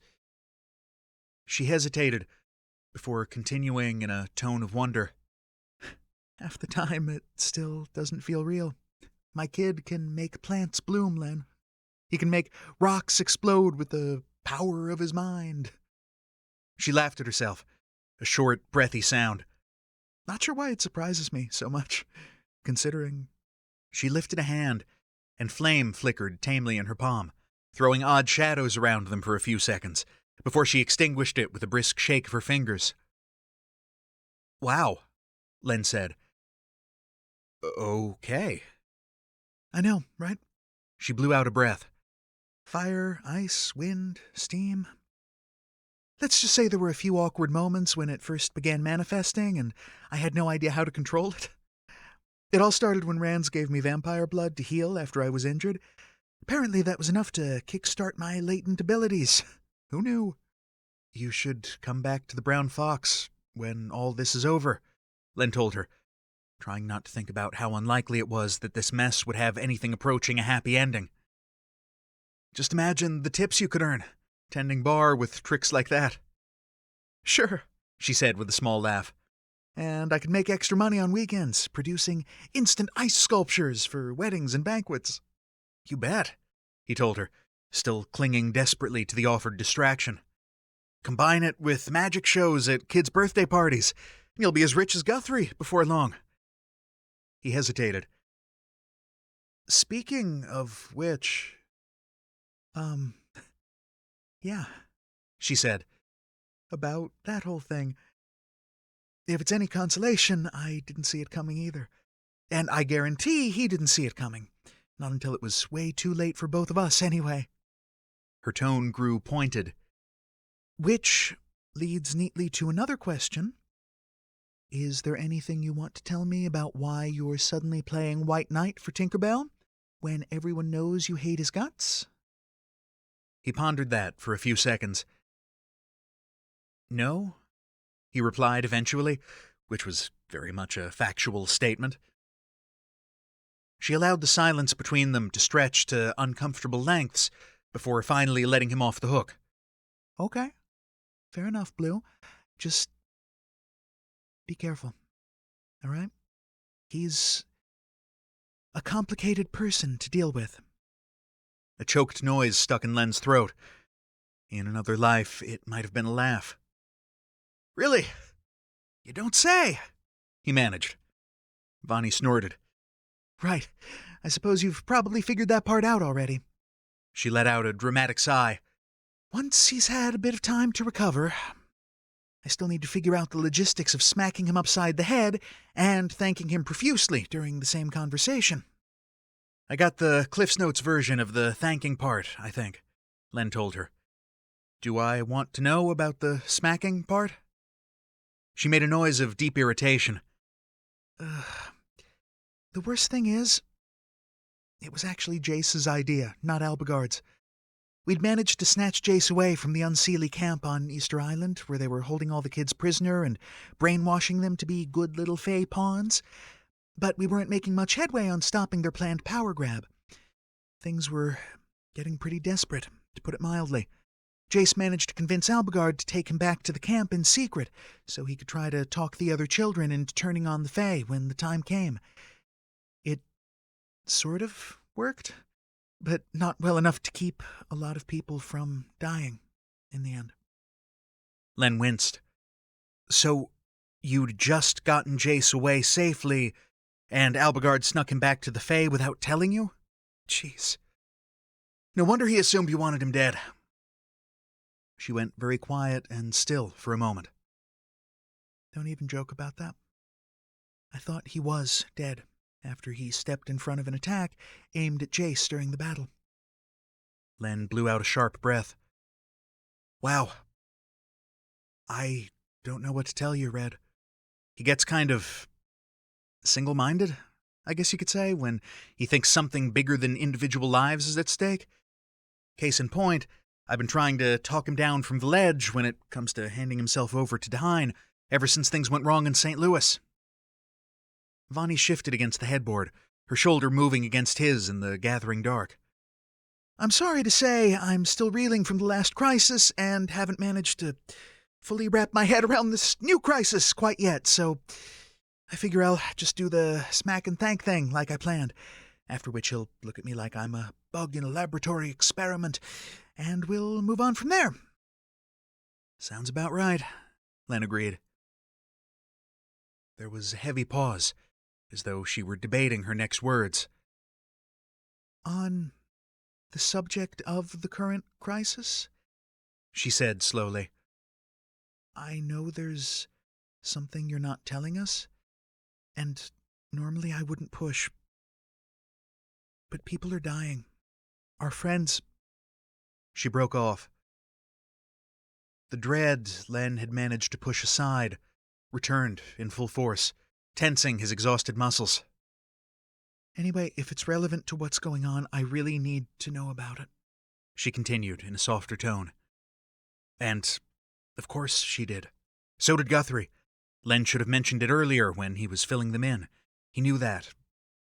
But there was a big, ugly realization lurking in the back of his brain that he was desperately trying to ignore. And once he started talking about his part in all of this mess, he'd have to face it, ready or not. He swallowed and licked his lips, worrying at his lip ring as he steeled himself to spill the details. So, it turns out you're not the only one who's discovered some unusual abilities recently. Vonnie made a wordless sound of curiosity. Len drew his knees up to his chest, surprised at how difficult it was to say the next part aloud. I'm a necromancer. At least that's what Albigard calls it. I attract power, animus, I guess, from the dying. The declaration settled between them heavily. Len held his breath as the silence stretched. Oh, Vonnie said softly, in a tone of sudden understanding. Oh. And you were an EMT before. I see ghosts, he blurted, the words gaining momentum as he continued to speak. I thought I was hallucinating them all these years. The ghosts of the people I couldn't save, but apparently it was just my brain trying to make sense of the animus that I attracted but didn't know how to use properly. He took a deep, gulping breath. Albigard told me I reeked of death. That's why I'm not very susceptible to fey magic or influence, and that stench, that smell of death, it repels the wild hunt. It flinches away from me whenever it gets close. I was the one who forced it back through the veil in St. Louis so Nigelis and the others could close the rip. Shit. Vonnie, if I'd just been standing in front of Rans and Zora, I could have kept it away from them. But I didn't know that until it was already too late. A small hand closed around his upper arm. Oh, Len. He shook his head violently back and forth, trying to fend off the expression of sympathy. And then, in the Pocket Realm, we were sheltering in a cave when the hunt came for us. I'd been trying to get Albigard to give me a gift so he could pull power from me to use for a portal. But he kept refusing, saying necromancy wouldn't work with his magic.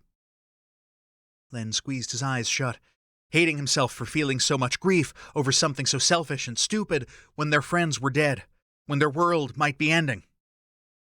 In the end, I talked him into trying it, since the alternative was dying right there in the cave. He handed me this little strip of cloth he'd been using to tie back his hair. Then I felt him drag all those dead people's animus into me, through me, and into himself so he could get us out of there. It worked, but it hurt him. That's why he's so weak. And now all my ghosts are just gone.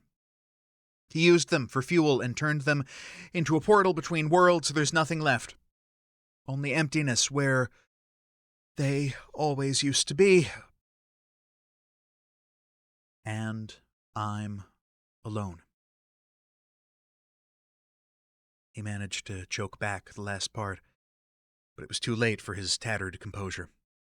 Tears squeezed past his tightly clenched eyelids, though maybe it wasn't just about Yusuf and Rosa and Wild Bill and the others whose echoes had surrounded him for so many years.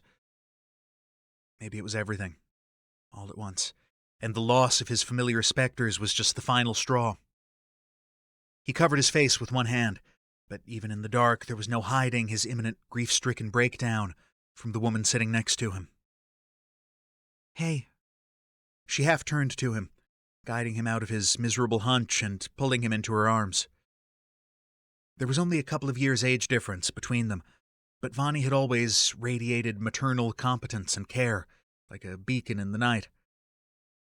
That silent offer of comfort without judgment, the kind of comfort Len hadn't really experienced since before the disastrous day he'd come out to his parents, undid him. Before he knew it, his face was buried against her neck, and he was choking out his grief over the long dead, the recently dead, and all the dead still to come if they couldn't somehow pull a miracle out of their hats.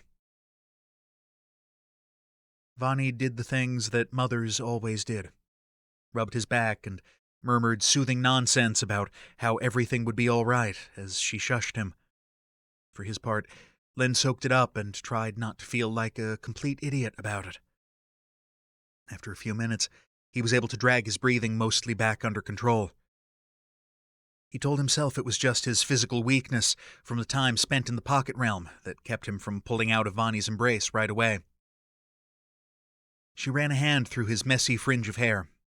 Listen to me, Blue, she said.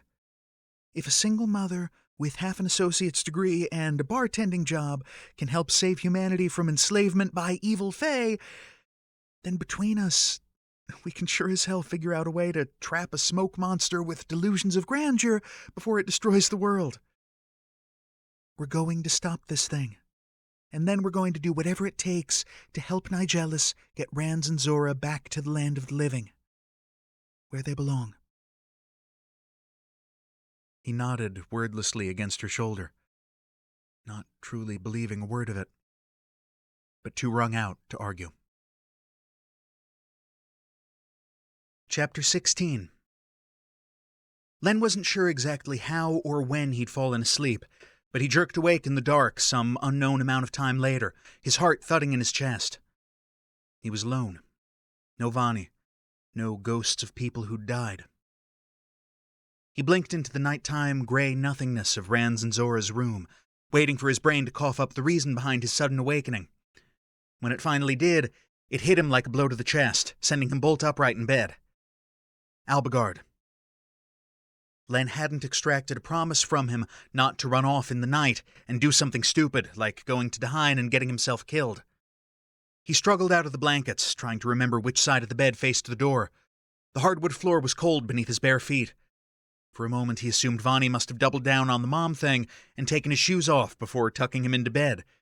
Then he remembered that his only footwear was lying abandoned in a cave on a rocky hillside inside an alternate dimension. He groaned in frustration and felt his way toward where he thought the door must be, hands outstretched before him in the darkness. After finding first the wall and then the door jamb, he located the light switch and turned it on. Squinting against the sudden light, he debated the rationality of rushing straight to Albigard's room to check on him for a grand total of 2 seconds before succumbing to the compulsion. Len left his bedroom door open to light the hallway, making his way to the empty family room, past the patio door leading to the backyard, and toward the other downstairs bedroom in the roughly symmetrical floor plan. Albigard's room was still dark. The bedroom door was standing half open. Len flicked on the hall light, figuring that would be marginally less intrusive than turning on the bedroom light, not to mention less likely to get his head torn off than sneaking inside in the pitch dark and feeling around with his hands to see if Albigard was still in his bed. A wedge of light fell across the room. The bed was empty. Len tried to ignore the jolt of adrenaline that went through him at the sight. He opened the door the rest of the way, glancing at the entrance to the ensuite bathroom just in case. The bathroom door was ajar, and the light was off. Both rooms had the kind of stillness that came with lack of occupancy. The bed was unmade. Something about that fact caught Len's attention and held it. It took a moment for him to realize that it seemed out of character for Albigard. If the Fae were going to sneak away in the middle of the night to go to his presumed death, he seemed like the type who would fastidiously make up the bed before leaving. Following a hunch, Len grabbed the blue duvet and draped it over his shoulders before leaving the room. The quilted cloth smelled of sunshine, along with the faint, ozony scent of magic, just like the damned Fae who'd been sleeping under it. Len refused to focus too closely on the fact that he could now identify Albigard's scent with a single sniff. He headed for the glass patio door and let himself out, clutching the duvet around himself like a cloak to ward off the faint chill of the early morning hours. Sure enough, starlight illuminated a lean silhouette lying balanced along the top of the rock wall. The Fae gazed at the night sky, lounging on his uncomfortable resting place with one leg pulled up, his foot resting on the narrow shelf of stone. Len shuffled over to the same section of wall and sat down, using it as a backrest as he wrapped the duvet snugly around his body for warmth. "You thought I'd left?" Albigard stated flatly. "For a minute, yeah," Len replied.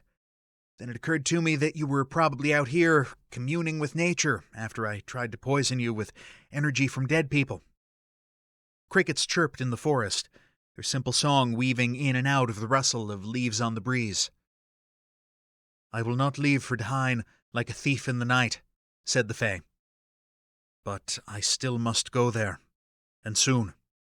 It's the only way forward at this juncture." "You're not going to fucking Daheim," Len told him. Albigard snorted dismissively. "Shall I stay here until the hunt consumes Chicago, then? Would you prefer that?" The words dripped sarcasm. "There's got to be another way," Len insisted. He could practically hear the Fae's irritation in the tiny pause before Albigard spoke again. "There is not. Go to sleep. You are still weak. I've just given you my word. I will not leave in secret." "Great," Len said, suddenly aware of the degree of exhaustion still plaguing him after their recent misadventures. He tilted his head back, gazing up at the starry sky as he contemplated hauling himself to his feet and returning to his room.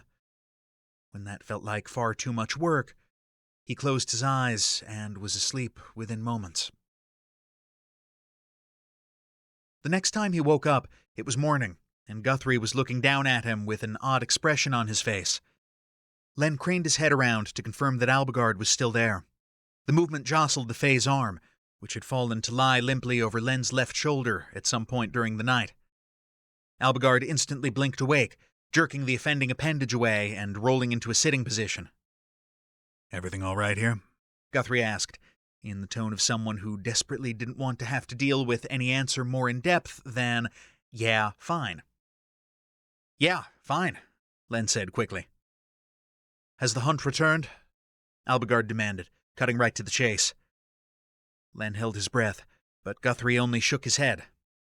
"No, not yet. If you've recovered enough from yesterday, we need to talk about our next steps."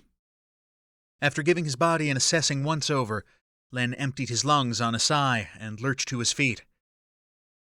"This is going to require coffee," he warned. "Lots of it."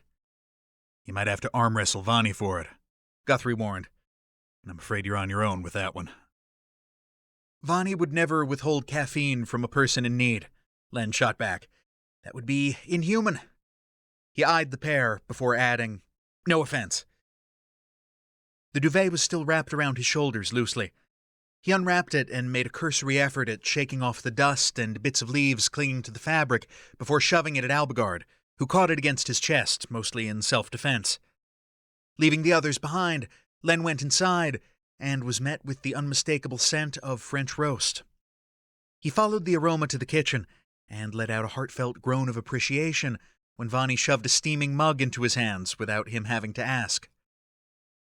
"Thanks," he told her, meaning it for more than just the coffee. "I guess we're going to have a council of war in here in a few minutes." She gave him a wan smile in response. "I figured. Is Leo back?" "He is," Len told her. "No sign of the rampaging death monster overnight, at least. And you do know he's already got a first name, right?" Vani gave a short laugh. "Yeah, sorry. It's a whole thing. I only knew him as Leonidas when I worked at the nightclub, and you were no help. You only ever called him Gramps, for God's sake.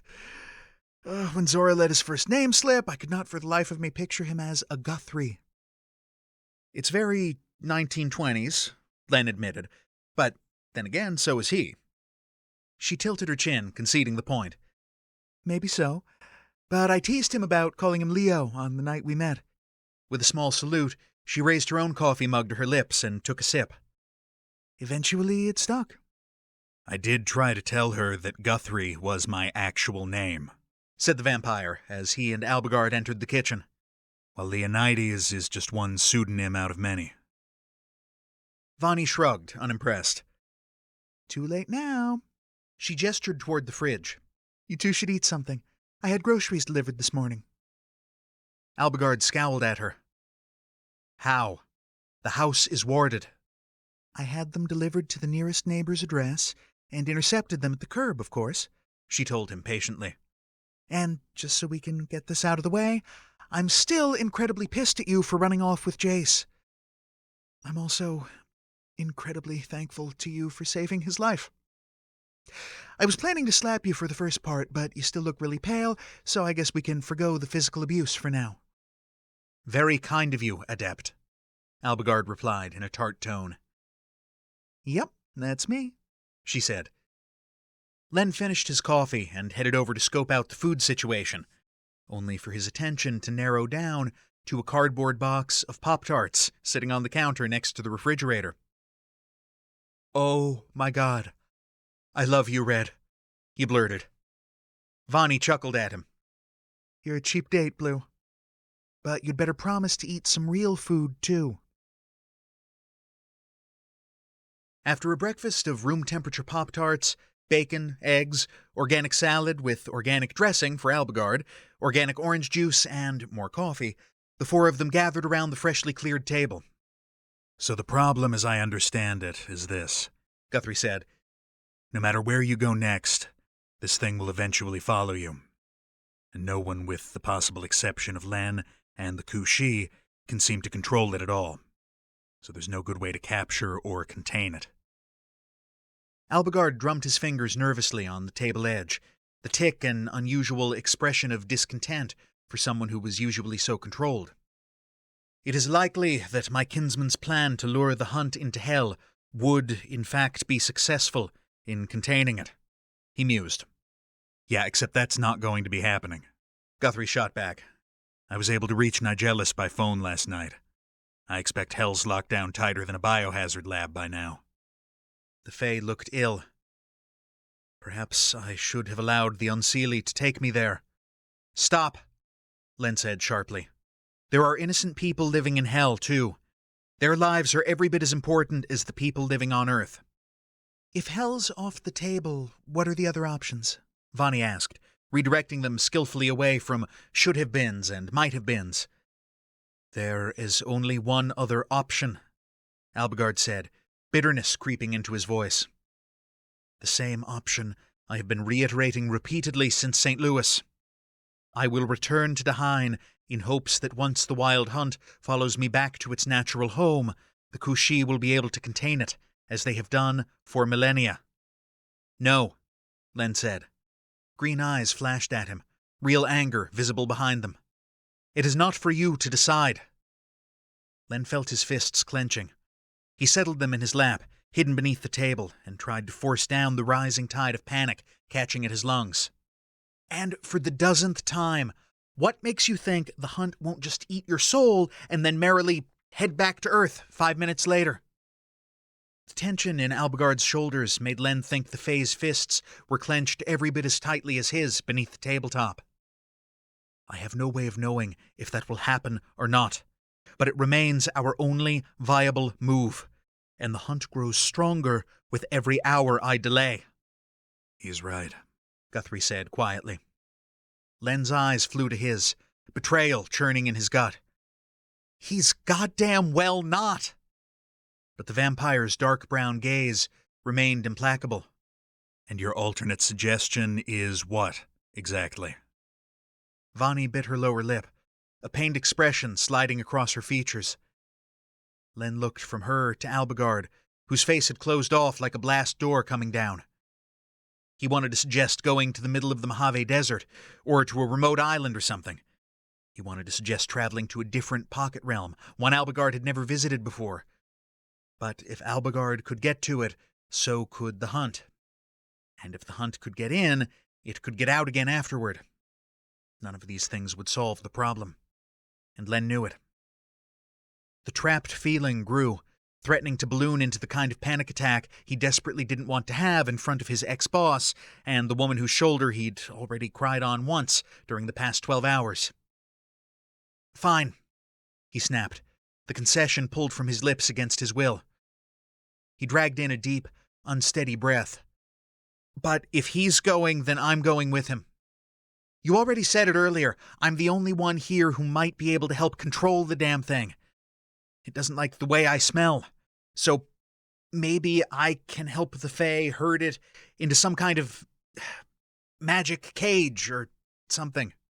You can't go to Dahain, Len, Vani said immediately. The place drives humans mad. You went there? He flung the words at her, meaning for them to hurt. That had been where she'd run off to without telling him, knowing all the time that it was ridiculously dangerous and she might die. Yes, she agreed readily. I did, and I nearly lost my mind in the process. I would have if not for my magic. That is unlikely to be a problem for a necromancer. Albigard spoke grudgingly, not meeting Len's eyes. Just as the darkness of a vampire's aura protects them from Dahain's effects, so would the darkness surrounding one who attracts dead animus. Vani frowned at him, and then at Len. Her eyes grew distant, as though she were staring straight through his skull. Her hand lifted to the emerald pendant she wore, cradling it between her fingers as she concentrated. Oh, she said after a moment. Your aura, it's... She blinked, coming back to herself and glancing at Guthrie. It's like yours, Leo, only more compact and denser, I guess you'd say? Dense is definitely one adjective, Guthrie muttered.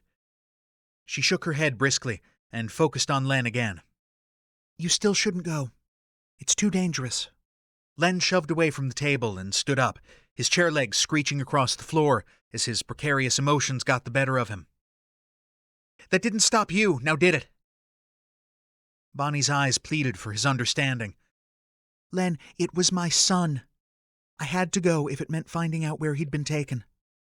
And this is our planet, he shot back, still irrationally furious with the entire situation. Why is that so hard for you to understand?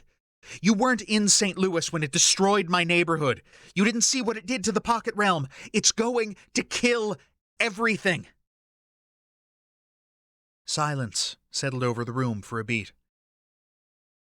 I cannot ask you to accompany me, Albigard said into the silence, his voice and manner quiet in the face of Len's outburst. Nor can I guarantee your survival, much less your safety. But your offer of assistance is an honorable one, and I humbly accept it. Len stared at him, his chest rising and falling on harsh breaths. Blue, Vani began in a tone of entreaty, but he shook his head. Here's the part you're not getting, Red. If I stay here, I'll die anyway. So will you. So will Guthrie. We're all going to die if we can't fix this. And maybe I'm the one who can help stop all of it from happening. Guthrie had been watching the exchange silently. At that, he spoke up. Nigellus has a human contact in County Meath, near the gate leading to Dahine. A double agent, I guess you'd call him. I've got his phone number. I'll see if I can arrange something so you won't just be going in cold. Albigard nodded tightly. It's conceivable that the Unseelie court would be amenable to receiving me under a temporary stay of execution, given the circumstances. If they will agree to a formal hearing, perhaps I can state my case in a way that adequately conveys the gravity of the situation. A strange sort of relief settled over Len's shoulders, because while this wasn't the outcome Len had wanted, maybe it was something that wouldn't end up drowning him in guilt and regret afterward. Something he could live with. More likely it would end up being something he could die with. Still, the thing that really got to him these days was the prospect of standing off to the side while other people sacrificed their lives trying to save the world. Anything was better than that. He closed his eyes and tried to let the tension flow out of his body. Okay, he said. I guess we're doing this, huh? Let me know when everything's set up for us to leave. Oh, and if I'm going to be traveling to the magical land of fairy assholes, someone's going to need to buy me a new pair of shoes first. Chapter 17. As it happened, Guthrie's bottomless pockets meant that Len ended up with all new clothing to replace the battered sweats and hoodie, not just a new pair of Doc Martens. Since the vampire's bank account wouldn't notice the difference, and since Len figured that if he was marching off to his potential doom, he might as well look good while doing it, he'd splurged on black designer jeans, along with a high-necked, sleeveless commandant vest, with wide leather buckles across the front and military-style metal bars on the shoulders.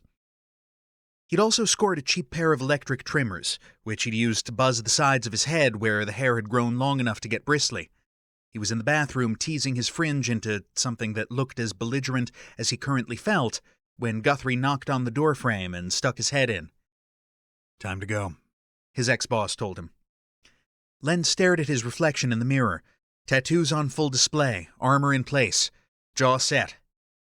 Right, he said.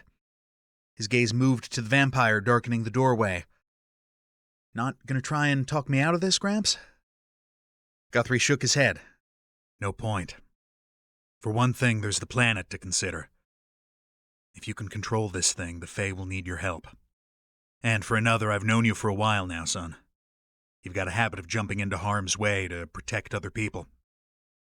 Len scowled at him, aware that when it came to getting knifed by Kat's ex-boyfriend, he was never going to live it down. It was one time. 3 times that I know of personally, Guthrie shot back. Anyway, just try to come back to us afterward. And drag Albigard along with you, if you can. He hesitated. Though that last part might be a tall order, under the circumstances. You're not kidding, Len said, wondering how the hell he was supposed to get the Fae through to the other side of this mess. He followed Guthrie downstairs, only to nearly trip on the last step as Albigard stepped into view. Evidently, Len hadn't been the only one who displaced anxiety by attempting to look like as much of a badass as possible. Though badass maybe wasn't the word. Black leather armor and a sword, that was badass. This was something else. Albigard wore his haughtiness like a cloak. His platinum hair was plaited in intricate braids that snaked along his temples before spilling open into long, unconstrained waves down his back. A small emerald earring glinted in the lobe of his right ear. He was wearing a high-necked tunic in green silk brocade, a few shades darker than his eyes. The garment laced up the front, its mandarin collar bearing a few tantalizing inches of skin in the deep V above the top set of grommets. The bottom was cut in a swallowtail style, tailored to his waist in front and swooping down to knee-length tails in back. Improbably tight trousers in soft black leather disappeared into tall black boots, polished to a high shine, completing the ensemble. Len blinked, managing to jerk himself free of his momentary paralysis before he tripped over his own feet and face-planted on the main floor landing. "Didn't know I was supposed to be dressing for Rivendell," he said, trying to play it off. "Warn a guy next time." Albigard, too, seemed to be staring, but at Len's jab he raised a pointed eyebrow in a clear expression of disdain. "No doubt you will be the first blue-haired human ever to darken Dahine's gateway," he said. It had been 2 days since their return from the Pocket Realm, and the Fae appeared to be completely recovered from his weakness. By contrast, Len still found exhaustion dogging him at odd moments, but it wasn't insurmountable. He could push through it when he needed to. Vani appeared next, carrying a pair of backpacks. She handed one to Guthrie and gave Len a fretful look. "We could come with you as backup," she blurted. "I can manage in Dahine for a little while before it starts to get to me." Len stared at her, affection and frustration welling up in equal measure. "Vani, you've got a kid. That's where you need to be." She drew a breath, but couldn't seem to find words, the same frustration evident in her expression. "Your presence in Dahine would be inflammatory rather than useful," Albigard said.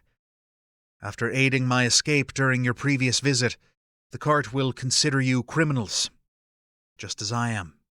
"We'll at least go with you as far as County Meath," Guthrie informed them.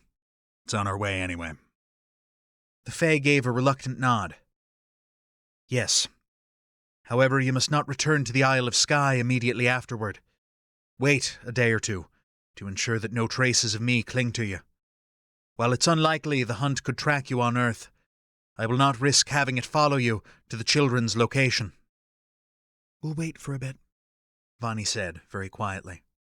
"And in the meantime, we'll see if Nigelis can make any headway with some kind of special diplomatic immunity to visit Dahine once the hunt is contained," Guthrie added.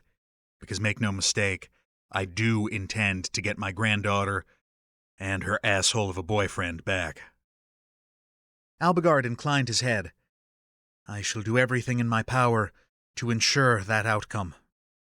"We both will," Len said firmly, burying his natural skepticism. It was true he might not have much faith that they'd succeed, but he would damn well commit to trying. "Come then," Albigard commanded, and opened up a reassuringly normal-looking portal bounded by flickering orange flames. The other side opened onto a cracked and overgrown parking lot. In front of them, nature was busily taking over a mid-century hospital building, its acid-streaked, brutalist architecture half covered in climbing ivy as the forest encroached greedily from all sides. Vani blew out a breath. "Never thought I'd see this place again."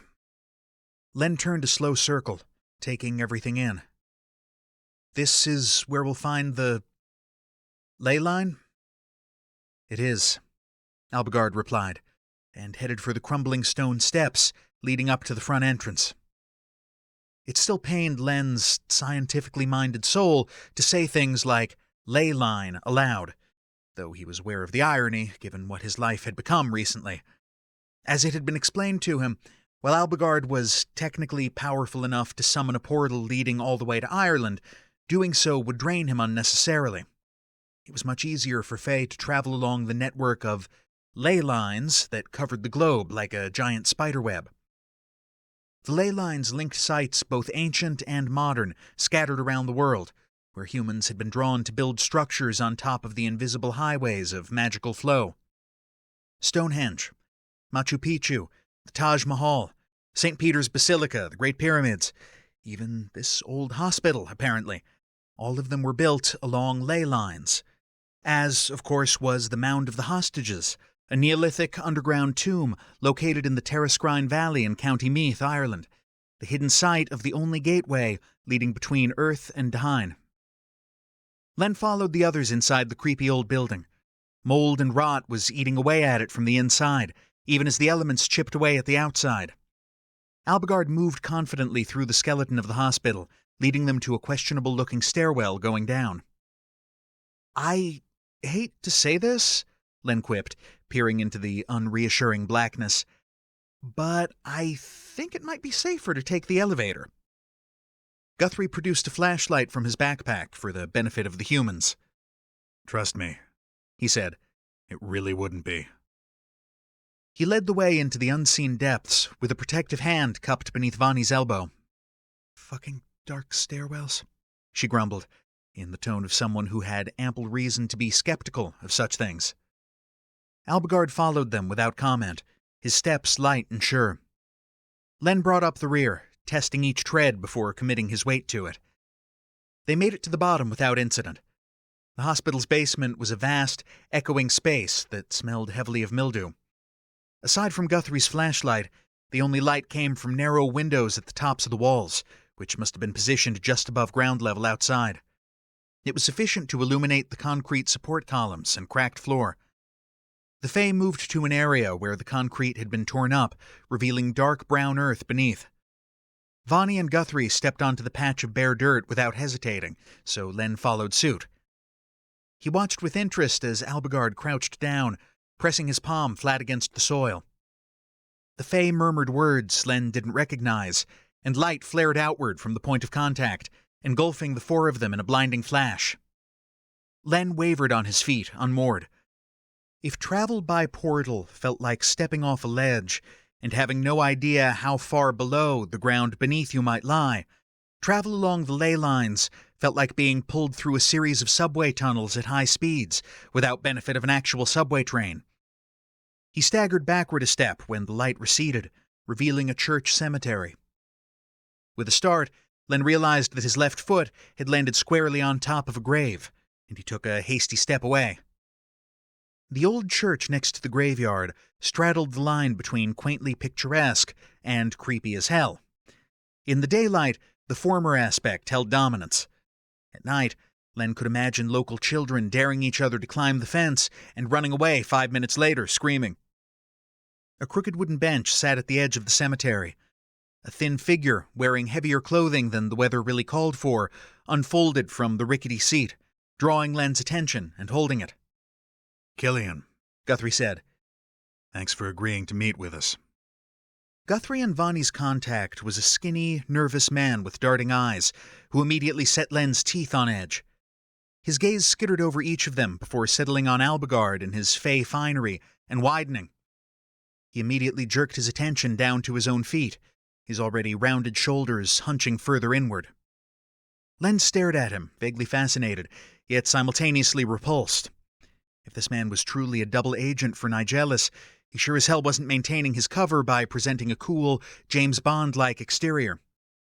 Killian flicked a quick glance up at Guthrie and spoke in a brogue far more impenetrable than Albigard's light accent. "You two should not have come back here, not after last time." "Don't worry," Guthrie told him dryly.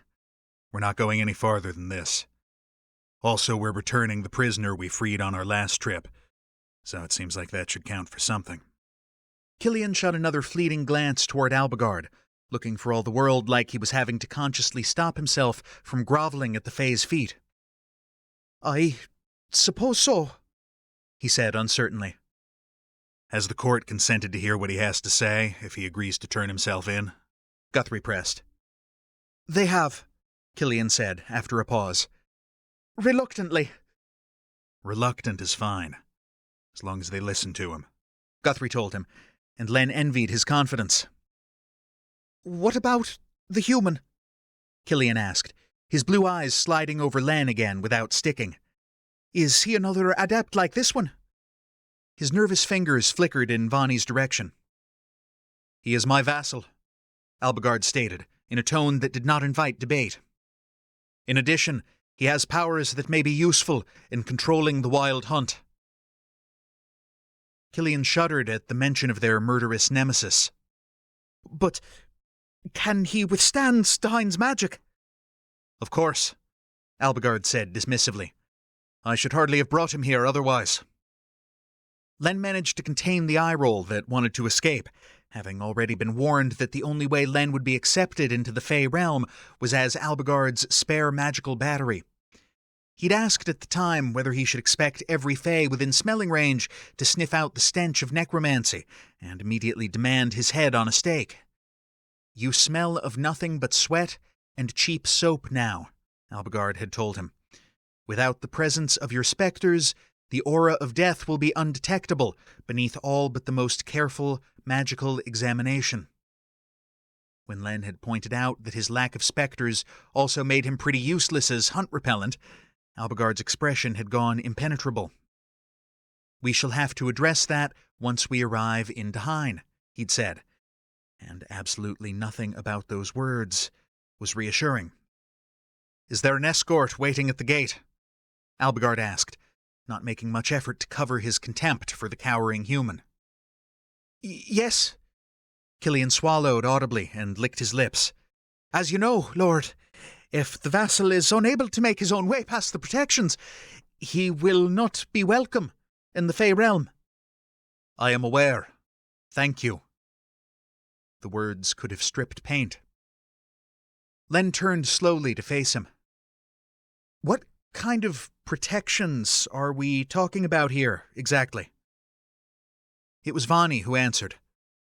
"There's a sort of magical storm surrounding the Mound of the Hostages, for lack of a better term. Practical upshot, it makes people standing outside the invisible boundary not want to get any closer. Vampires can force their way through because their auras protect them to a degree. I managed to get through it by spinning my own magical vortex to keep the Fey spell from touching me. But most humans can't overcome the compulsion to stay away." Len blinked at her. "Okay, then?" He turned a pointedly raised eyebrow on Albigard. "You might have mentioned that." "It will not be an issue," said the Fey. "Come." But Vani wasn't quite done yet. "Len, you can still back out of this." Len shook his head in mild frustration. He closed the distance between them to give her a brief hug. "No, I can't, Red. Go be with Jace, and try to get something set up with Nigelis. Stay out of the line of fire if you can. Hopefully, I'll see you again soon." Vani squeezed him tightly in return.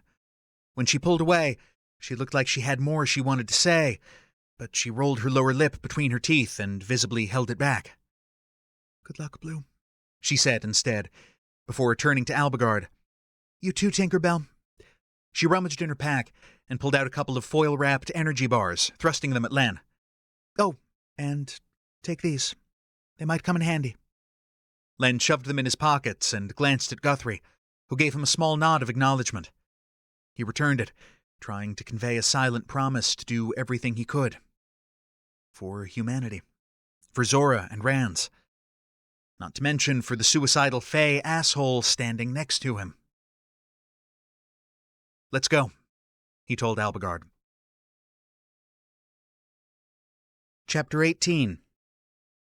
Killian started to follow them as Albigard headed away from the church grounds, through a gate at the edge of the cemetery, and toward a brilliant, rolling green field of grass. One sharp look from the Fey froze the man in his tracks, however, and they proceeded alone. Len scanned their surroundings, taking in the folds and patterns in the landscape around them that were too regular and geometric to be natural. "So this is some kind of ancient burial site, huh?" he asked, mostly to break the unnerving silence. Mounds, standing stones, that kind of thing? The Fae nodded, walking tense and straight-backed beside him. It is. The early predecessors of the Druids were quite sensitive to Fae magic, and were drawn to the area around the gate between realms. In fact, it was they who discovered the opening in the veil, not my own people.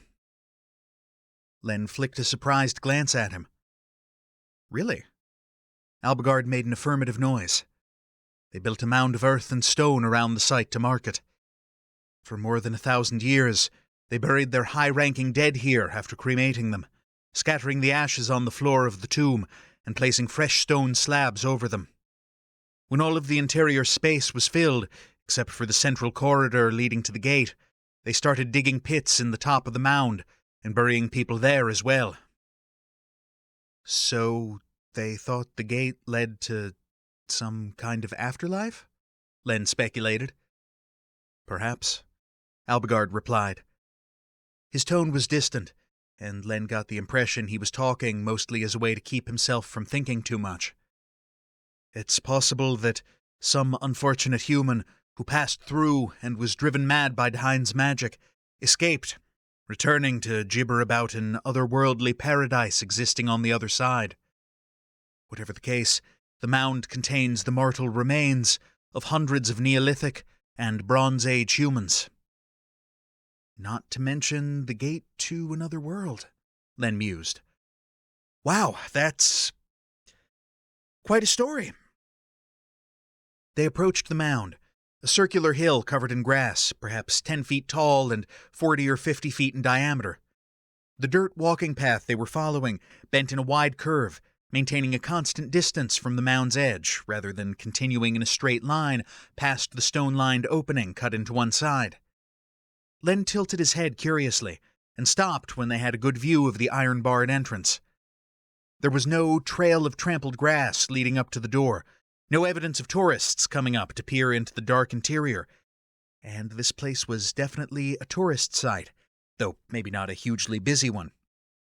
Plaques poked up from the ground at odd intervals, noting points of interest in the sprawling collection of standing stones and earthworks scattered across the field. A few other people wandered the area, stopping here and there to take photos. None of them approached the mound, or paid Len and Albigard any notice, despite their unusual clothing. Hiding in plain sight? Len suggested. Indeed. Albigard gestured toward the dark opening in the side of the hill. The gate to Dahine has many protections in place, but they are subtle. Len made to step off the path, and paused mid-step. Oh, he said. Is this what Vani was talking about? Yes, the Fae replied. Doubtless you've had enough practice ignoring my influence recently that it will prove no great hindrance to you. Len shot him a sidelong glance in response to the cutting tone. He looked at the entrance again, feeling out the odd mental resistance that was attempting to convince him not to take another step toward it. Now that Albigard had mentioned it, that strange compulsion did have a bit of a familiar flavor to it. He closed his eyes and gave his head a sharp shake to dispel the external influence, trying to twist his mind into odd shapes. The compulsion snapped loose, like a rubber band breaking, giving Len a momentary case of mental whiplash that sent him reeling back a step. He caught his balance and turned his attention back to their goal. This time it wasn't difficult to step forward off the path. When nothing bad happened, he gave Albigard a little shrug and headed for the rough iron gate blocking the entrance. The Fae followed wordlessly behind him. Len's ears popped as he reached the entrance into the mound.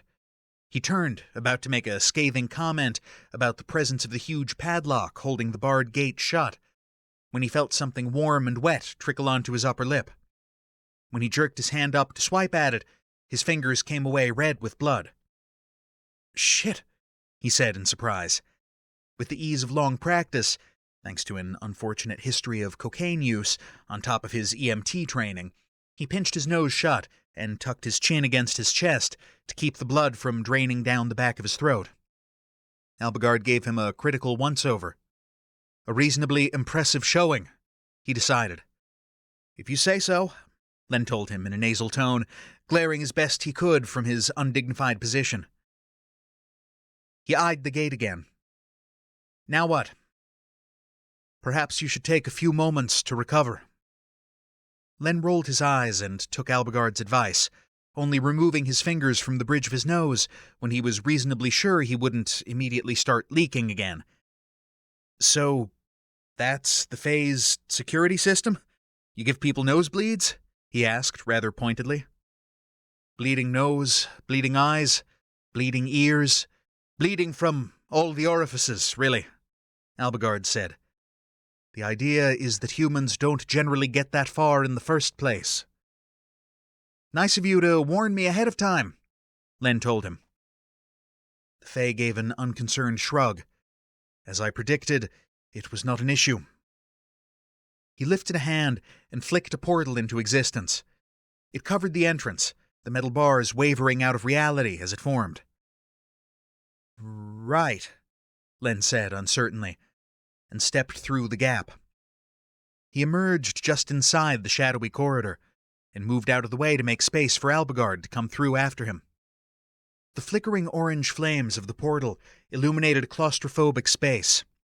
The ceiling of the stone-lined passageway barely cleared Len's head, forcing him to hunch instinctively when his teased fohawk brushed against it. The walls were narrow enough that he wouldn't have to stretch his arms very far to touch both sides at once. They were carved with primitive symbols, spirals and circles, wavy lines and asymmetrical X shapes that seemed oddly reminiscent of human chromosomes. Ahead, the narrow passage disappeared into darkness. The portal snapped closed, leaving only the grey light of a cloudy Irish day as illumination, and Len couldn't help the little shiver of apprehension that went through him now that he was effectively trapped inside the mound. Albigard's lithe body slipped past him in the narrow space, silk brocade brushing Len's bare arm and raising gooseflesh in its wake. "Show yourself, Guardian," said the Fae, and a new light source flared at the far end of the tunnel. The ball of glowing sparks hovered in one corner of the passage, illuminating a Fae woman with strawberry blonde hair, braided and pinned into a complicated pile on top of her head. She looked like the sort of person who probably hunted deer with a bow and arrow for fun on her afternoons off, and ran sword drills for new military recruits every day at dawn and dusk. Eyes the same color as Albigard's regarded them with mild interest. "Greetings, son of Oren," she said in a husky tone. Her attention fell on Len for a moment. "Goodness, your human is certainly interesting." Len chose to interpret that as commentary about his unique ideas regarding personal branding, rather than insight about his necromancy. He also knew enough to keep his mouth shut, at least for the moment. "Interesting is one possible description, yes," Albigard replied. "As I attempted to convey through your messenger, this human has some rather unique abilities that may be of use in controlling the wild hunt.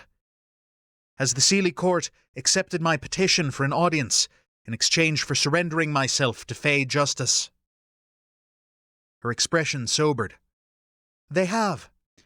However, the full court will not convene until tomorrow morning, and the Unseelie have been arguing that they, too, should be present during your hearing. The matter is still up for debate, but until it is decided, you are to be held as a prisoner, rather than a petitioner." Standing just behind Albigard's left shoulder in the tight space, Len could feel the Fae's carefully maintained stillness. "Very well," he said. "And my human vassal?" Again, the Unseelie woman glanced past Albigard to examine Len with interest.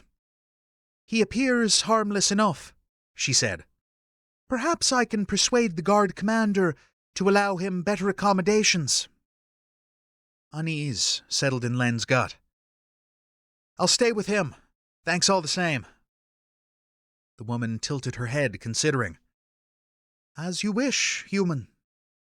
With that, she unhooked a set of metal rings connected by chains from her belt and tossed them down the length of the narrow passage, where they landed with a clatter at Albigard's feet.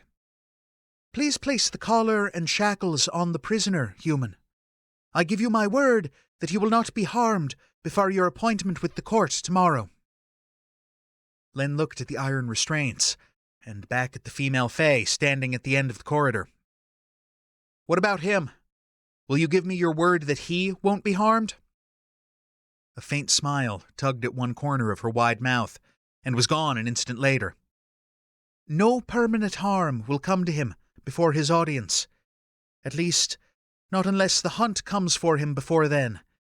If that happens, nothing can save him." "I can," Len wanted to say. But right now that was probably a lie. Without the protective cloak of dead animus surrounding him, it seemed likely the hunt would simply kill him too. "Do as she asks," Albigard said quietly, his shoulders still an unmoving line of tightly held tension. He stood aside, giving Len room to squeeze past and retrieve the shackles from the floor. Len ran his fingers over the cold, dark metal, untangling the chains. As the woman had described, the restraints consisted of a hinged metal collar with a welded ring at the front, from which hung 2 short lengths of chain attached to smaller wrist shackles. He lifted his gaze to Albigard, trying to ask a question with his eyes. "Are you sure?" Albigard gave a tiny nod. Len took a steadying breath and opened the collar. The Fae swept his hair out of the way and held it up as Len eased the heavy hunk of hinged metal around his throat and closed the 2 halves. He'd hoped to arrange it over the high collar of Albigard's tunic to keep the iron from burning his skin, but it was a snug fit. In the end, he had to pull the collar out of the way before he could close it properly. The padlock hanging from the hasp wasn't locked. Len swiveled it open and pulled it free before closing the hasp and threading it back into place. It locked with a decisive click. "I successfully picked locks like this one in the cave in California," he told himself firmly. "I can do it again if I have to." This assumed, of course, that the Fae would helpfully leave him a selection of lock-picking tools wherever they ended up being held. He gritted his teeth and lifted Albigard's right wrist, snapping on the shackle and locking it. He repeated the process on the left wrist. The chains were short enough that Albigard had to keep his elbows bent at right angles, hands held in front of him at waist level. Len clenched his fists hard at his side to prevent himself from making some sort of reassuring gesture, one that would only draw contempt from the watching Unseelie guard. A stroke of the jaw, a squeeze of his fingers, a palm resting over Albigard's heart for a moment, as he'd done twice before to help calm him. Instead, he forced himself to step back. "Thank you, human," the woman said, not unkindly. "Son of Oren, I will have your word that you will not attempt to escape from custody during your stay in Dhine. Then we may cross through the gate." "You have my word that I will not attempt to escape from custody," Albigard told her. Len's heart sank, even as he prodded at the promise, seeking loopholes. If Len were the one to mastermind the escape, would Albigard allow himself to be rescued? And, realistically, what were the odds of Len masterminding a single goddamned thing while being held by beings as powerful as Fae? "Very well," said the Unseelie woman. "Follow me." She placed her palm against a spiral carving in the wall at the end of the passage, and light began to spill outward from the shape. It spread until Len had to squint against the glare, the whole wall glowing like the sun. He blinked rapidly as the stone dissolved, revealing an alien landscape beyond. The Fae realm was wild and overgrown. Tall grass choked with vines and flowers covered the wind-blown hillside beyond the gate. The sky was vaguely reminiscent of the Pocket Realm, tinted too far along the purple end of the color spectrum for comfort. The fluffy white clouds sculling across the sky were pink on the bottom rather than gray. Basically, the place looked like Walt Disney had gone on a bad acid trip and thrown up all over everything. Len half expected singing teapots and cheery, chirping bluebirds to show up any minute. Their guide, or guard, or whatever she was, stepped through the boundary between realms as easily as though she were walking through a doorway into another room. Albigard followed, trying and failing to hide his tense wariness as he handed himself over to his own people. Len brought up the rear, stumbling a bit in response to the abrupt, wrenching sensation as he passed from one reality to another. His stomach turned over, and he swallowed hard, forcing it to behave. An odd buzzing sensation skittered at the edge of his awareness, like high-frequency sound waves hovering just at the edge of his range of hearing. He shook his head sharply, trying to clear it. That was when he noticed the 24 or so heavily armed Unseelie warriors closing in on them from either side. And from their stony expressions, they weren't happy. Chapter 19. Whoa!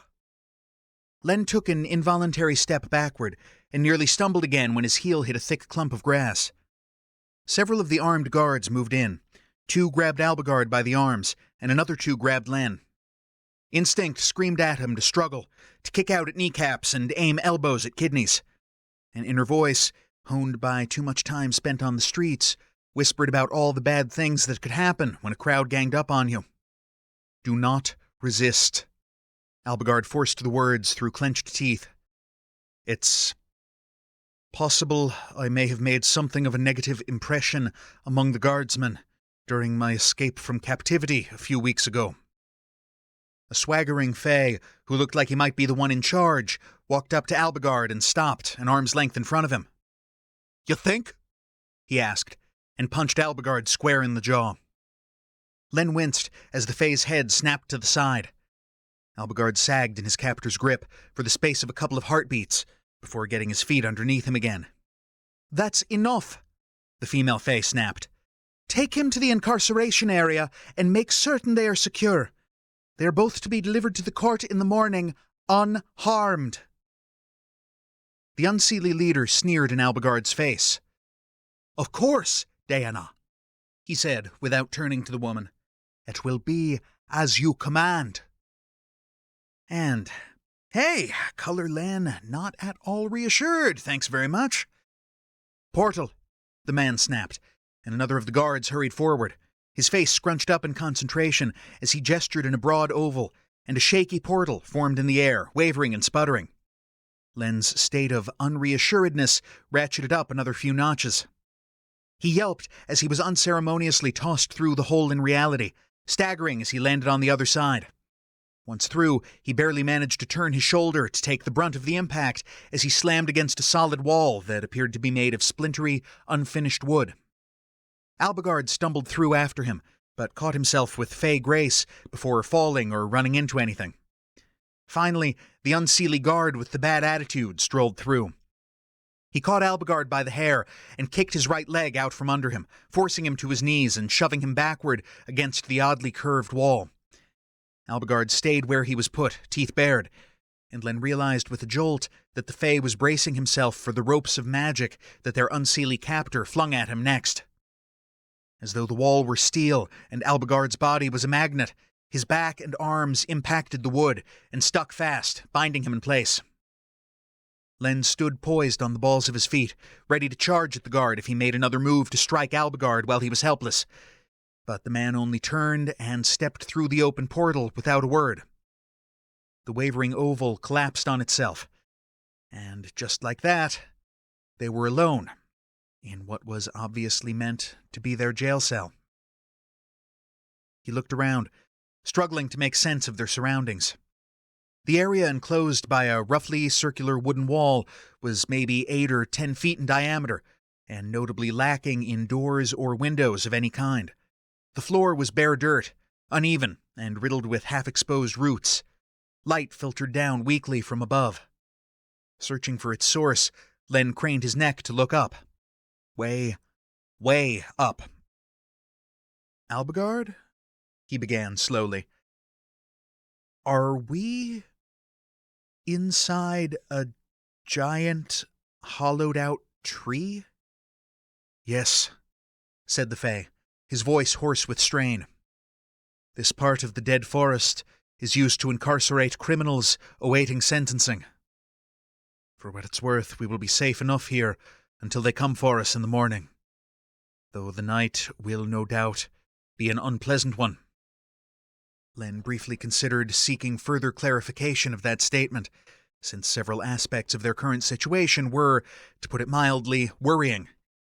In the end, he decided he was probably happier not knowing.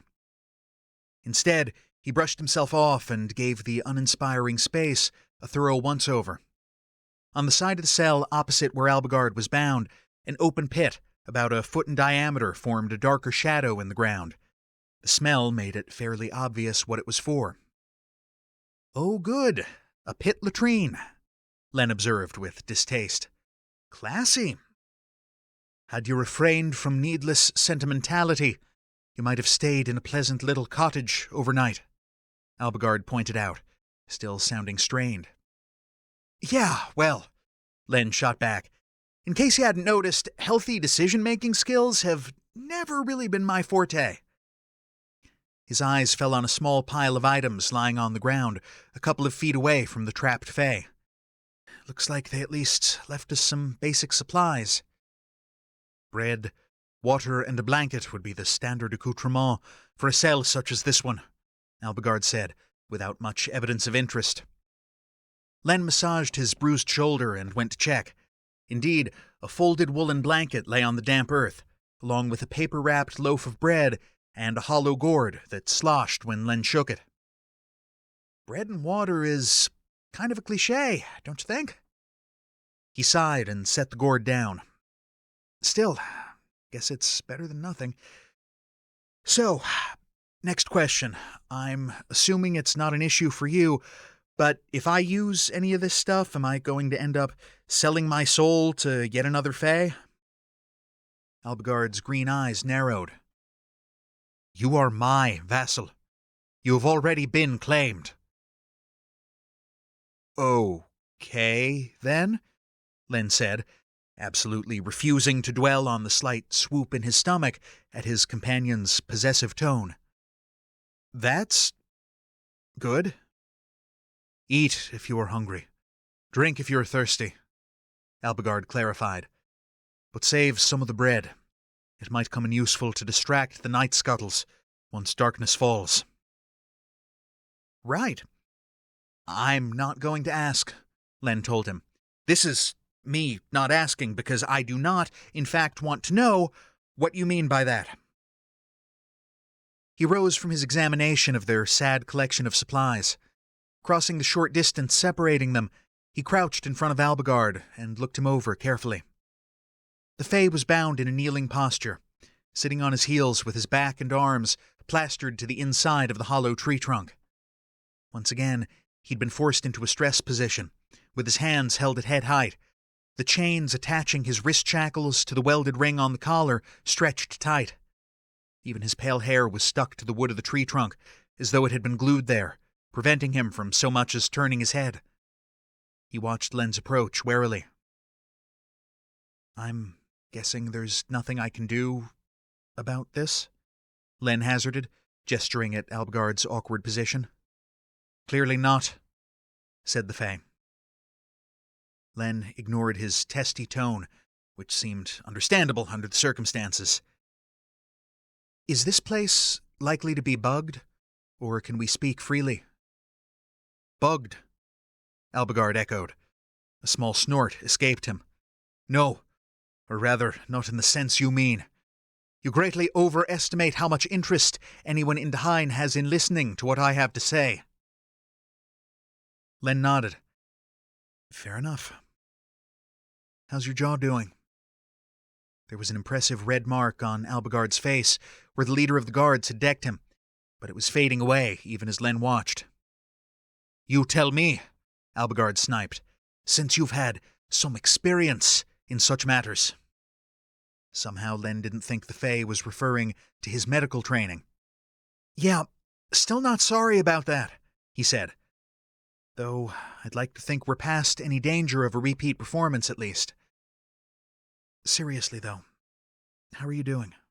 And I don't just mean physically, though. I can't help pointing out that this position would become completely debilitating for a human within hours." Albigard looked away, not meeting Len's eyes. "I will not be debilitated," merely inconvenienced. Len noticed that the Fae didn't address his state of well-being beyond the physical. For someone who couldn't lie, that was telling in and of itself. "Is there anything I can do for you right now?" he asked, rather than push the issue further. "Are you hungry? Thirsty? No. Will you tell me if you are later?" "If you like." Albigard was still holding himself with that careful stillness, and Len didn't think it was entirely down to the bonds pinning him in place. There was a fragility to his posture, one that simultaneously screamed, "Don't touch me," and, "Oh God, please don't leave me alone in this nightmare." Or maybe Len was just projecting. Without a doubt, he should have been expending a lot more mental energy fretting on his own behalf than he currently was. But just as he had in the pocket realm, he found that his near-complete helplessness in their current situation was somehow more liberating than terrifying. He couldn't do anything to free them, if getting free had even been their goal, which it wasn't.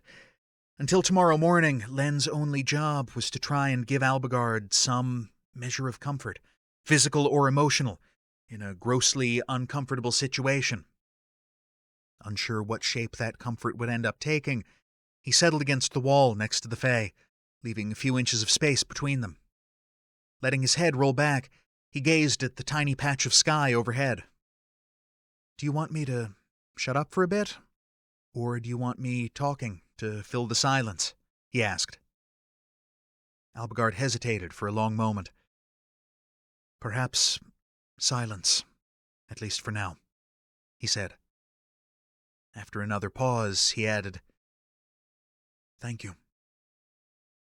Len nodded, reasonably certain the Fae would be able to catch the movement in his peripheral vision. "Silence it is, then," he said, and let his mind drift where it would. They sat like that for some time, long enough for the shadows inside the hollow trunk to shift around them as the sun crossed the midday sky far above. Len thought about Yusuf when he'd been alive, vibrant and carefree, and what Len's spectral vision of him said about the state of his own psyche. He thought about Zora and Rans, about the kind of certainty a person would need to feel before they'd even consider tying their life, quite literally, to someone else's.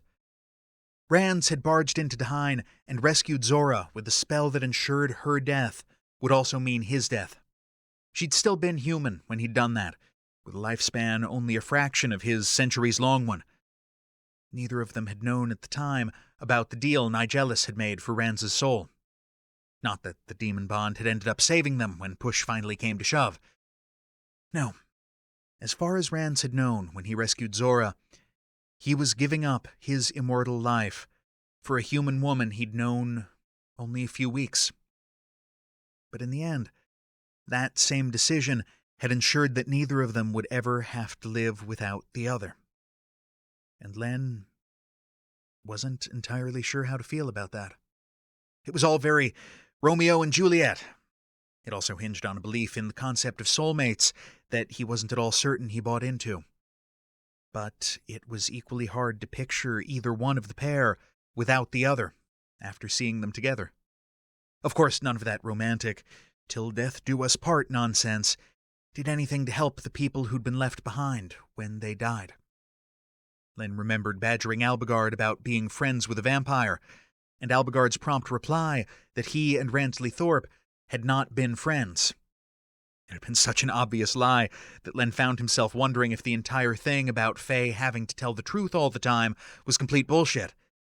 And yet he'd seen other Fae demand promises for things that no sane human would trust to a simple pledge.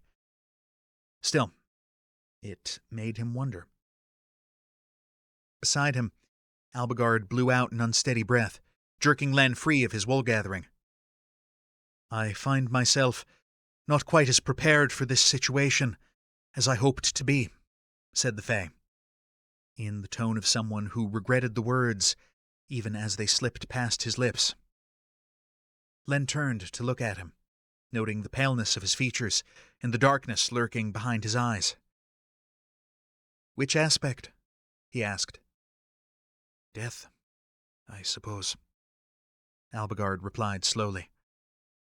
He hesitated and continued. And seeing my father again, perhaps. The last time I was in his presence, he sentenced me to be pierced through with thorns and displayed as a criminal in the public square. Len suppressed a shiver, having seen the carnage caused by that sadistically creative form of punishment after the fact. Your father, he said solemnly, is an utter, flaming asshole. You do understand that, right? Silence stretched. With a frown, Len shuffled onto his knees, so he was facing the Fae. Some of Albigard's brittle tension had drained away as the hours passed, and now he just looked lost. Telegraphing the move, Len reached out a hand and cupped the Fae's jaw, noting in the low light that the bruise from the guard's fist was now completely healed.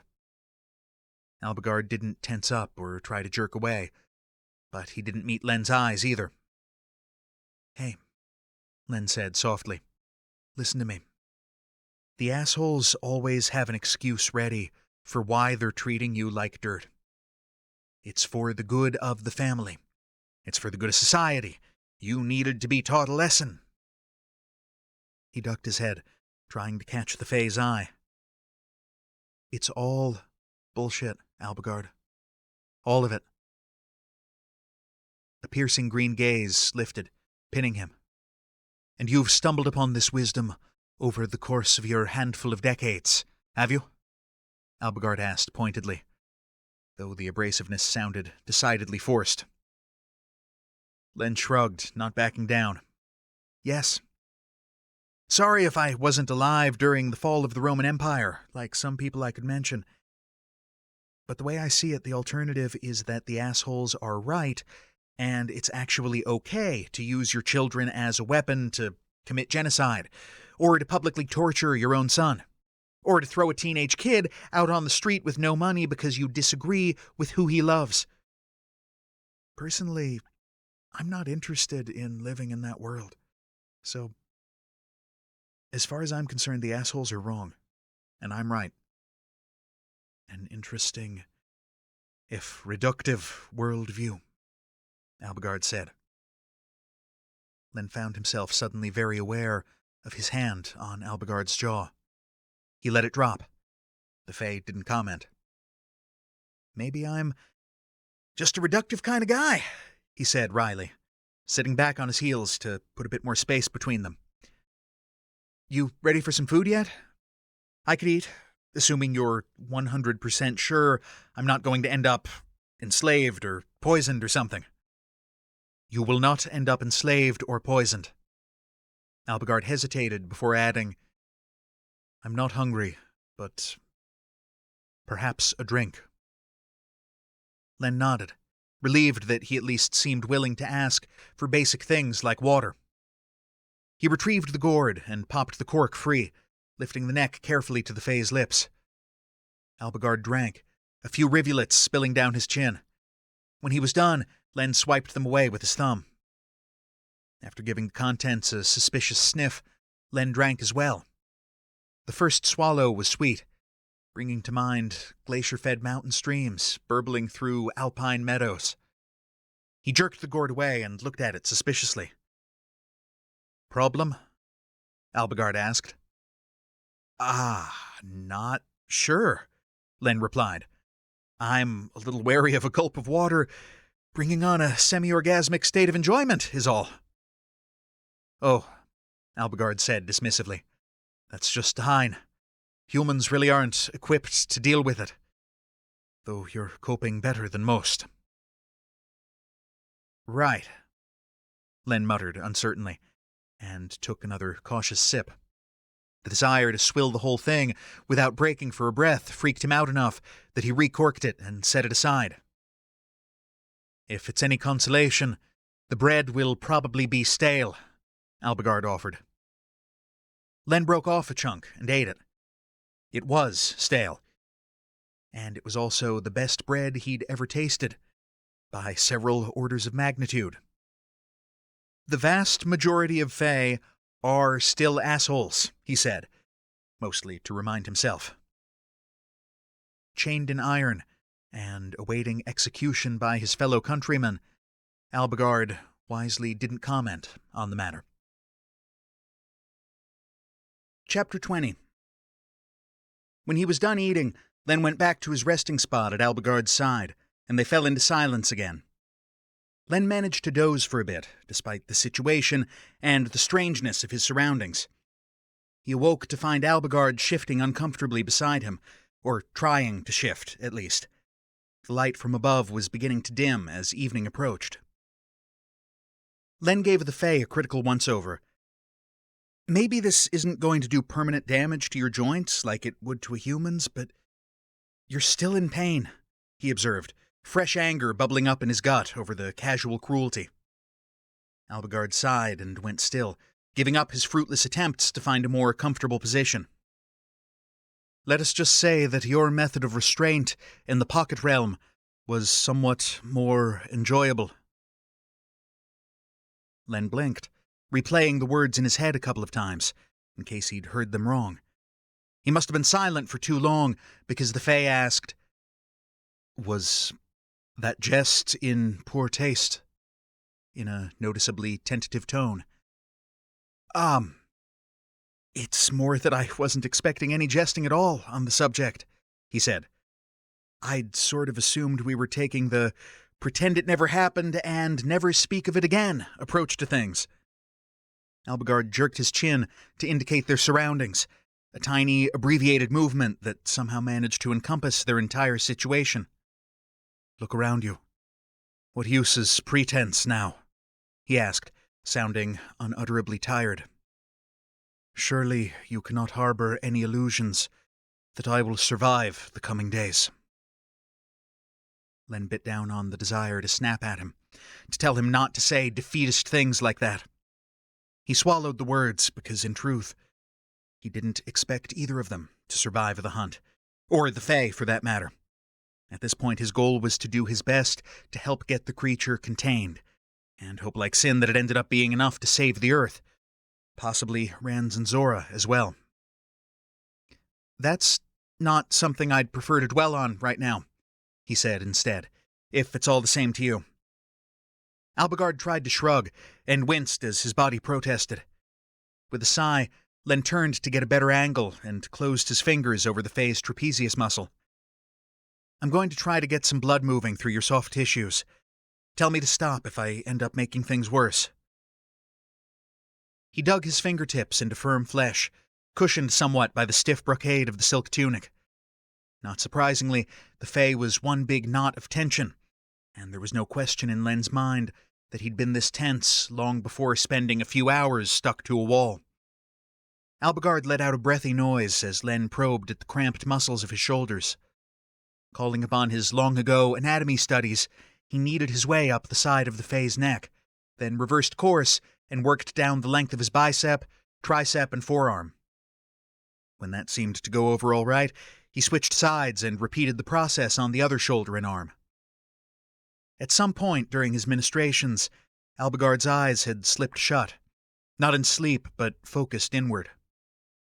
When Len hesitated, wavering over the prospect of moving lower to work on his hips and knees, the Fae opened them again. His attention seemed focused on the middle distance rather than on Len, and a faint furrow formed between his gracefully swept brows. "This time, you truly do have me helpless, it seems," he said, as if they were discussing the weather or something equally prosaic. Len sat back on his heels, his hands falling away and coming to rest on his own thighs. Albigard's green eyes snapped back into focus, settling on Len heavily. They contemplated each other for a long moment in the fading light filtering down from above. "As long as you have a voice to say stop, you're never helpless around me," Len told him, trying to feel out the shape of what Albigard was implying. "I hope you already know that. But if you're hinting at something else, you're going to have to spell it out for me this time." Albigard lifted an eyebrow. "That did not seem to be one of your requirements in the pocket realm." The barb hit home, But Len shook his head and pressed onward anyway. No. What I did in the Pocket Realm was bad enough, but this is a whole different level of screwed up. Because, just as you say, you really are trapped right now, and frankly, I don't trust you to speak up if you need to. He searched for words, trying to frame the concept in a way that would translate to an unimaginably ancient fae who'd only opened up this deeply personal aspect of his own psyche a few days ago. Look, I enjoy tying people up, Len said. You already know that. I like being in charge, probably because it's not a feeling I get much in the course of my everyday life. But I'm only willing to play at kidnapping and slavery as a game. Specifically a game that both people definitely want to play and that either person can stop at any time. Problem is, I'm not confident that you see things the same way. And this cell is pretty much the opposite of a safe space when it comes to exploring shit like this. Albigard was looking at him as though he too were struggling to get a concept across that should have been simple to understand. That I am a prisoner tonight, helpless to free myself, is unavoidable fact, he said. As you might imagine, I'm finding it somewhat difficult to focus on anything else at present. Is it so impossible to comprehend that I might prefer to be your prisoner for the next few hours rather than the court's? Len swallowed hard, nearly choking on it, because they were back in the same old place again, facing near certain death, with Len's battered moral compass trying to convince him that maybe the rules he'd always lived by didn't have to apply right now. No, he said carefully. It's not hard to understand. And it isn't that I necessarily object to playing that role for you tonight. But I won't do it without having limits in place ahead of time. I put a toe across the line of consent last time. Pretty blatantly, in fact, which is why you'll have to play by my rules now, if we're going to do this at all.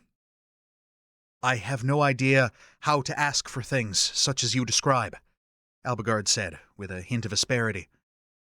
Len gave a slow nod. Because for you, the goal is to feel like you have no say in what's happening. Yeah, I get it. This may come as a shock to you, but you aren't the first person in history to get off on dubious consent, or consensual non-consent. Oh, mighty Fae. Albigard scowled at him. Hardly mighty, while chained in iron and magicked to a wall. Which, okay, point.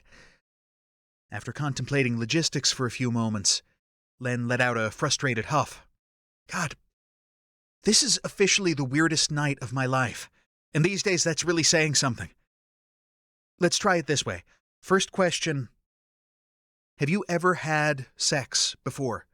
Not counting what happened in the Pocket Realm the other day, I mean. Albigard gave him a flat stare. Of course I have. Multiple times when I was young. It was not to my taste, and seemed more trouble than it was worth, particularly since I am unwilling to risk siring offspring. I eventually stopped bothering. Len was surprised by the strong wave of relief that hit him.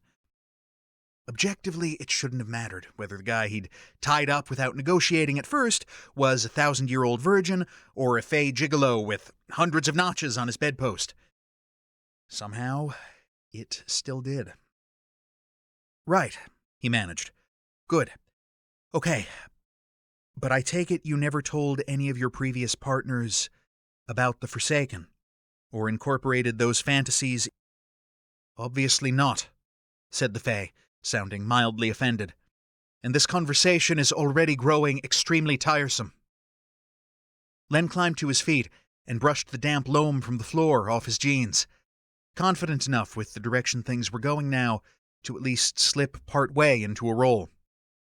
He grasped Albigard's chin in his fingers, tilting his head up as much as the magic binding him would allow. Wow. So sorry if I'm boring you. Maybe try remembering which one of us is in charge during this conversation, and which one of us is chained in iron and stuck to the side of a tree before you mouth off again, he suggested, keeping his tone pleasant. Albigard inhaled sharply.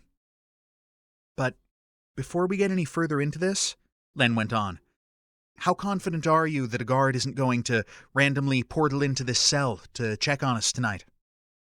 "No one will come until morning," Albigard said. "The sense of isolation is part of the punishment." Len couldn't help it. He snorted. "Isolation? Guess they shouldn't have put us in the same cell in that case. No doubt trapping me in a cell with a nattering human was considered additional cruelty," Albigard retorted, deadpan. Len swiped his thumb across the Fae's full lower lip. "What did I just say about that smart mouth?" he asked. Albigard shivered minutely beneath the touch. "Forgive me." He hesitated, and his voice fell to a low murmur. "But there is something else." "Tell me," Len said. Again that slight hesitation before speaking. "It is true that I would not wish the guards to enter in the morning and find me obviously debauched." Len's heart wrenched painfully, partly at the idea of Albigard worrying over his reputation being further tarnished in his people's eyes when he was already basically a pariah, partly with a fresh burst of hot anger over the circumstances in which they were currently stuck. "I would never let that happen to you," Len told him seriously. He stroked the Fae's cheek, lifted his chin a little higher. "Do you trust me?" The answer shouldn't have mattered as much as it did. When Albigard gave a tiny nod, some of the pressure in Len's chest eased. "Good," he said, making an effort to get back into character. "Because we've already established that you're my prisoner tonight. I've caught myself a sweet little princeling, and I don't intend to share you with anyone. At least not until you're a lot better trained than you are right now." He said the last part lightly, figuring Albigard could take it as either a teasing jab or a genuine threat, if that was the kind of thing that got him going. "Now," he went on, "tell me, what do you think is going to happen next? What do you expect me to do to you, now that you're my prisoner?" Another tremor went through the lithe body, kneeling helpless at Len's feet. "The elders tell us that the Forsaken are depraved. Anyone they catch and spirit away is bound magically and used for their pleasure, without mercy or consideration." "And you like that idea?" Len pressed.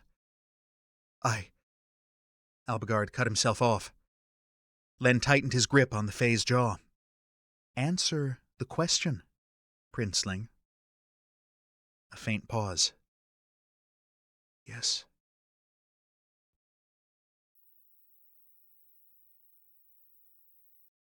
"Well," he said, his voice a bit hoarse, "that was officially the most fucked up scene I've ever participated in. And this is going to be the lamest attempt at aftercare. I totally made you beg, though." He softened the wry words by running the backs of his fingers over Albigard's cheek in the dark, gratified when the Fae turned his face to press into the contact like a cat. "It was a request," Albigard murmured sleepily. "A polite one. That's all. You keep telling yourself that, princeling." Len put his own clothing to rights and felt around for the water gourd on the ground nearby. "Drink," he ordered, "and eat. Otherwise you'll end up with a hell of a hangover in a few hours due to dehydration and low blood sugar." It was awkward in the dark, but Len managed to help Albigard swallow a few sips of water without spilling too much.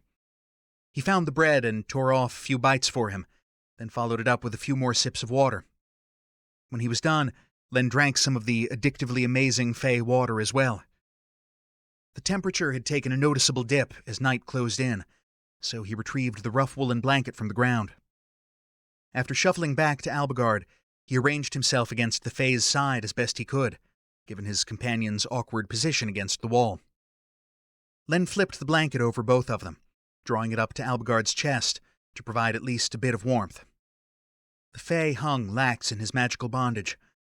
His head lolled sideways a couple of inches, his temple coming to rest against the top of Len's wilting fauxhawk. Len leaned into him in turn, feeling pretty thoroughly wrung out himself. Despite everything, despite what the morning would bring, it wasn't difficult to fall asleep. Chapter 21.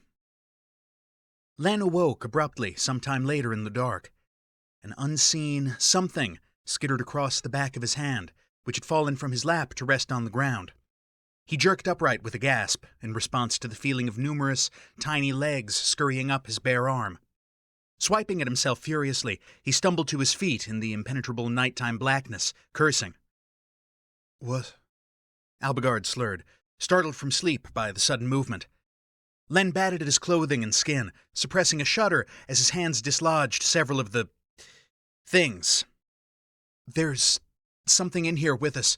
Insects, or spiders, or—" "Oh," said the Fae, with all the irritation of someone who'd been awakened from a perfectly good post-orgasmic coma, only to discover that he was still chained to a wall and facing probable execution. "The night scuttles are here. I'd forgotten." "Are they on you?" Len asked, feeling nausea rise as he contemplated Albigard, unable to move as tiny creatures crawled over him. "Probably," Albigard replied. "Please tell me you heeded my instructions and saved some of the bread." "Yeah," Len said, still brushing his hands obsessively over his jeans to discourage anything from crawling up his legs. "There's about half of it left. What does that have to do with—" "Find it and toss it across to the other side of the cell," Albigard interrupted. "Most of them will follow the food, and we'll only get a few stragglers, if any." Len forced down his low-key panicking long enough to feel around with his foot and find the paper-wrapped remnants of the loaf of bread. He picked it up and had to swallow an undignified yelp of horror when the surface moved beneath his touch, crawling with night scuttles. He threw it away more out of instinct than because Albigard had told him to, but the crinkle of paper hitting the far side of the tree trunk confirmed his aim had at least been true. Albigard's breathing was carefully even as Len turned toward him in the dark. "Seriously," Len asked again, "did they get on you?" "I believe there is one beneath my tunic, crawling up the right side of my ribcage," said the Fae, as though the confession wasn't some serious grade-A horror movie fodder. Len knelt next to him, feeling blindly for his arm. "Hold still," he said, realizing an instant after the words left his lips how stupid it sounded under the circumstances. "Do they bite? Sting?" "Not generally." Working his hand beneath the waist of the fitted tunic, Len felt around until he encountered something wriggling. With a shudder of disgust, he cupped his fingers and scooped it free of the Fae's clothing before hurling it away. Heart pounding, Len twisted to press his shoulders against the wall, using the splintery wooden barrier to brace himself. "So, is this like a common pest problem, Undyne?" he asked, not completely successful in keeping his voice steady despite his best attempts. "Don't you have exterminators here? Because, holy shit!" "Night scuttles are endemic to the dead forest," Albigard replied, still sounding more irritated than freaked out by the situation. "They are not common elsewhere." Len blew out a breath, trying to shed some of his jittery tension at the same time. "How did you know they'd follow the bread?" "This is not the first night I've spent in a cell such as this one." The Fae's tone was caustic.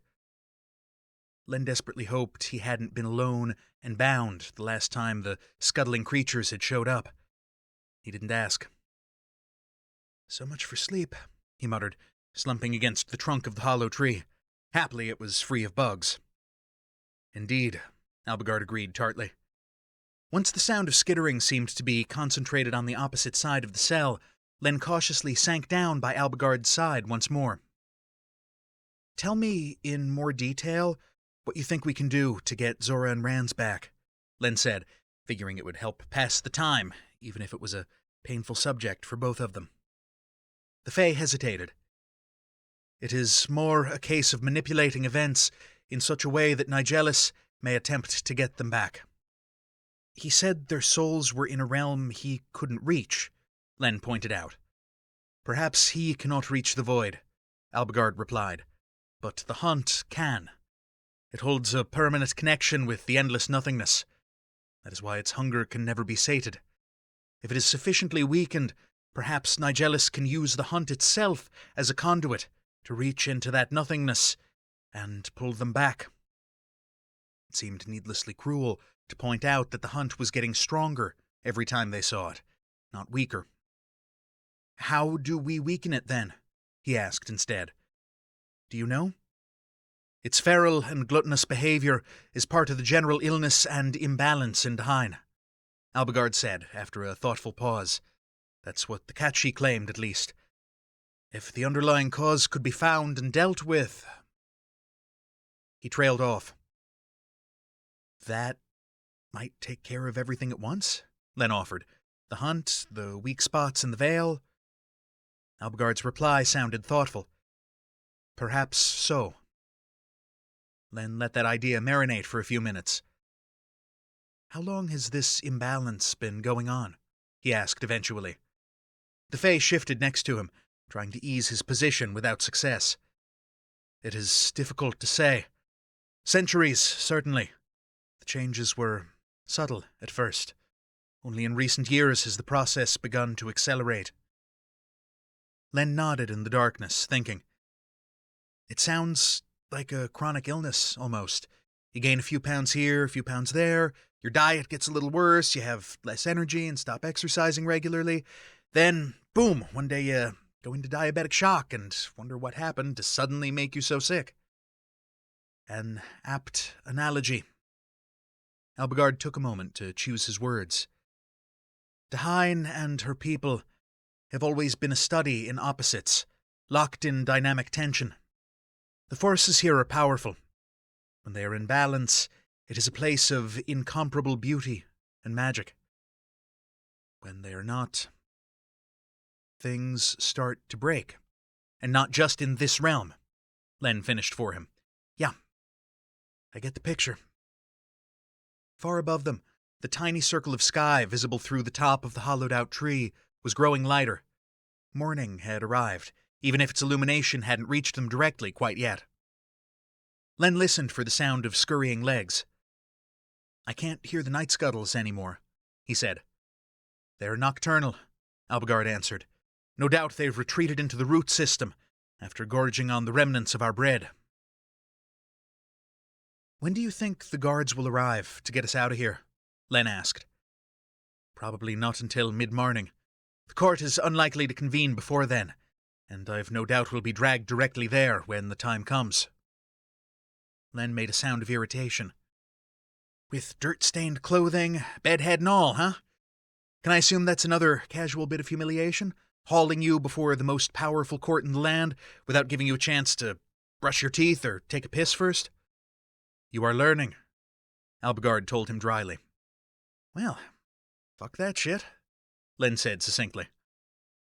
The first hints of light were beginning to penetrate the gloom of the tree cell, morphing undifferentiated blackness into shades of gray.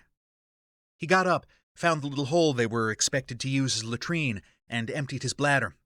When he was done, he retrieved the water gourd and used a dribble of the remaining contents to scrub and rinse his hands. After taking a couple of sips and swilling it around like mouthwash before swallowing it, he brought the rest of the water to Albigard and crouched in front of him. Finish this, he ordered.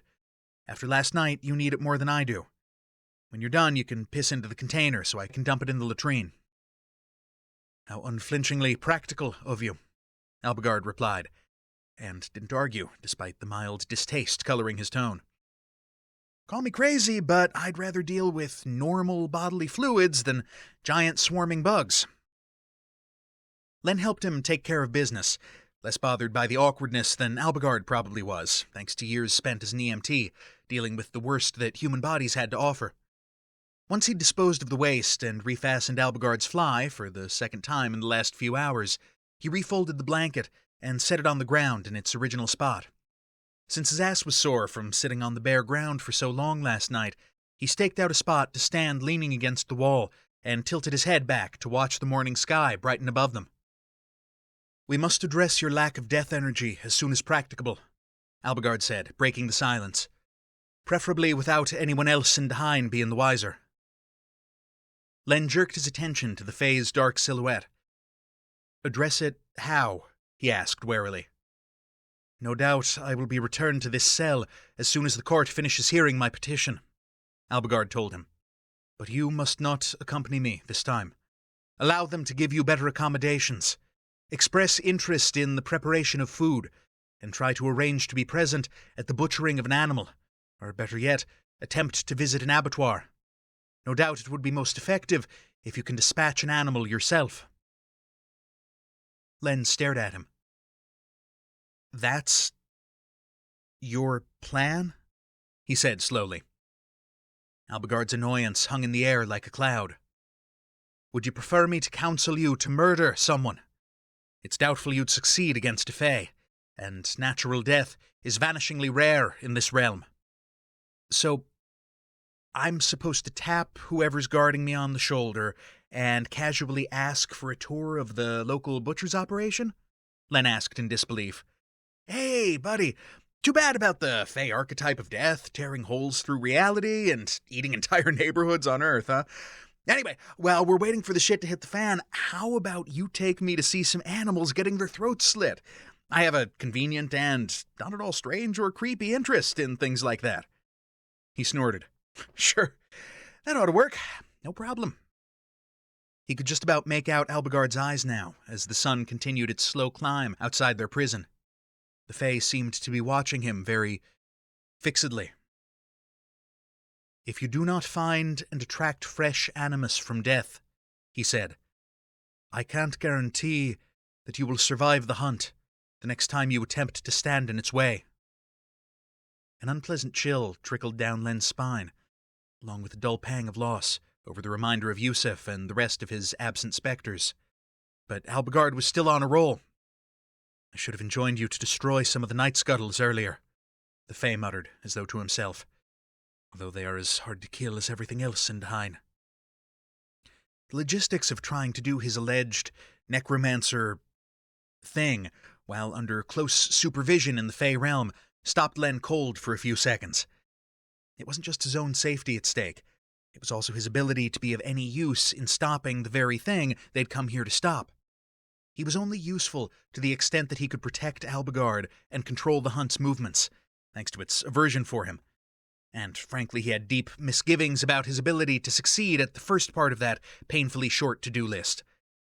Because Len wasn't stupid enough to think that the hunt was the only threat Albigard faced here.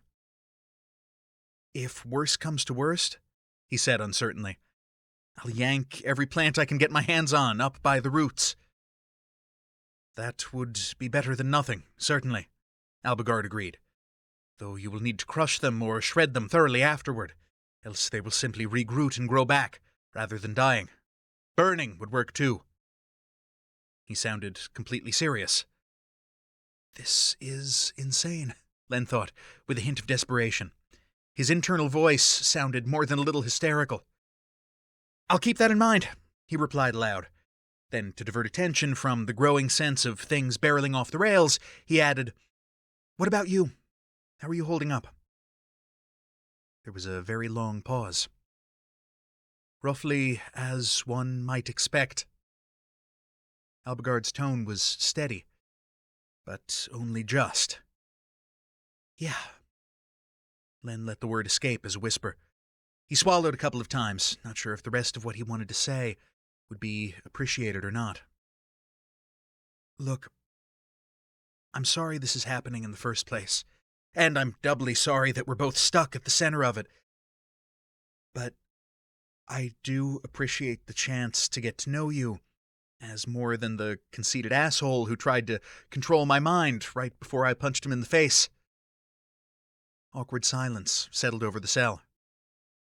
"As I have expressed previously, You are not what I expected, Albigard said. A sad smile tugged at Len's lips. For a human? He suggested. Yes, replied the Fae. For a human. For a necromancer. Hey, I'm just a guy with blue hair and an addiction problem, Len said, not sure why he suddenly felt the need to deflect. Nonetheless, Albigard insisted, despite the risk it poses to you, He hesitated minutely. Appreciate your presence here. The vulnerability behind the words tightened Len's throat. Don't mention it, he managed. They fell into silence after that, each lost in their own thoughts as the light crept down into their isolated little world. Stuck inside a tree with someone who'd watched empires rise and fall, Len thought about all the things he had and hadn't managed to accomplish in his short life. Stopping the hunt would be a hell of an impressive capstone for an otherwise unremarkable 28 years. He just didn't see how they were realistically going to manage it. And after what had been done to his neighborhood in St. Louis, Len was pretty sure he'd rather not be around to see the resulting carnage if they didn't succeed. Chapter 22. When a guard finally arrived to take them out of the cell, it wasn't the guy with the personal grudge against Albigard, happily. In fact, it was a woman. She was dressed in formal clothing, high-necked and stiffly tailored, though her belt bristled with weapons. A ball of glowing light floated through the portal as she arrived, illuminating red hair shot through with gray. "The court will hear your petition now, son of Oren," she said, and waved a hand in Albigard's direction. The invisible bindings holding him fell away. He fell forward with a stifled grunt, catching himself awkwardly, with his wrists still shackled to the iron collar around his neck. Len itched to rush to him and help him up, to say he has a name, you know. But that wouldn't help. Instead, it would only bring more contempt down on him for consorting with a lowly human. He bit the inside of his cheek to keep any words from escaping, and watched Albigard closely to make sure he really hadn't suffered any serious damage from the night of unforgiving bondage.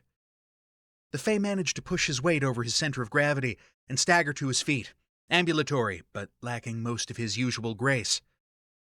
He faced the newcomer, looking very much like someone who'd been stuck in a cell for the better part of a day, but thankfully not like someone who'd been enthusiastically and repeatedly debauched during the night. "Has the full court convened?" he asked, once he'd regained his equilibrium. "Or solely the Unseelie court, as I originally requested?" Len got the impression that was code for, "Is my asshole of a father going to be there?" He could sympathize. The idea of showing up at his own trial and finding that his dad was the judge sounded like some serious nightmare fodder. "The Unseelie court was unwilling to sign off on a secret hearing," said the woman. "You will address the full court instead. Come." Albigard nodded, hiding his reaction to that bit of news behind his customary poker face. Len steeled himself to play a totally different role than the one he'd played last night, that of the potentially helpful but otherwise uninteresting human who totally wasn't a necromancer. He had a feeling he was going to be biting the inside of his cheek a lot today to keep from saying what he was really thinking. He followed Albigard through the portal, hyper-aware of the armed Fae woman at his back. Len wasn't sure exactly what he'd expected on the other side, but when his dizziness and disorientation cleared, it became clear that he'd mentally underestimated the level of weird on display in this world. Several people had already mentioned Dahine's plant life being out of control, which, okay. Hello, giant trees with hollow trunks big enough to use as jail cells? But even so, Earth also had its redwood forests. It wasn't a completely alien concept. Earth did not have entire cities choked by jungle-like vines and flowers until the massive buildings were barely recognizable as buildings anymore. Or rather, it probably did, but only after the cities had been abandoned by their inhabitants and left to rot. This was like walking out of the new location of the Brown Fox in St. Louis, only to discover that it had become a lost city in the Amazonian rainforest overnight, while people were still trying to live there. From the bits and pieces he could still see, The architecture resembled that of Western Europe's oldest cities. Len supposed that made sense, if the Fae had been influencing human culture since the time of the Holy Roman Empire.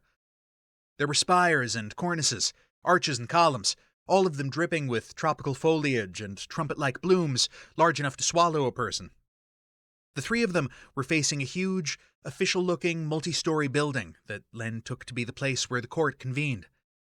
Double doors flanked by armed guards loomed in front of them. It looked as though the thick tangle of vines had recently been hacked away from the entrance, but twisting green tendrils were already exploring the edges with an eye toward fresh conquest. Their escort walked past them and approached the guards. "We are expected," she said curtly. The pair flanking the entrance dipped their chins in acknowledgement before opening the doors so they could enter. Vines snapped with a twang as the doors swung wide to admit them. Len tried not to gape as he crossed the threshold. It wasn't just the outdoors that had been taken over by nature. The inside was as well. Blue-green moss, dotted with tiny white flowers, covered the floor like a bad psychedelic carpet from the 70s. A massive central stairway dominated the building's atrium, the balusters choked with more of the spreading vines. Oversized trumpet flowers hung from the arched ceiling like chandeliers. It was all Len could do to avoid tripping over his own feet, or the occasional poorly placed tendril weaving across the moss-covered floor, as he followed Albigard and the Unseelie escort toward a second interior set of 2-story-tall double doors. The place was crazy. It was like the polar opposite of Len's neighborhood after the hunt had consumed it. As if all the life that had been sucked out of St. Louis had somehow ended up getting siphoned here. Something about the idle musing resonated in his thoughts, but he was distracted from the thread as the interior doors opened for them and they were shepherded into the court's domain. The massive room resembled a hybrid between a cathedral and a theater. It was just as overgrown with plants as the rest of the building, so much so that it took Len a while to realize that there was an audience of onlookers seated on the pew-like benches, mostly hidden by all the foliage. He and Albigard were ushered down a central aisle to an open area, situated beneath a raised stage divided into 2 halves. Each half of the stage held a long wooden structure like a judge's bench, or the long desks in the chamber of a legislative body. Each structure had a dozen or so severe-looking Fae seated behind it, looking down on Len and Albigard from their elevated positions of authority. The Fae on the right side were all female, the Unseelie court. The Fae on the left were all male, the Unseelie court. Somewhere among those dozen dour-aged men was the father who'd killed and tortured his own children in the name of a war won long ago. Len examined them in turn, looking for a hint as to which one was Oren. In the middle of the pack, his eyes caught on a faint hint of familiarity hidden in the stubbornness of a jawline. That jaw was attached to a face so cold and unfeeling it sent a shiver up Len's spine. The Fae had ash-colored hair, going gray at the temples, and deep scowl lines etched into his skin. Len had seen a milder version of that cold glare directed his way countless times before. He would have bet money that this was Albigard's father. Albigard came to a halt in the center of the open area beneath the raised stage, chained and dirt-streaked in his rumpled finery. Len moved to stand at his right shoulder, a step behind, the blue-haired human barbarian, fitting in here about as well as a punk rock band in a royal ballroom. Self-consciousness circled around the edges of his awareness. Len buried it mercilessly beneath righteous indignation on his companion's behalf, and lifted his chin in defiance. Their escort cleared her throat. "Albigard of the Unseelie, son of Oren of the High Court, and his human vassal," she announced, before bowing low and fading away behind them. Oren's gaze rested on Albigard, unblinking. His expression was one of utter contempt. Even being on the periphery of that dark glare made Len's heart rate speed up, a fresh chill washing through him. A regal woman seated at the center of the Unseelie contingent rose and faced them. She was tall and slender, with riots of red curls braided and piled into a complicated hairstyle, and cheekbones that could cut glass. "The circumstances surrounding this meeting of the court are deeply regrettable," she began. and Len got the impression she was addressing the crowd of spectators watching from the overgrown pews, as much as she was addressing them directly. The wild hunt has slipped its chains and torn through the veil between realms. We convene today to decide on a course of action, before the consequences become unthinkable. Oren rose to match her. "Magistrate," he began in a sneering tone, "the course seems clear enough. My offspring has returned to face his sentence of execution. The hunt will follow him to Dahain to carry out its duty, sooner or later. When it does, let the Kushi perform their function and contain it within the dead forest, as they have for generations." "I beg leave to speak." Albigard's voice rang out clear and strong through the echoing space. Privately, Len wondered what that show of strength cost him. "Speak, son of Oren," said the magistrate. "That is, after all, why you are here." Albigard bowed his head respectfully, before straightening and addressing his next words directly to her. "The hunt has already killed one of the Kushi. It did so without hesitation or compunction. There is no reason to think that the surviving Kushi will be able to restrain its movements once it has fulfilled its compulsion to destroy me." Len's breath caught at Albigard's casual reference to his own death. Oren scoffed. "What nonsense. If the hunt killed a Kushi, it was only because that she was foolishly standing in front of its rightful prey." "Not true," Albigard retorted without hesitation. "The she that died was attempting to protect an entirely innocent party. The hunt is deranged, killing at random and on an ever larger scale. An entire pocket realm adjacent to Earth and Dahain lies dead, drained of life down to the cellular level. All the more reason to draw it back to Dahain, where it belongs." Oren blustered. Len wondered if he was being willfully obtuse, or if he really was that dense. "Interesting," Albigard said in a poisonous tone, "that the Unseelie agents who captured me recently in St. Louis seemed more concerned with throwing me through the gate to hell in order to draw the hunt into the demon realm, rather than returning me here." The Seelie magistrate looked at Albigard sharply. "The demon realm? You have proof of this accusation?" "Of course he doesn't," Oren sneered. "This Fae is a desperate criminal. A murderer." "The Catshi was a direct witness to the plot to attack Hell," Albigard stated. "Call them here to testify." A look of disquiet slid over the magistrate's face. "The Catshi has been credibly accused of consorting with a high-ranking demon, one notorious during the war for his spy operations. Their testimony does not currently hold any weight in the eyes of the court." Len's stomach fell. At least that means they're still alive, he tried to tell himself. But even so, it sounded like he and Albigard were down yet another ally, and they didn't really have allies to spare. The look of cold satisfaction on Oren's face made him think there was no love lost between Albigard's father and the little she. Probably not a surprise, given that the Catshi had always appeared to be on Albigard's side, while Oren seemed to have an almost vitriolic level of hatred toward his own son. Albigard's jaw worked. "Then it appears you have only my word on the matter, unless you care to compel the guards who held me to testify." "The guards? What were their names?" Oren asked blandly. "Whom shall we interrogate?" Len's stomach sank lower. "I do not know," Albigard replied stiffly. "I thought perhaps you did, Father." Len winced, recognizing the sound of gloves coming off. "Why would I?" Oren asked, dripping contempt with every word. "Because you are behind the recent attempt to take power in the human realm and move the Fae Court from Dahain to Earth. Because you wish to restart the war, just as your old ally Caspian did," Albigard said.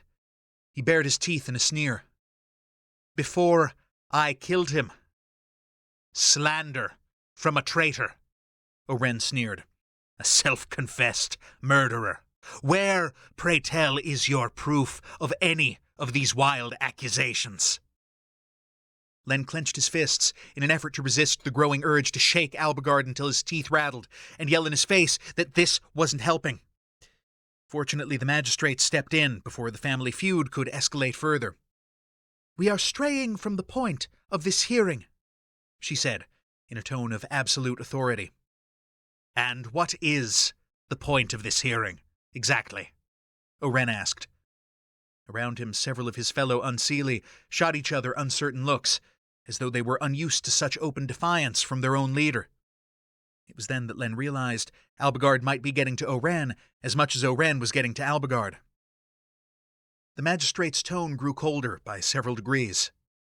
"As stated only moments ago, our purpose today is to determine the best response to the wild hunt going rogue." She turned again to Albigard. "In your petition, you requested the presence of this human vassal on the grounds that he possesses some unusual influence over the hunt." Len cleared his throat and stepped forward.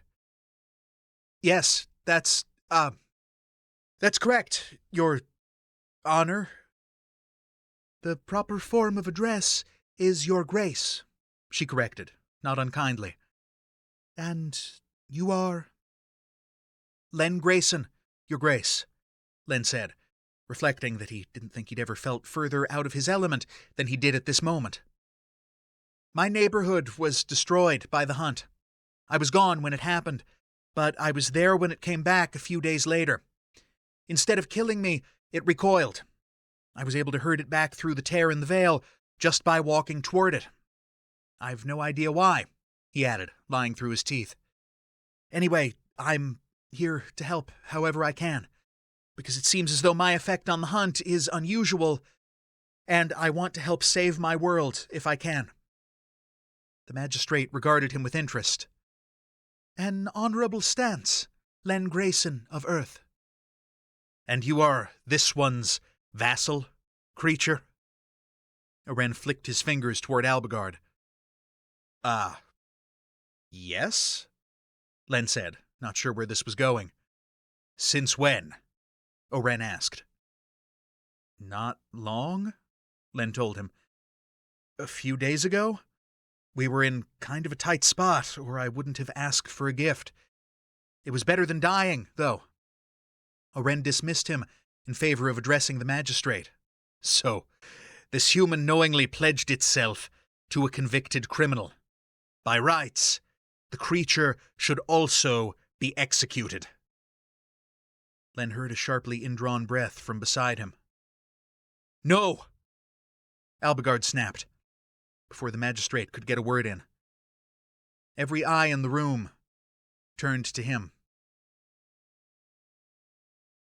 Chapter 23. The exclamation echoed sharply around the overgrown, cavernous space. Len winced, once more overcome by the sensation of things going off the rails. Oren turned slowly to his son, a look of near glee on his sharp features. "What is this? You have an objection, traitor?" He raised a slow eyebrow. "Tell me, my wayward son, are you keeping pets again?"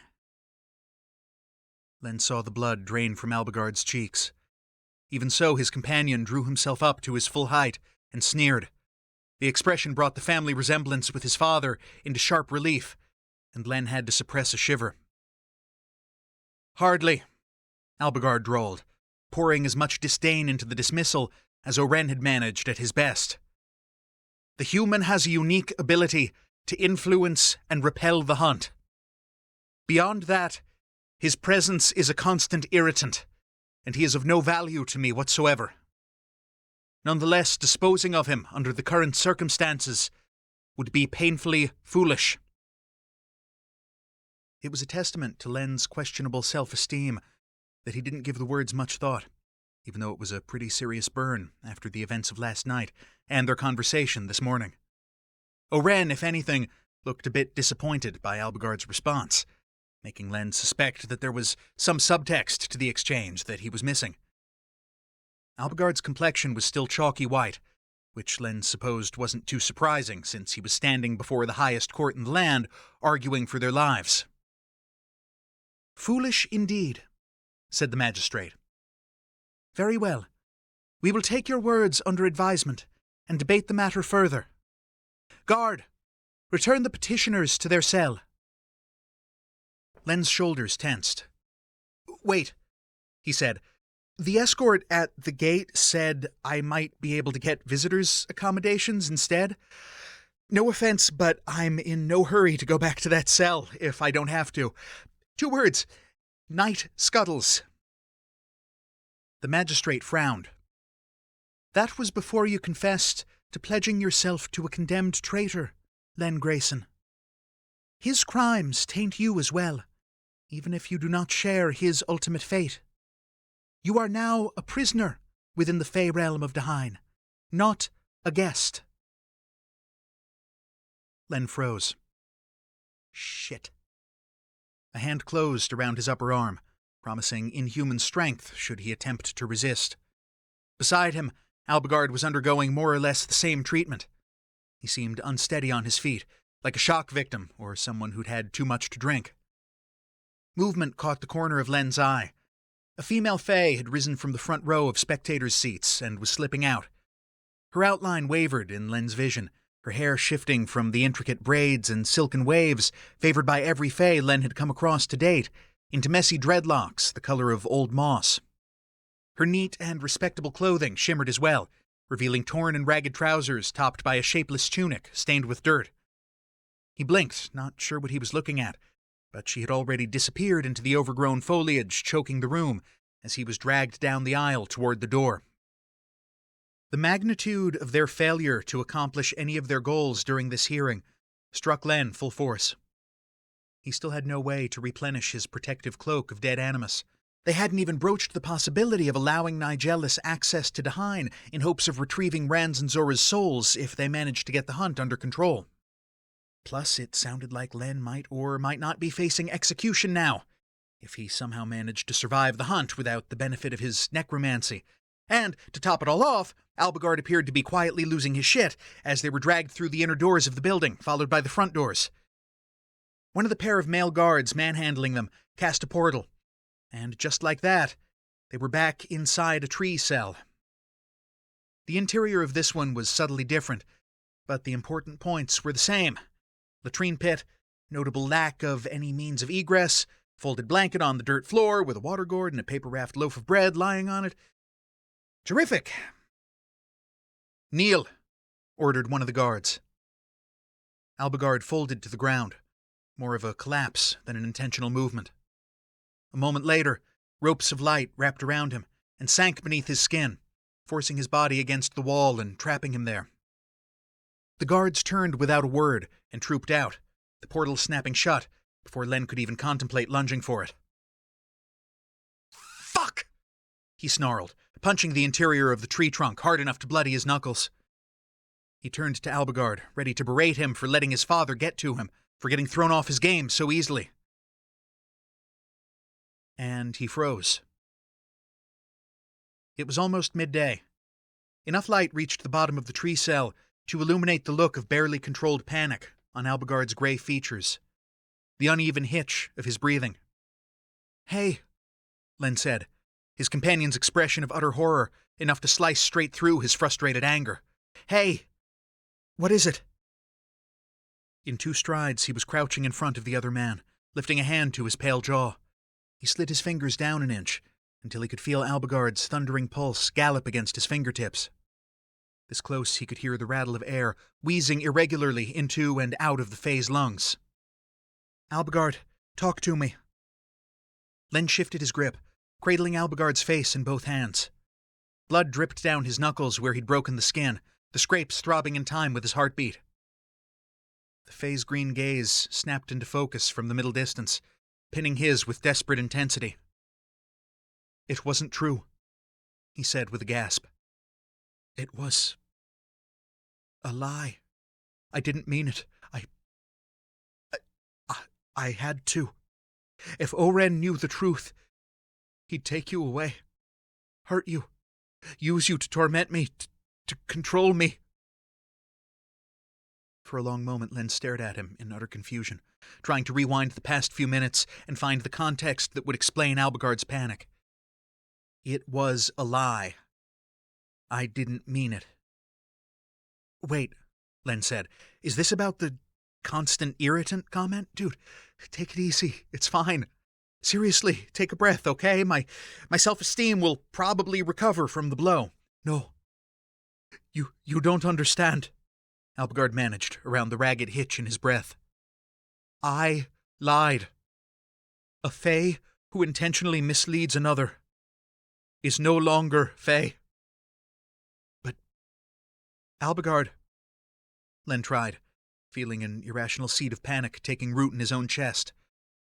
Look, it sounds like you only did it to protect me, which... Well, surely there's an exception for something like that, okay? Even if other Fae would judge you for lying, all that really matters is that you know it was for a good cause. You're no less Fae than you were an hour ago. Nothing's changed. My magic, Albigard said weakly, cutting across him. It's gone. Len paused, with his mouth open, his heart giving a startled double thud. He snapped his jaw shut and shook his head slowly back and forth in negation. That's... he began, only to stop himself and try again. No, that's impossible. It's probably just the iron. And you've been raised to believe all of that no-lying crap. It's just cultural conditioning, making you think that you've lost your magic when it's just suppressed right now. No, Albigard said, a hoarse whisper. It's gone. Being chained in iron is like being held underwater, or having a heavy bag tied over one's head. The air, the magic, is there. I can sense it, tantalizing, just out of reach. This... His voice broke. It's like having my lungs ripped out. For a horrible instant, Len knew exactly what Albigard meant by that statement. His chest seized, refusing to draw in air. But he couldn't panic now. He couldn't. Len swallowed and pulled in a slow breath, then another. He squeezed his eyes shut, forcing a semblance of calm he didn't feel. Okay, Len said. We're going to figure this out, and we're going to fix it. But for now, just breathe. He slid his right hand down, pressing his palm flat against Albigard's heart through the rumpled silk tunic. Your magic may be AWOL for the moment, but you do still have lungs. Let's worry about getting those under control first. He leaned forward, resting their foreheads together, trying desperately not to think about the fact that this had happened because Len had needed protecting from Albigard's fucking asshole of a father. Albigard's ragged breath shuddered against Len's lips. Len took an exaggerated breath of his own, held it, and let it out slowly, repeating the process over and over until Albigard started to mirror him. He could feel the tremors cutting through the Fae's body in waves, even as his breathing evened out. The court, Len said quietly. It will be a while before they decide anything, right? He felt the tiny, affirmative nod against his forehead, and shuffled around to kneel at Albigard's side. They were roughly of a height, and the angle was horrible with Albigard stuck to the wall as he currently was. Even so, Len did his best to wrap his body around the Fae's, positioning Albigard's head against the crook of his shoulder, and curling one arm around his chest, protectively. Albigard stiffened for only an instant, before melting into Len's hold, as much as his restraint would allow. Len let his chin rest on the silky crown of hair, and closed his eyes. I've got you, Princeling, he murmured. I can't promise about the future, but right here, right now, I've got you. Len and Albigard's story concludes in Forsaken Fae, Book 3. Curious about the backstory on Zora, Rans, Vani, and Leonides? Check out the other series set in this world. The Last Vampire by R.A. Stephan and J.Lynn Wolfe. Vampire Bound by R.A. Stephan. Want even more? Get an exclusive free audio prequel featuring Albigard and Rand stumbling across each other throughout history. It contains no homoerotic subtext whatsoever. Seriously, none at all. Sign up at www.rastephan.com/last. That's www.rastephan.com/last. This has been Forsaken Fae, Book 2. Written by R.A. Stephan. Narrated by Nick Hudson. Copyright 2021 by Other Love Publishing, LLC. Production copyright 2021 by Other Love Publishing, LLC.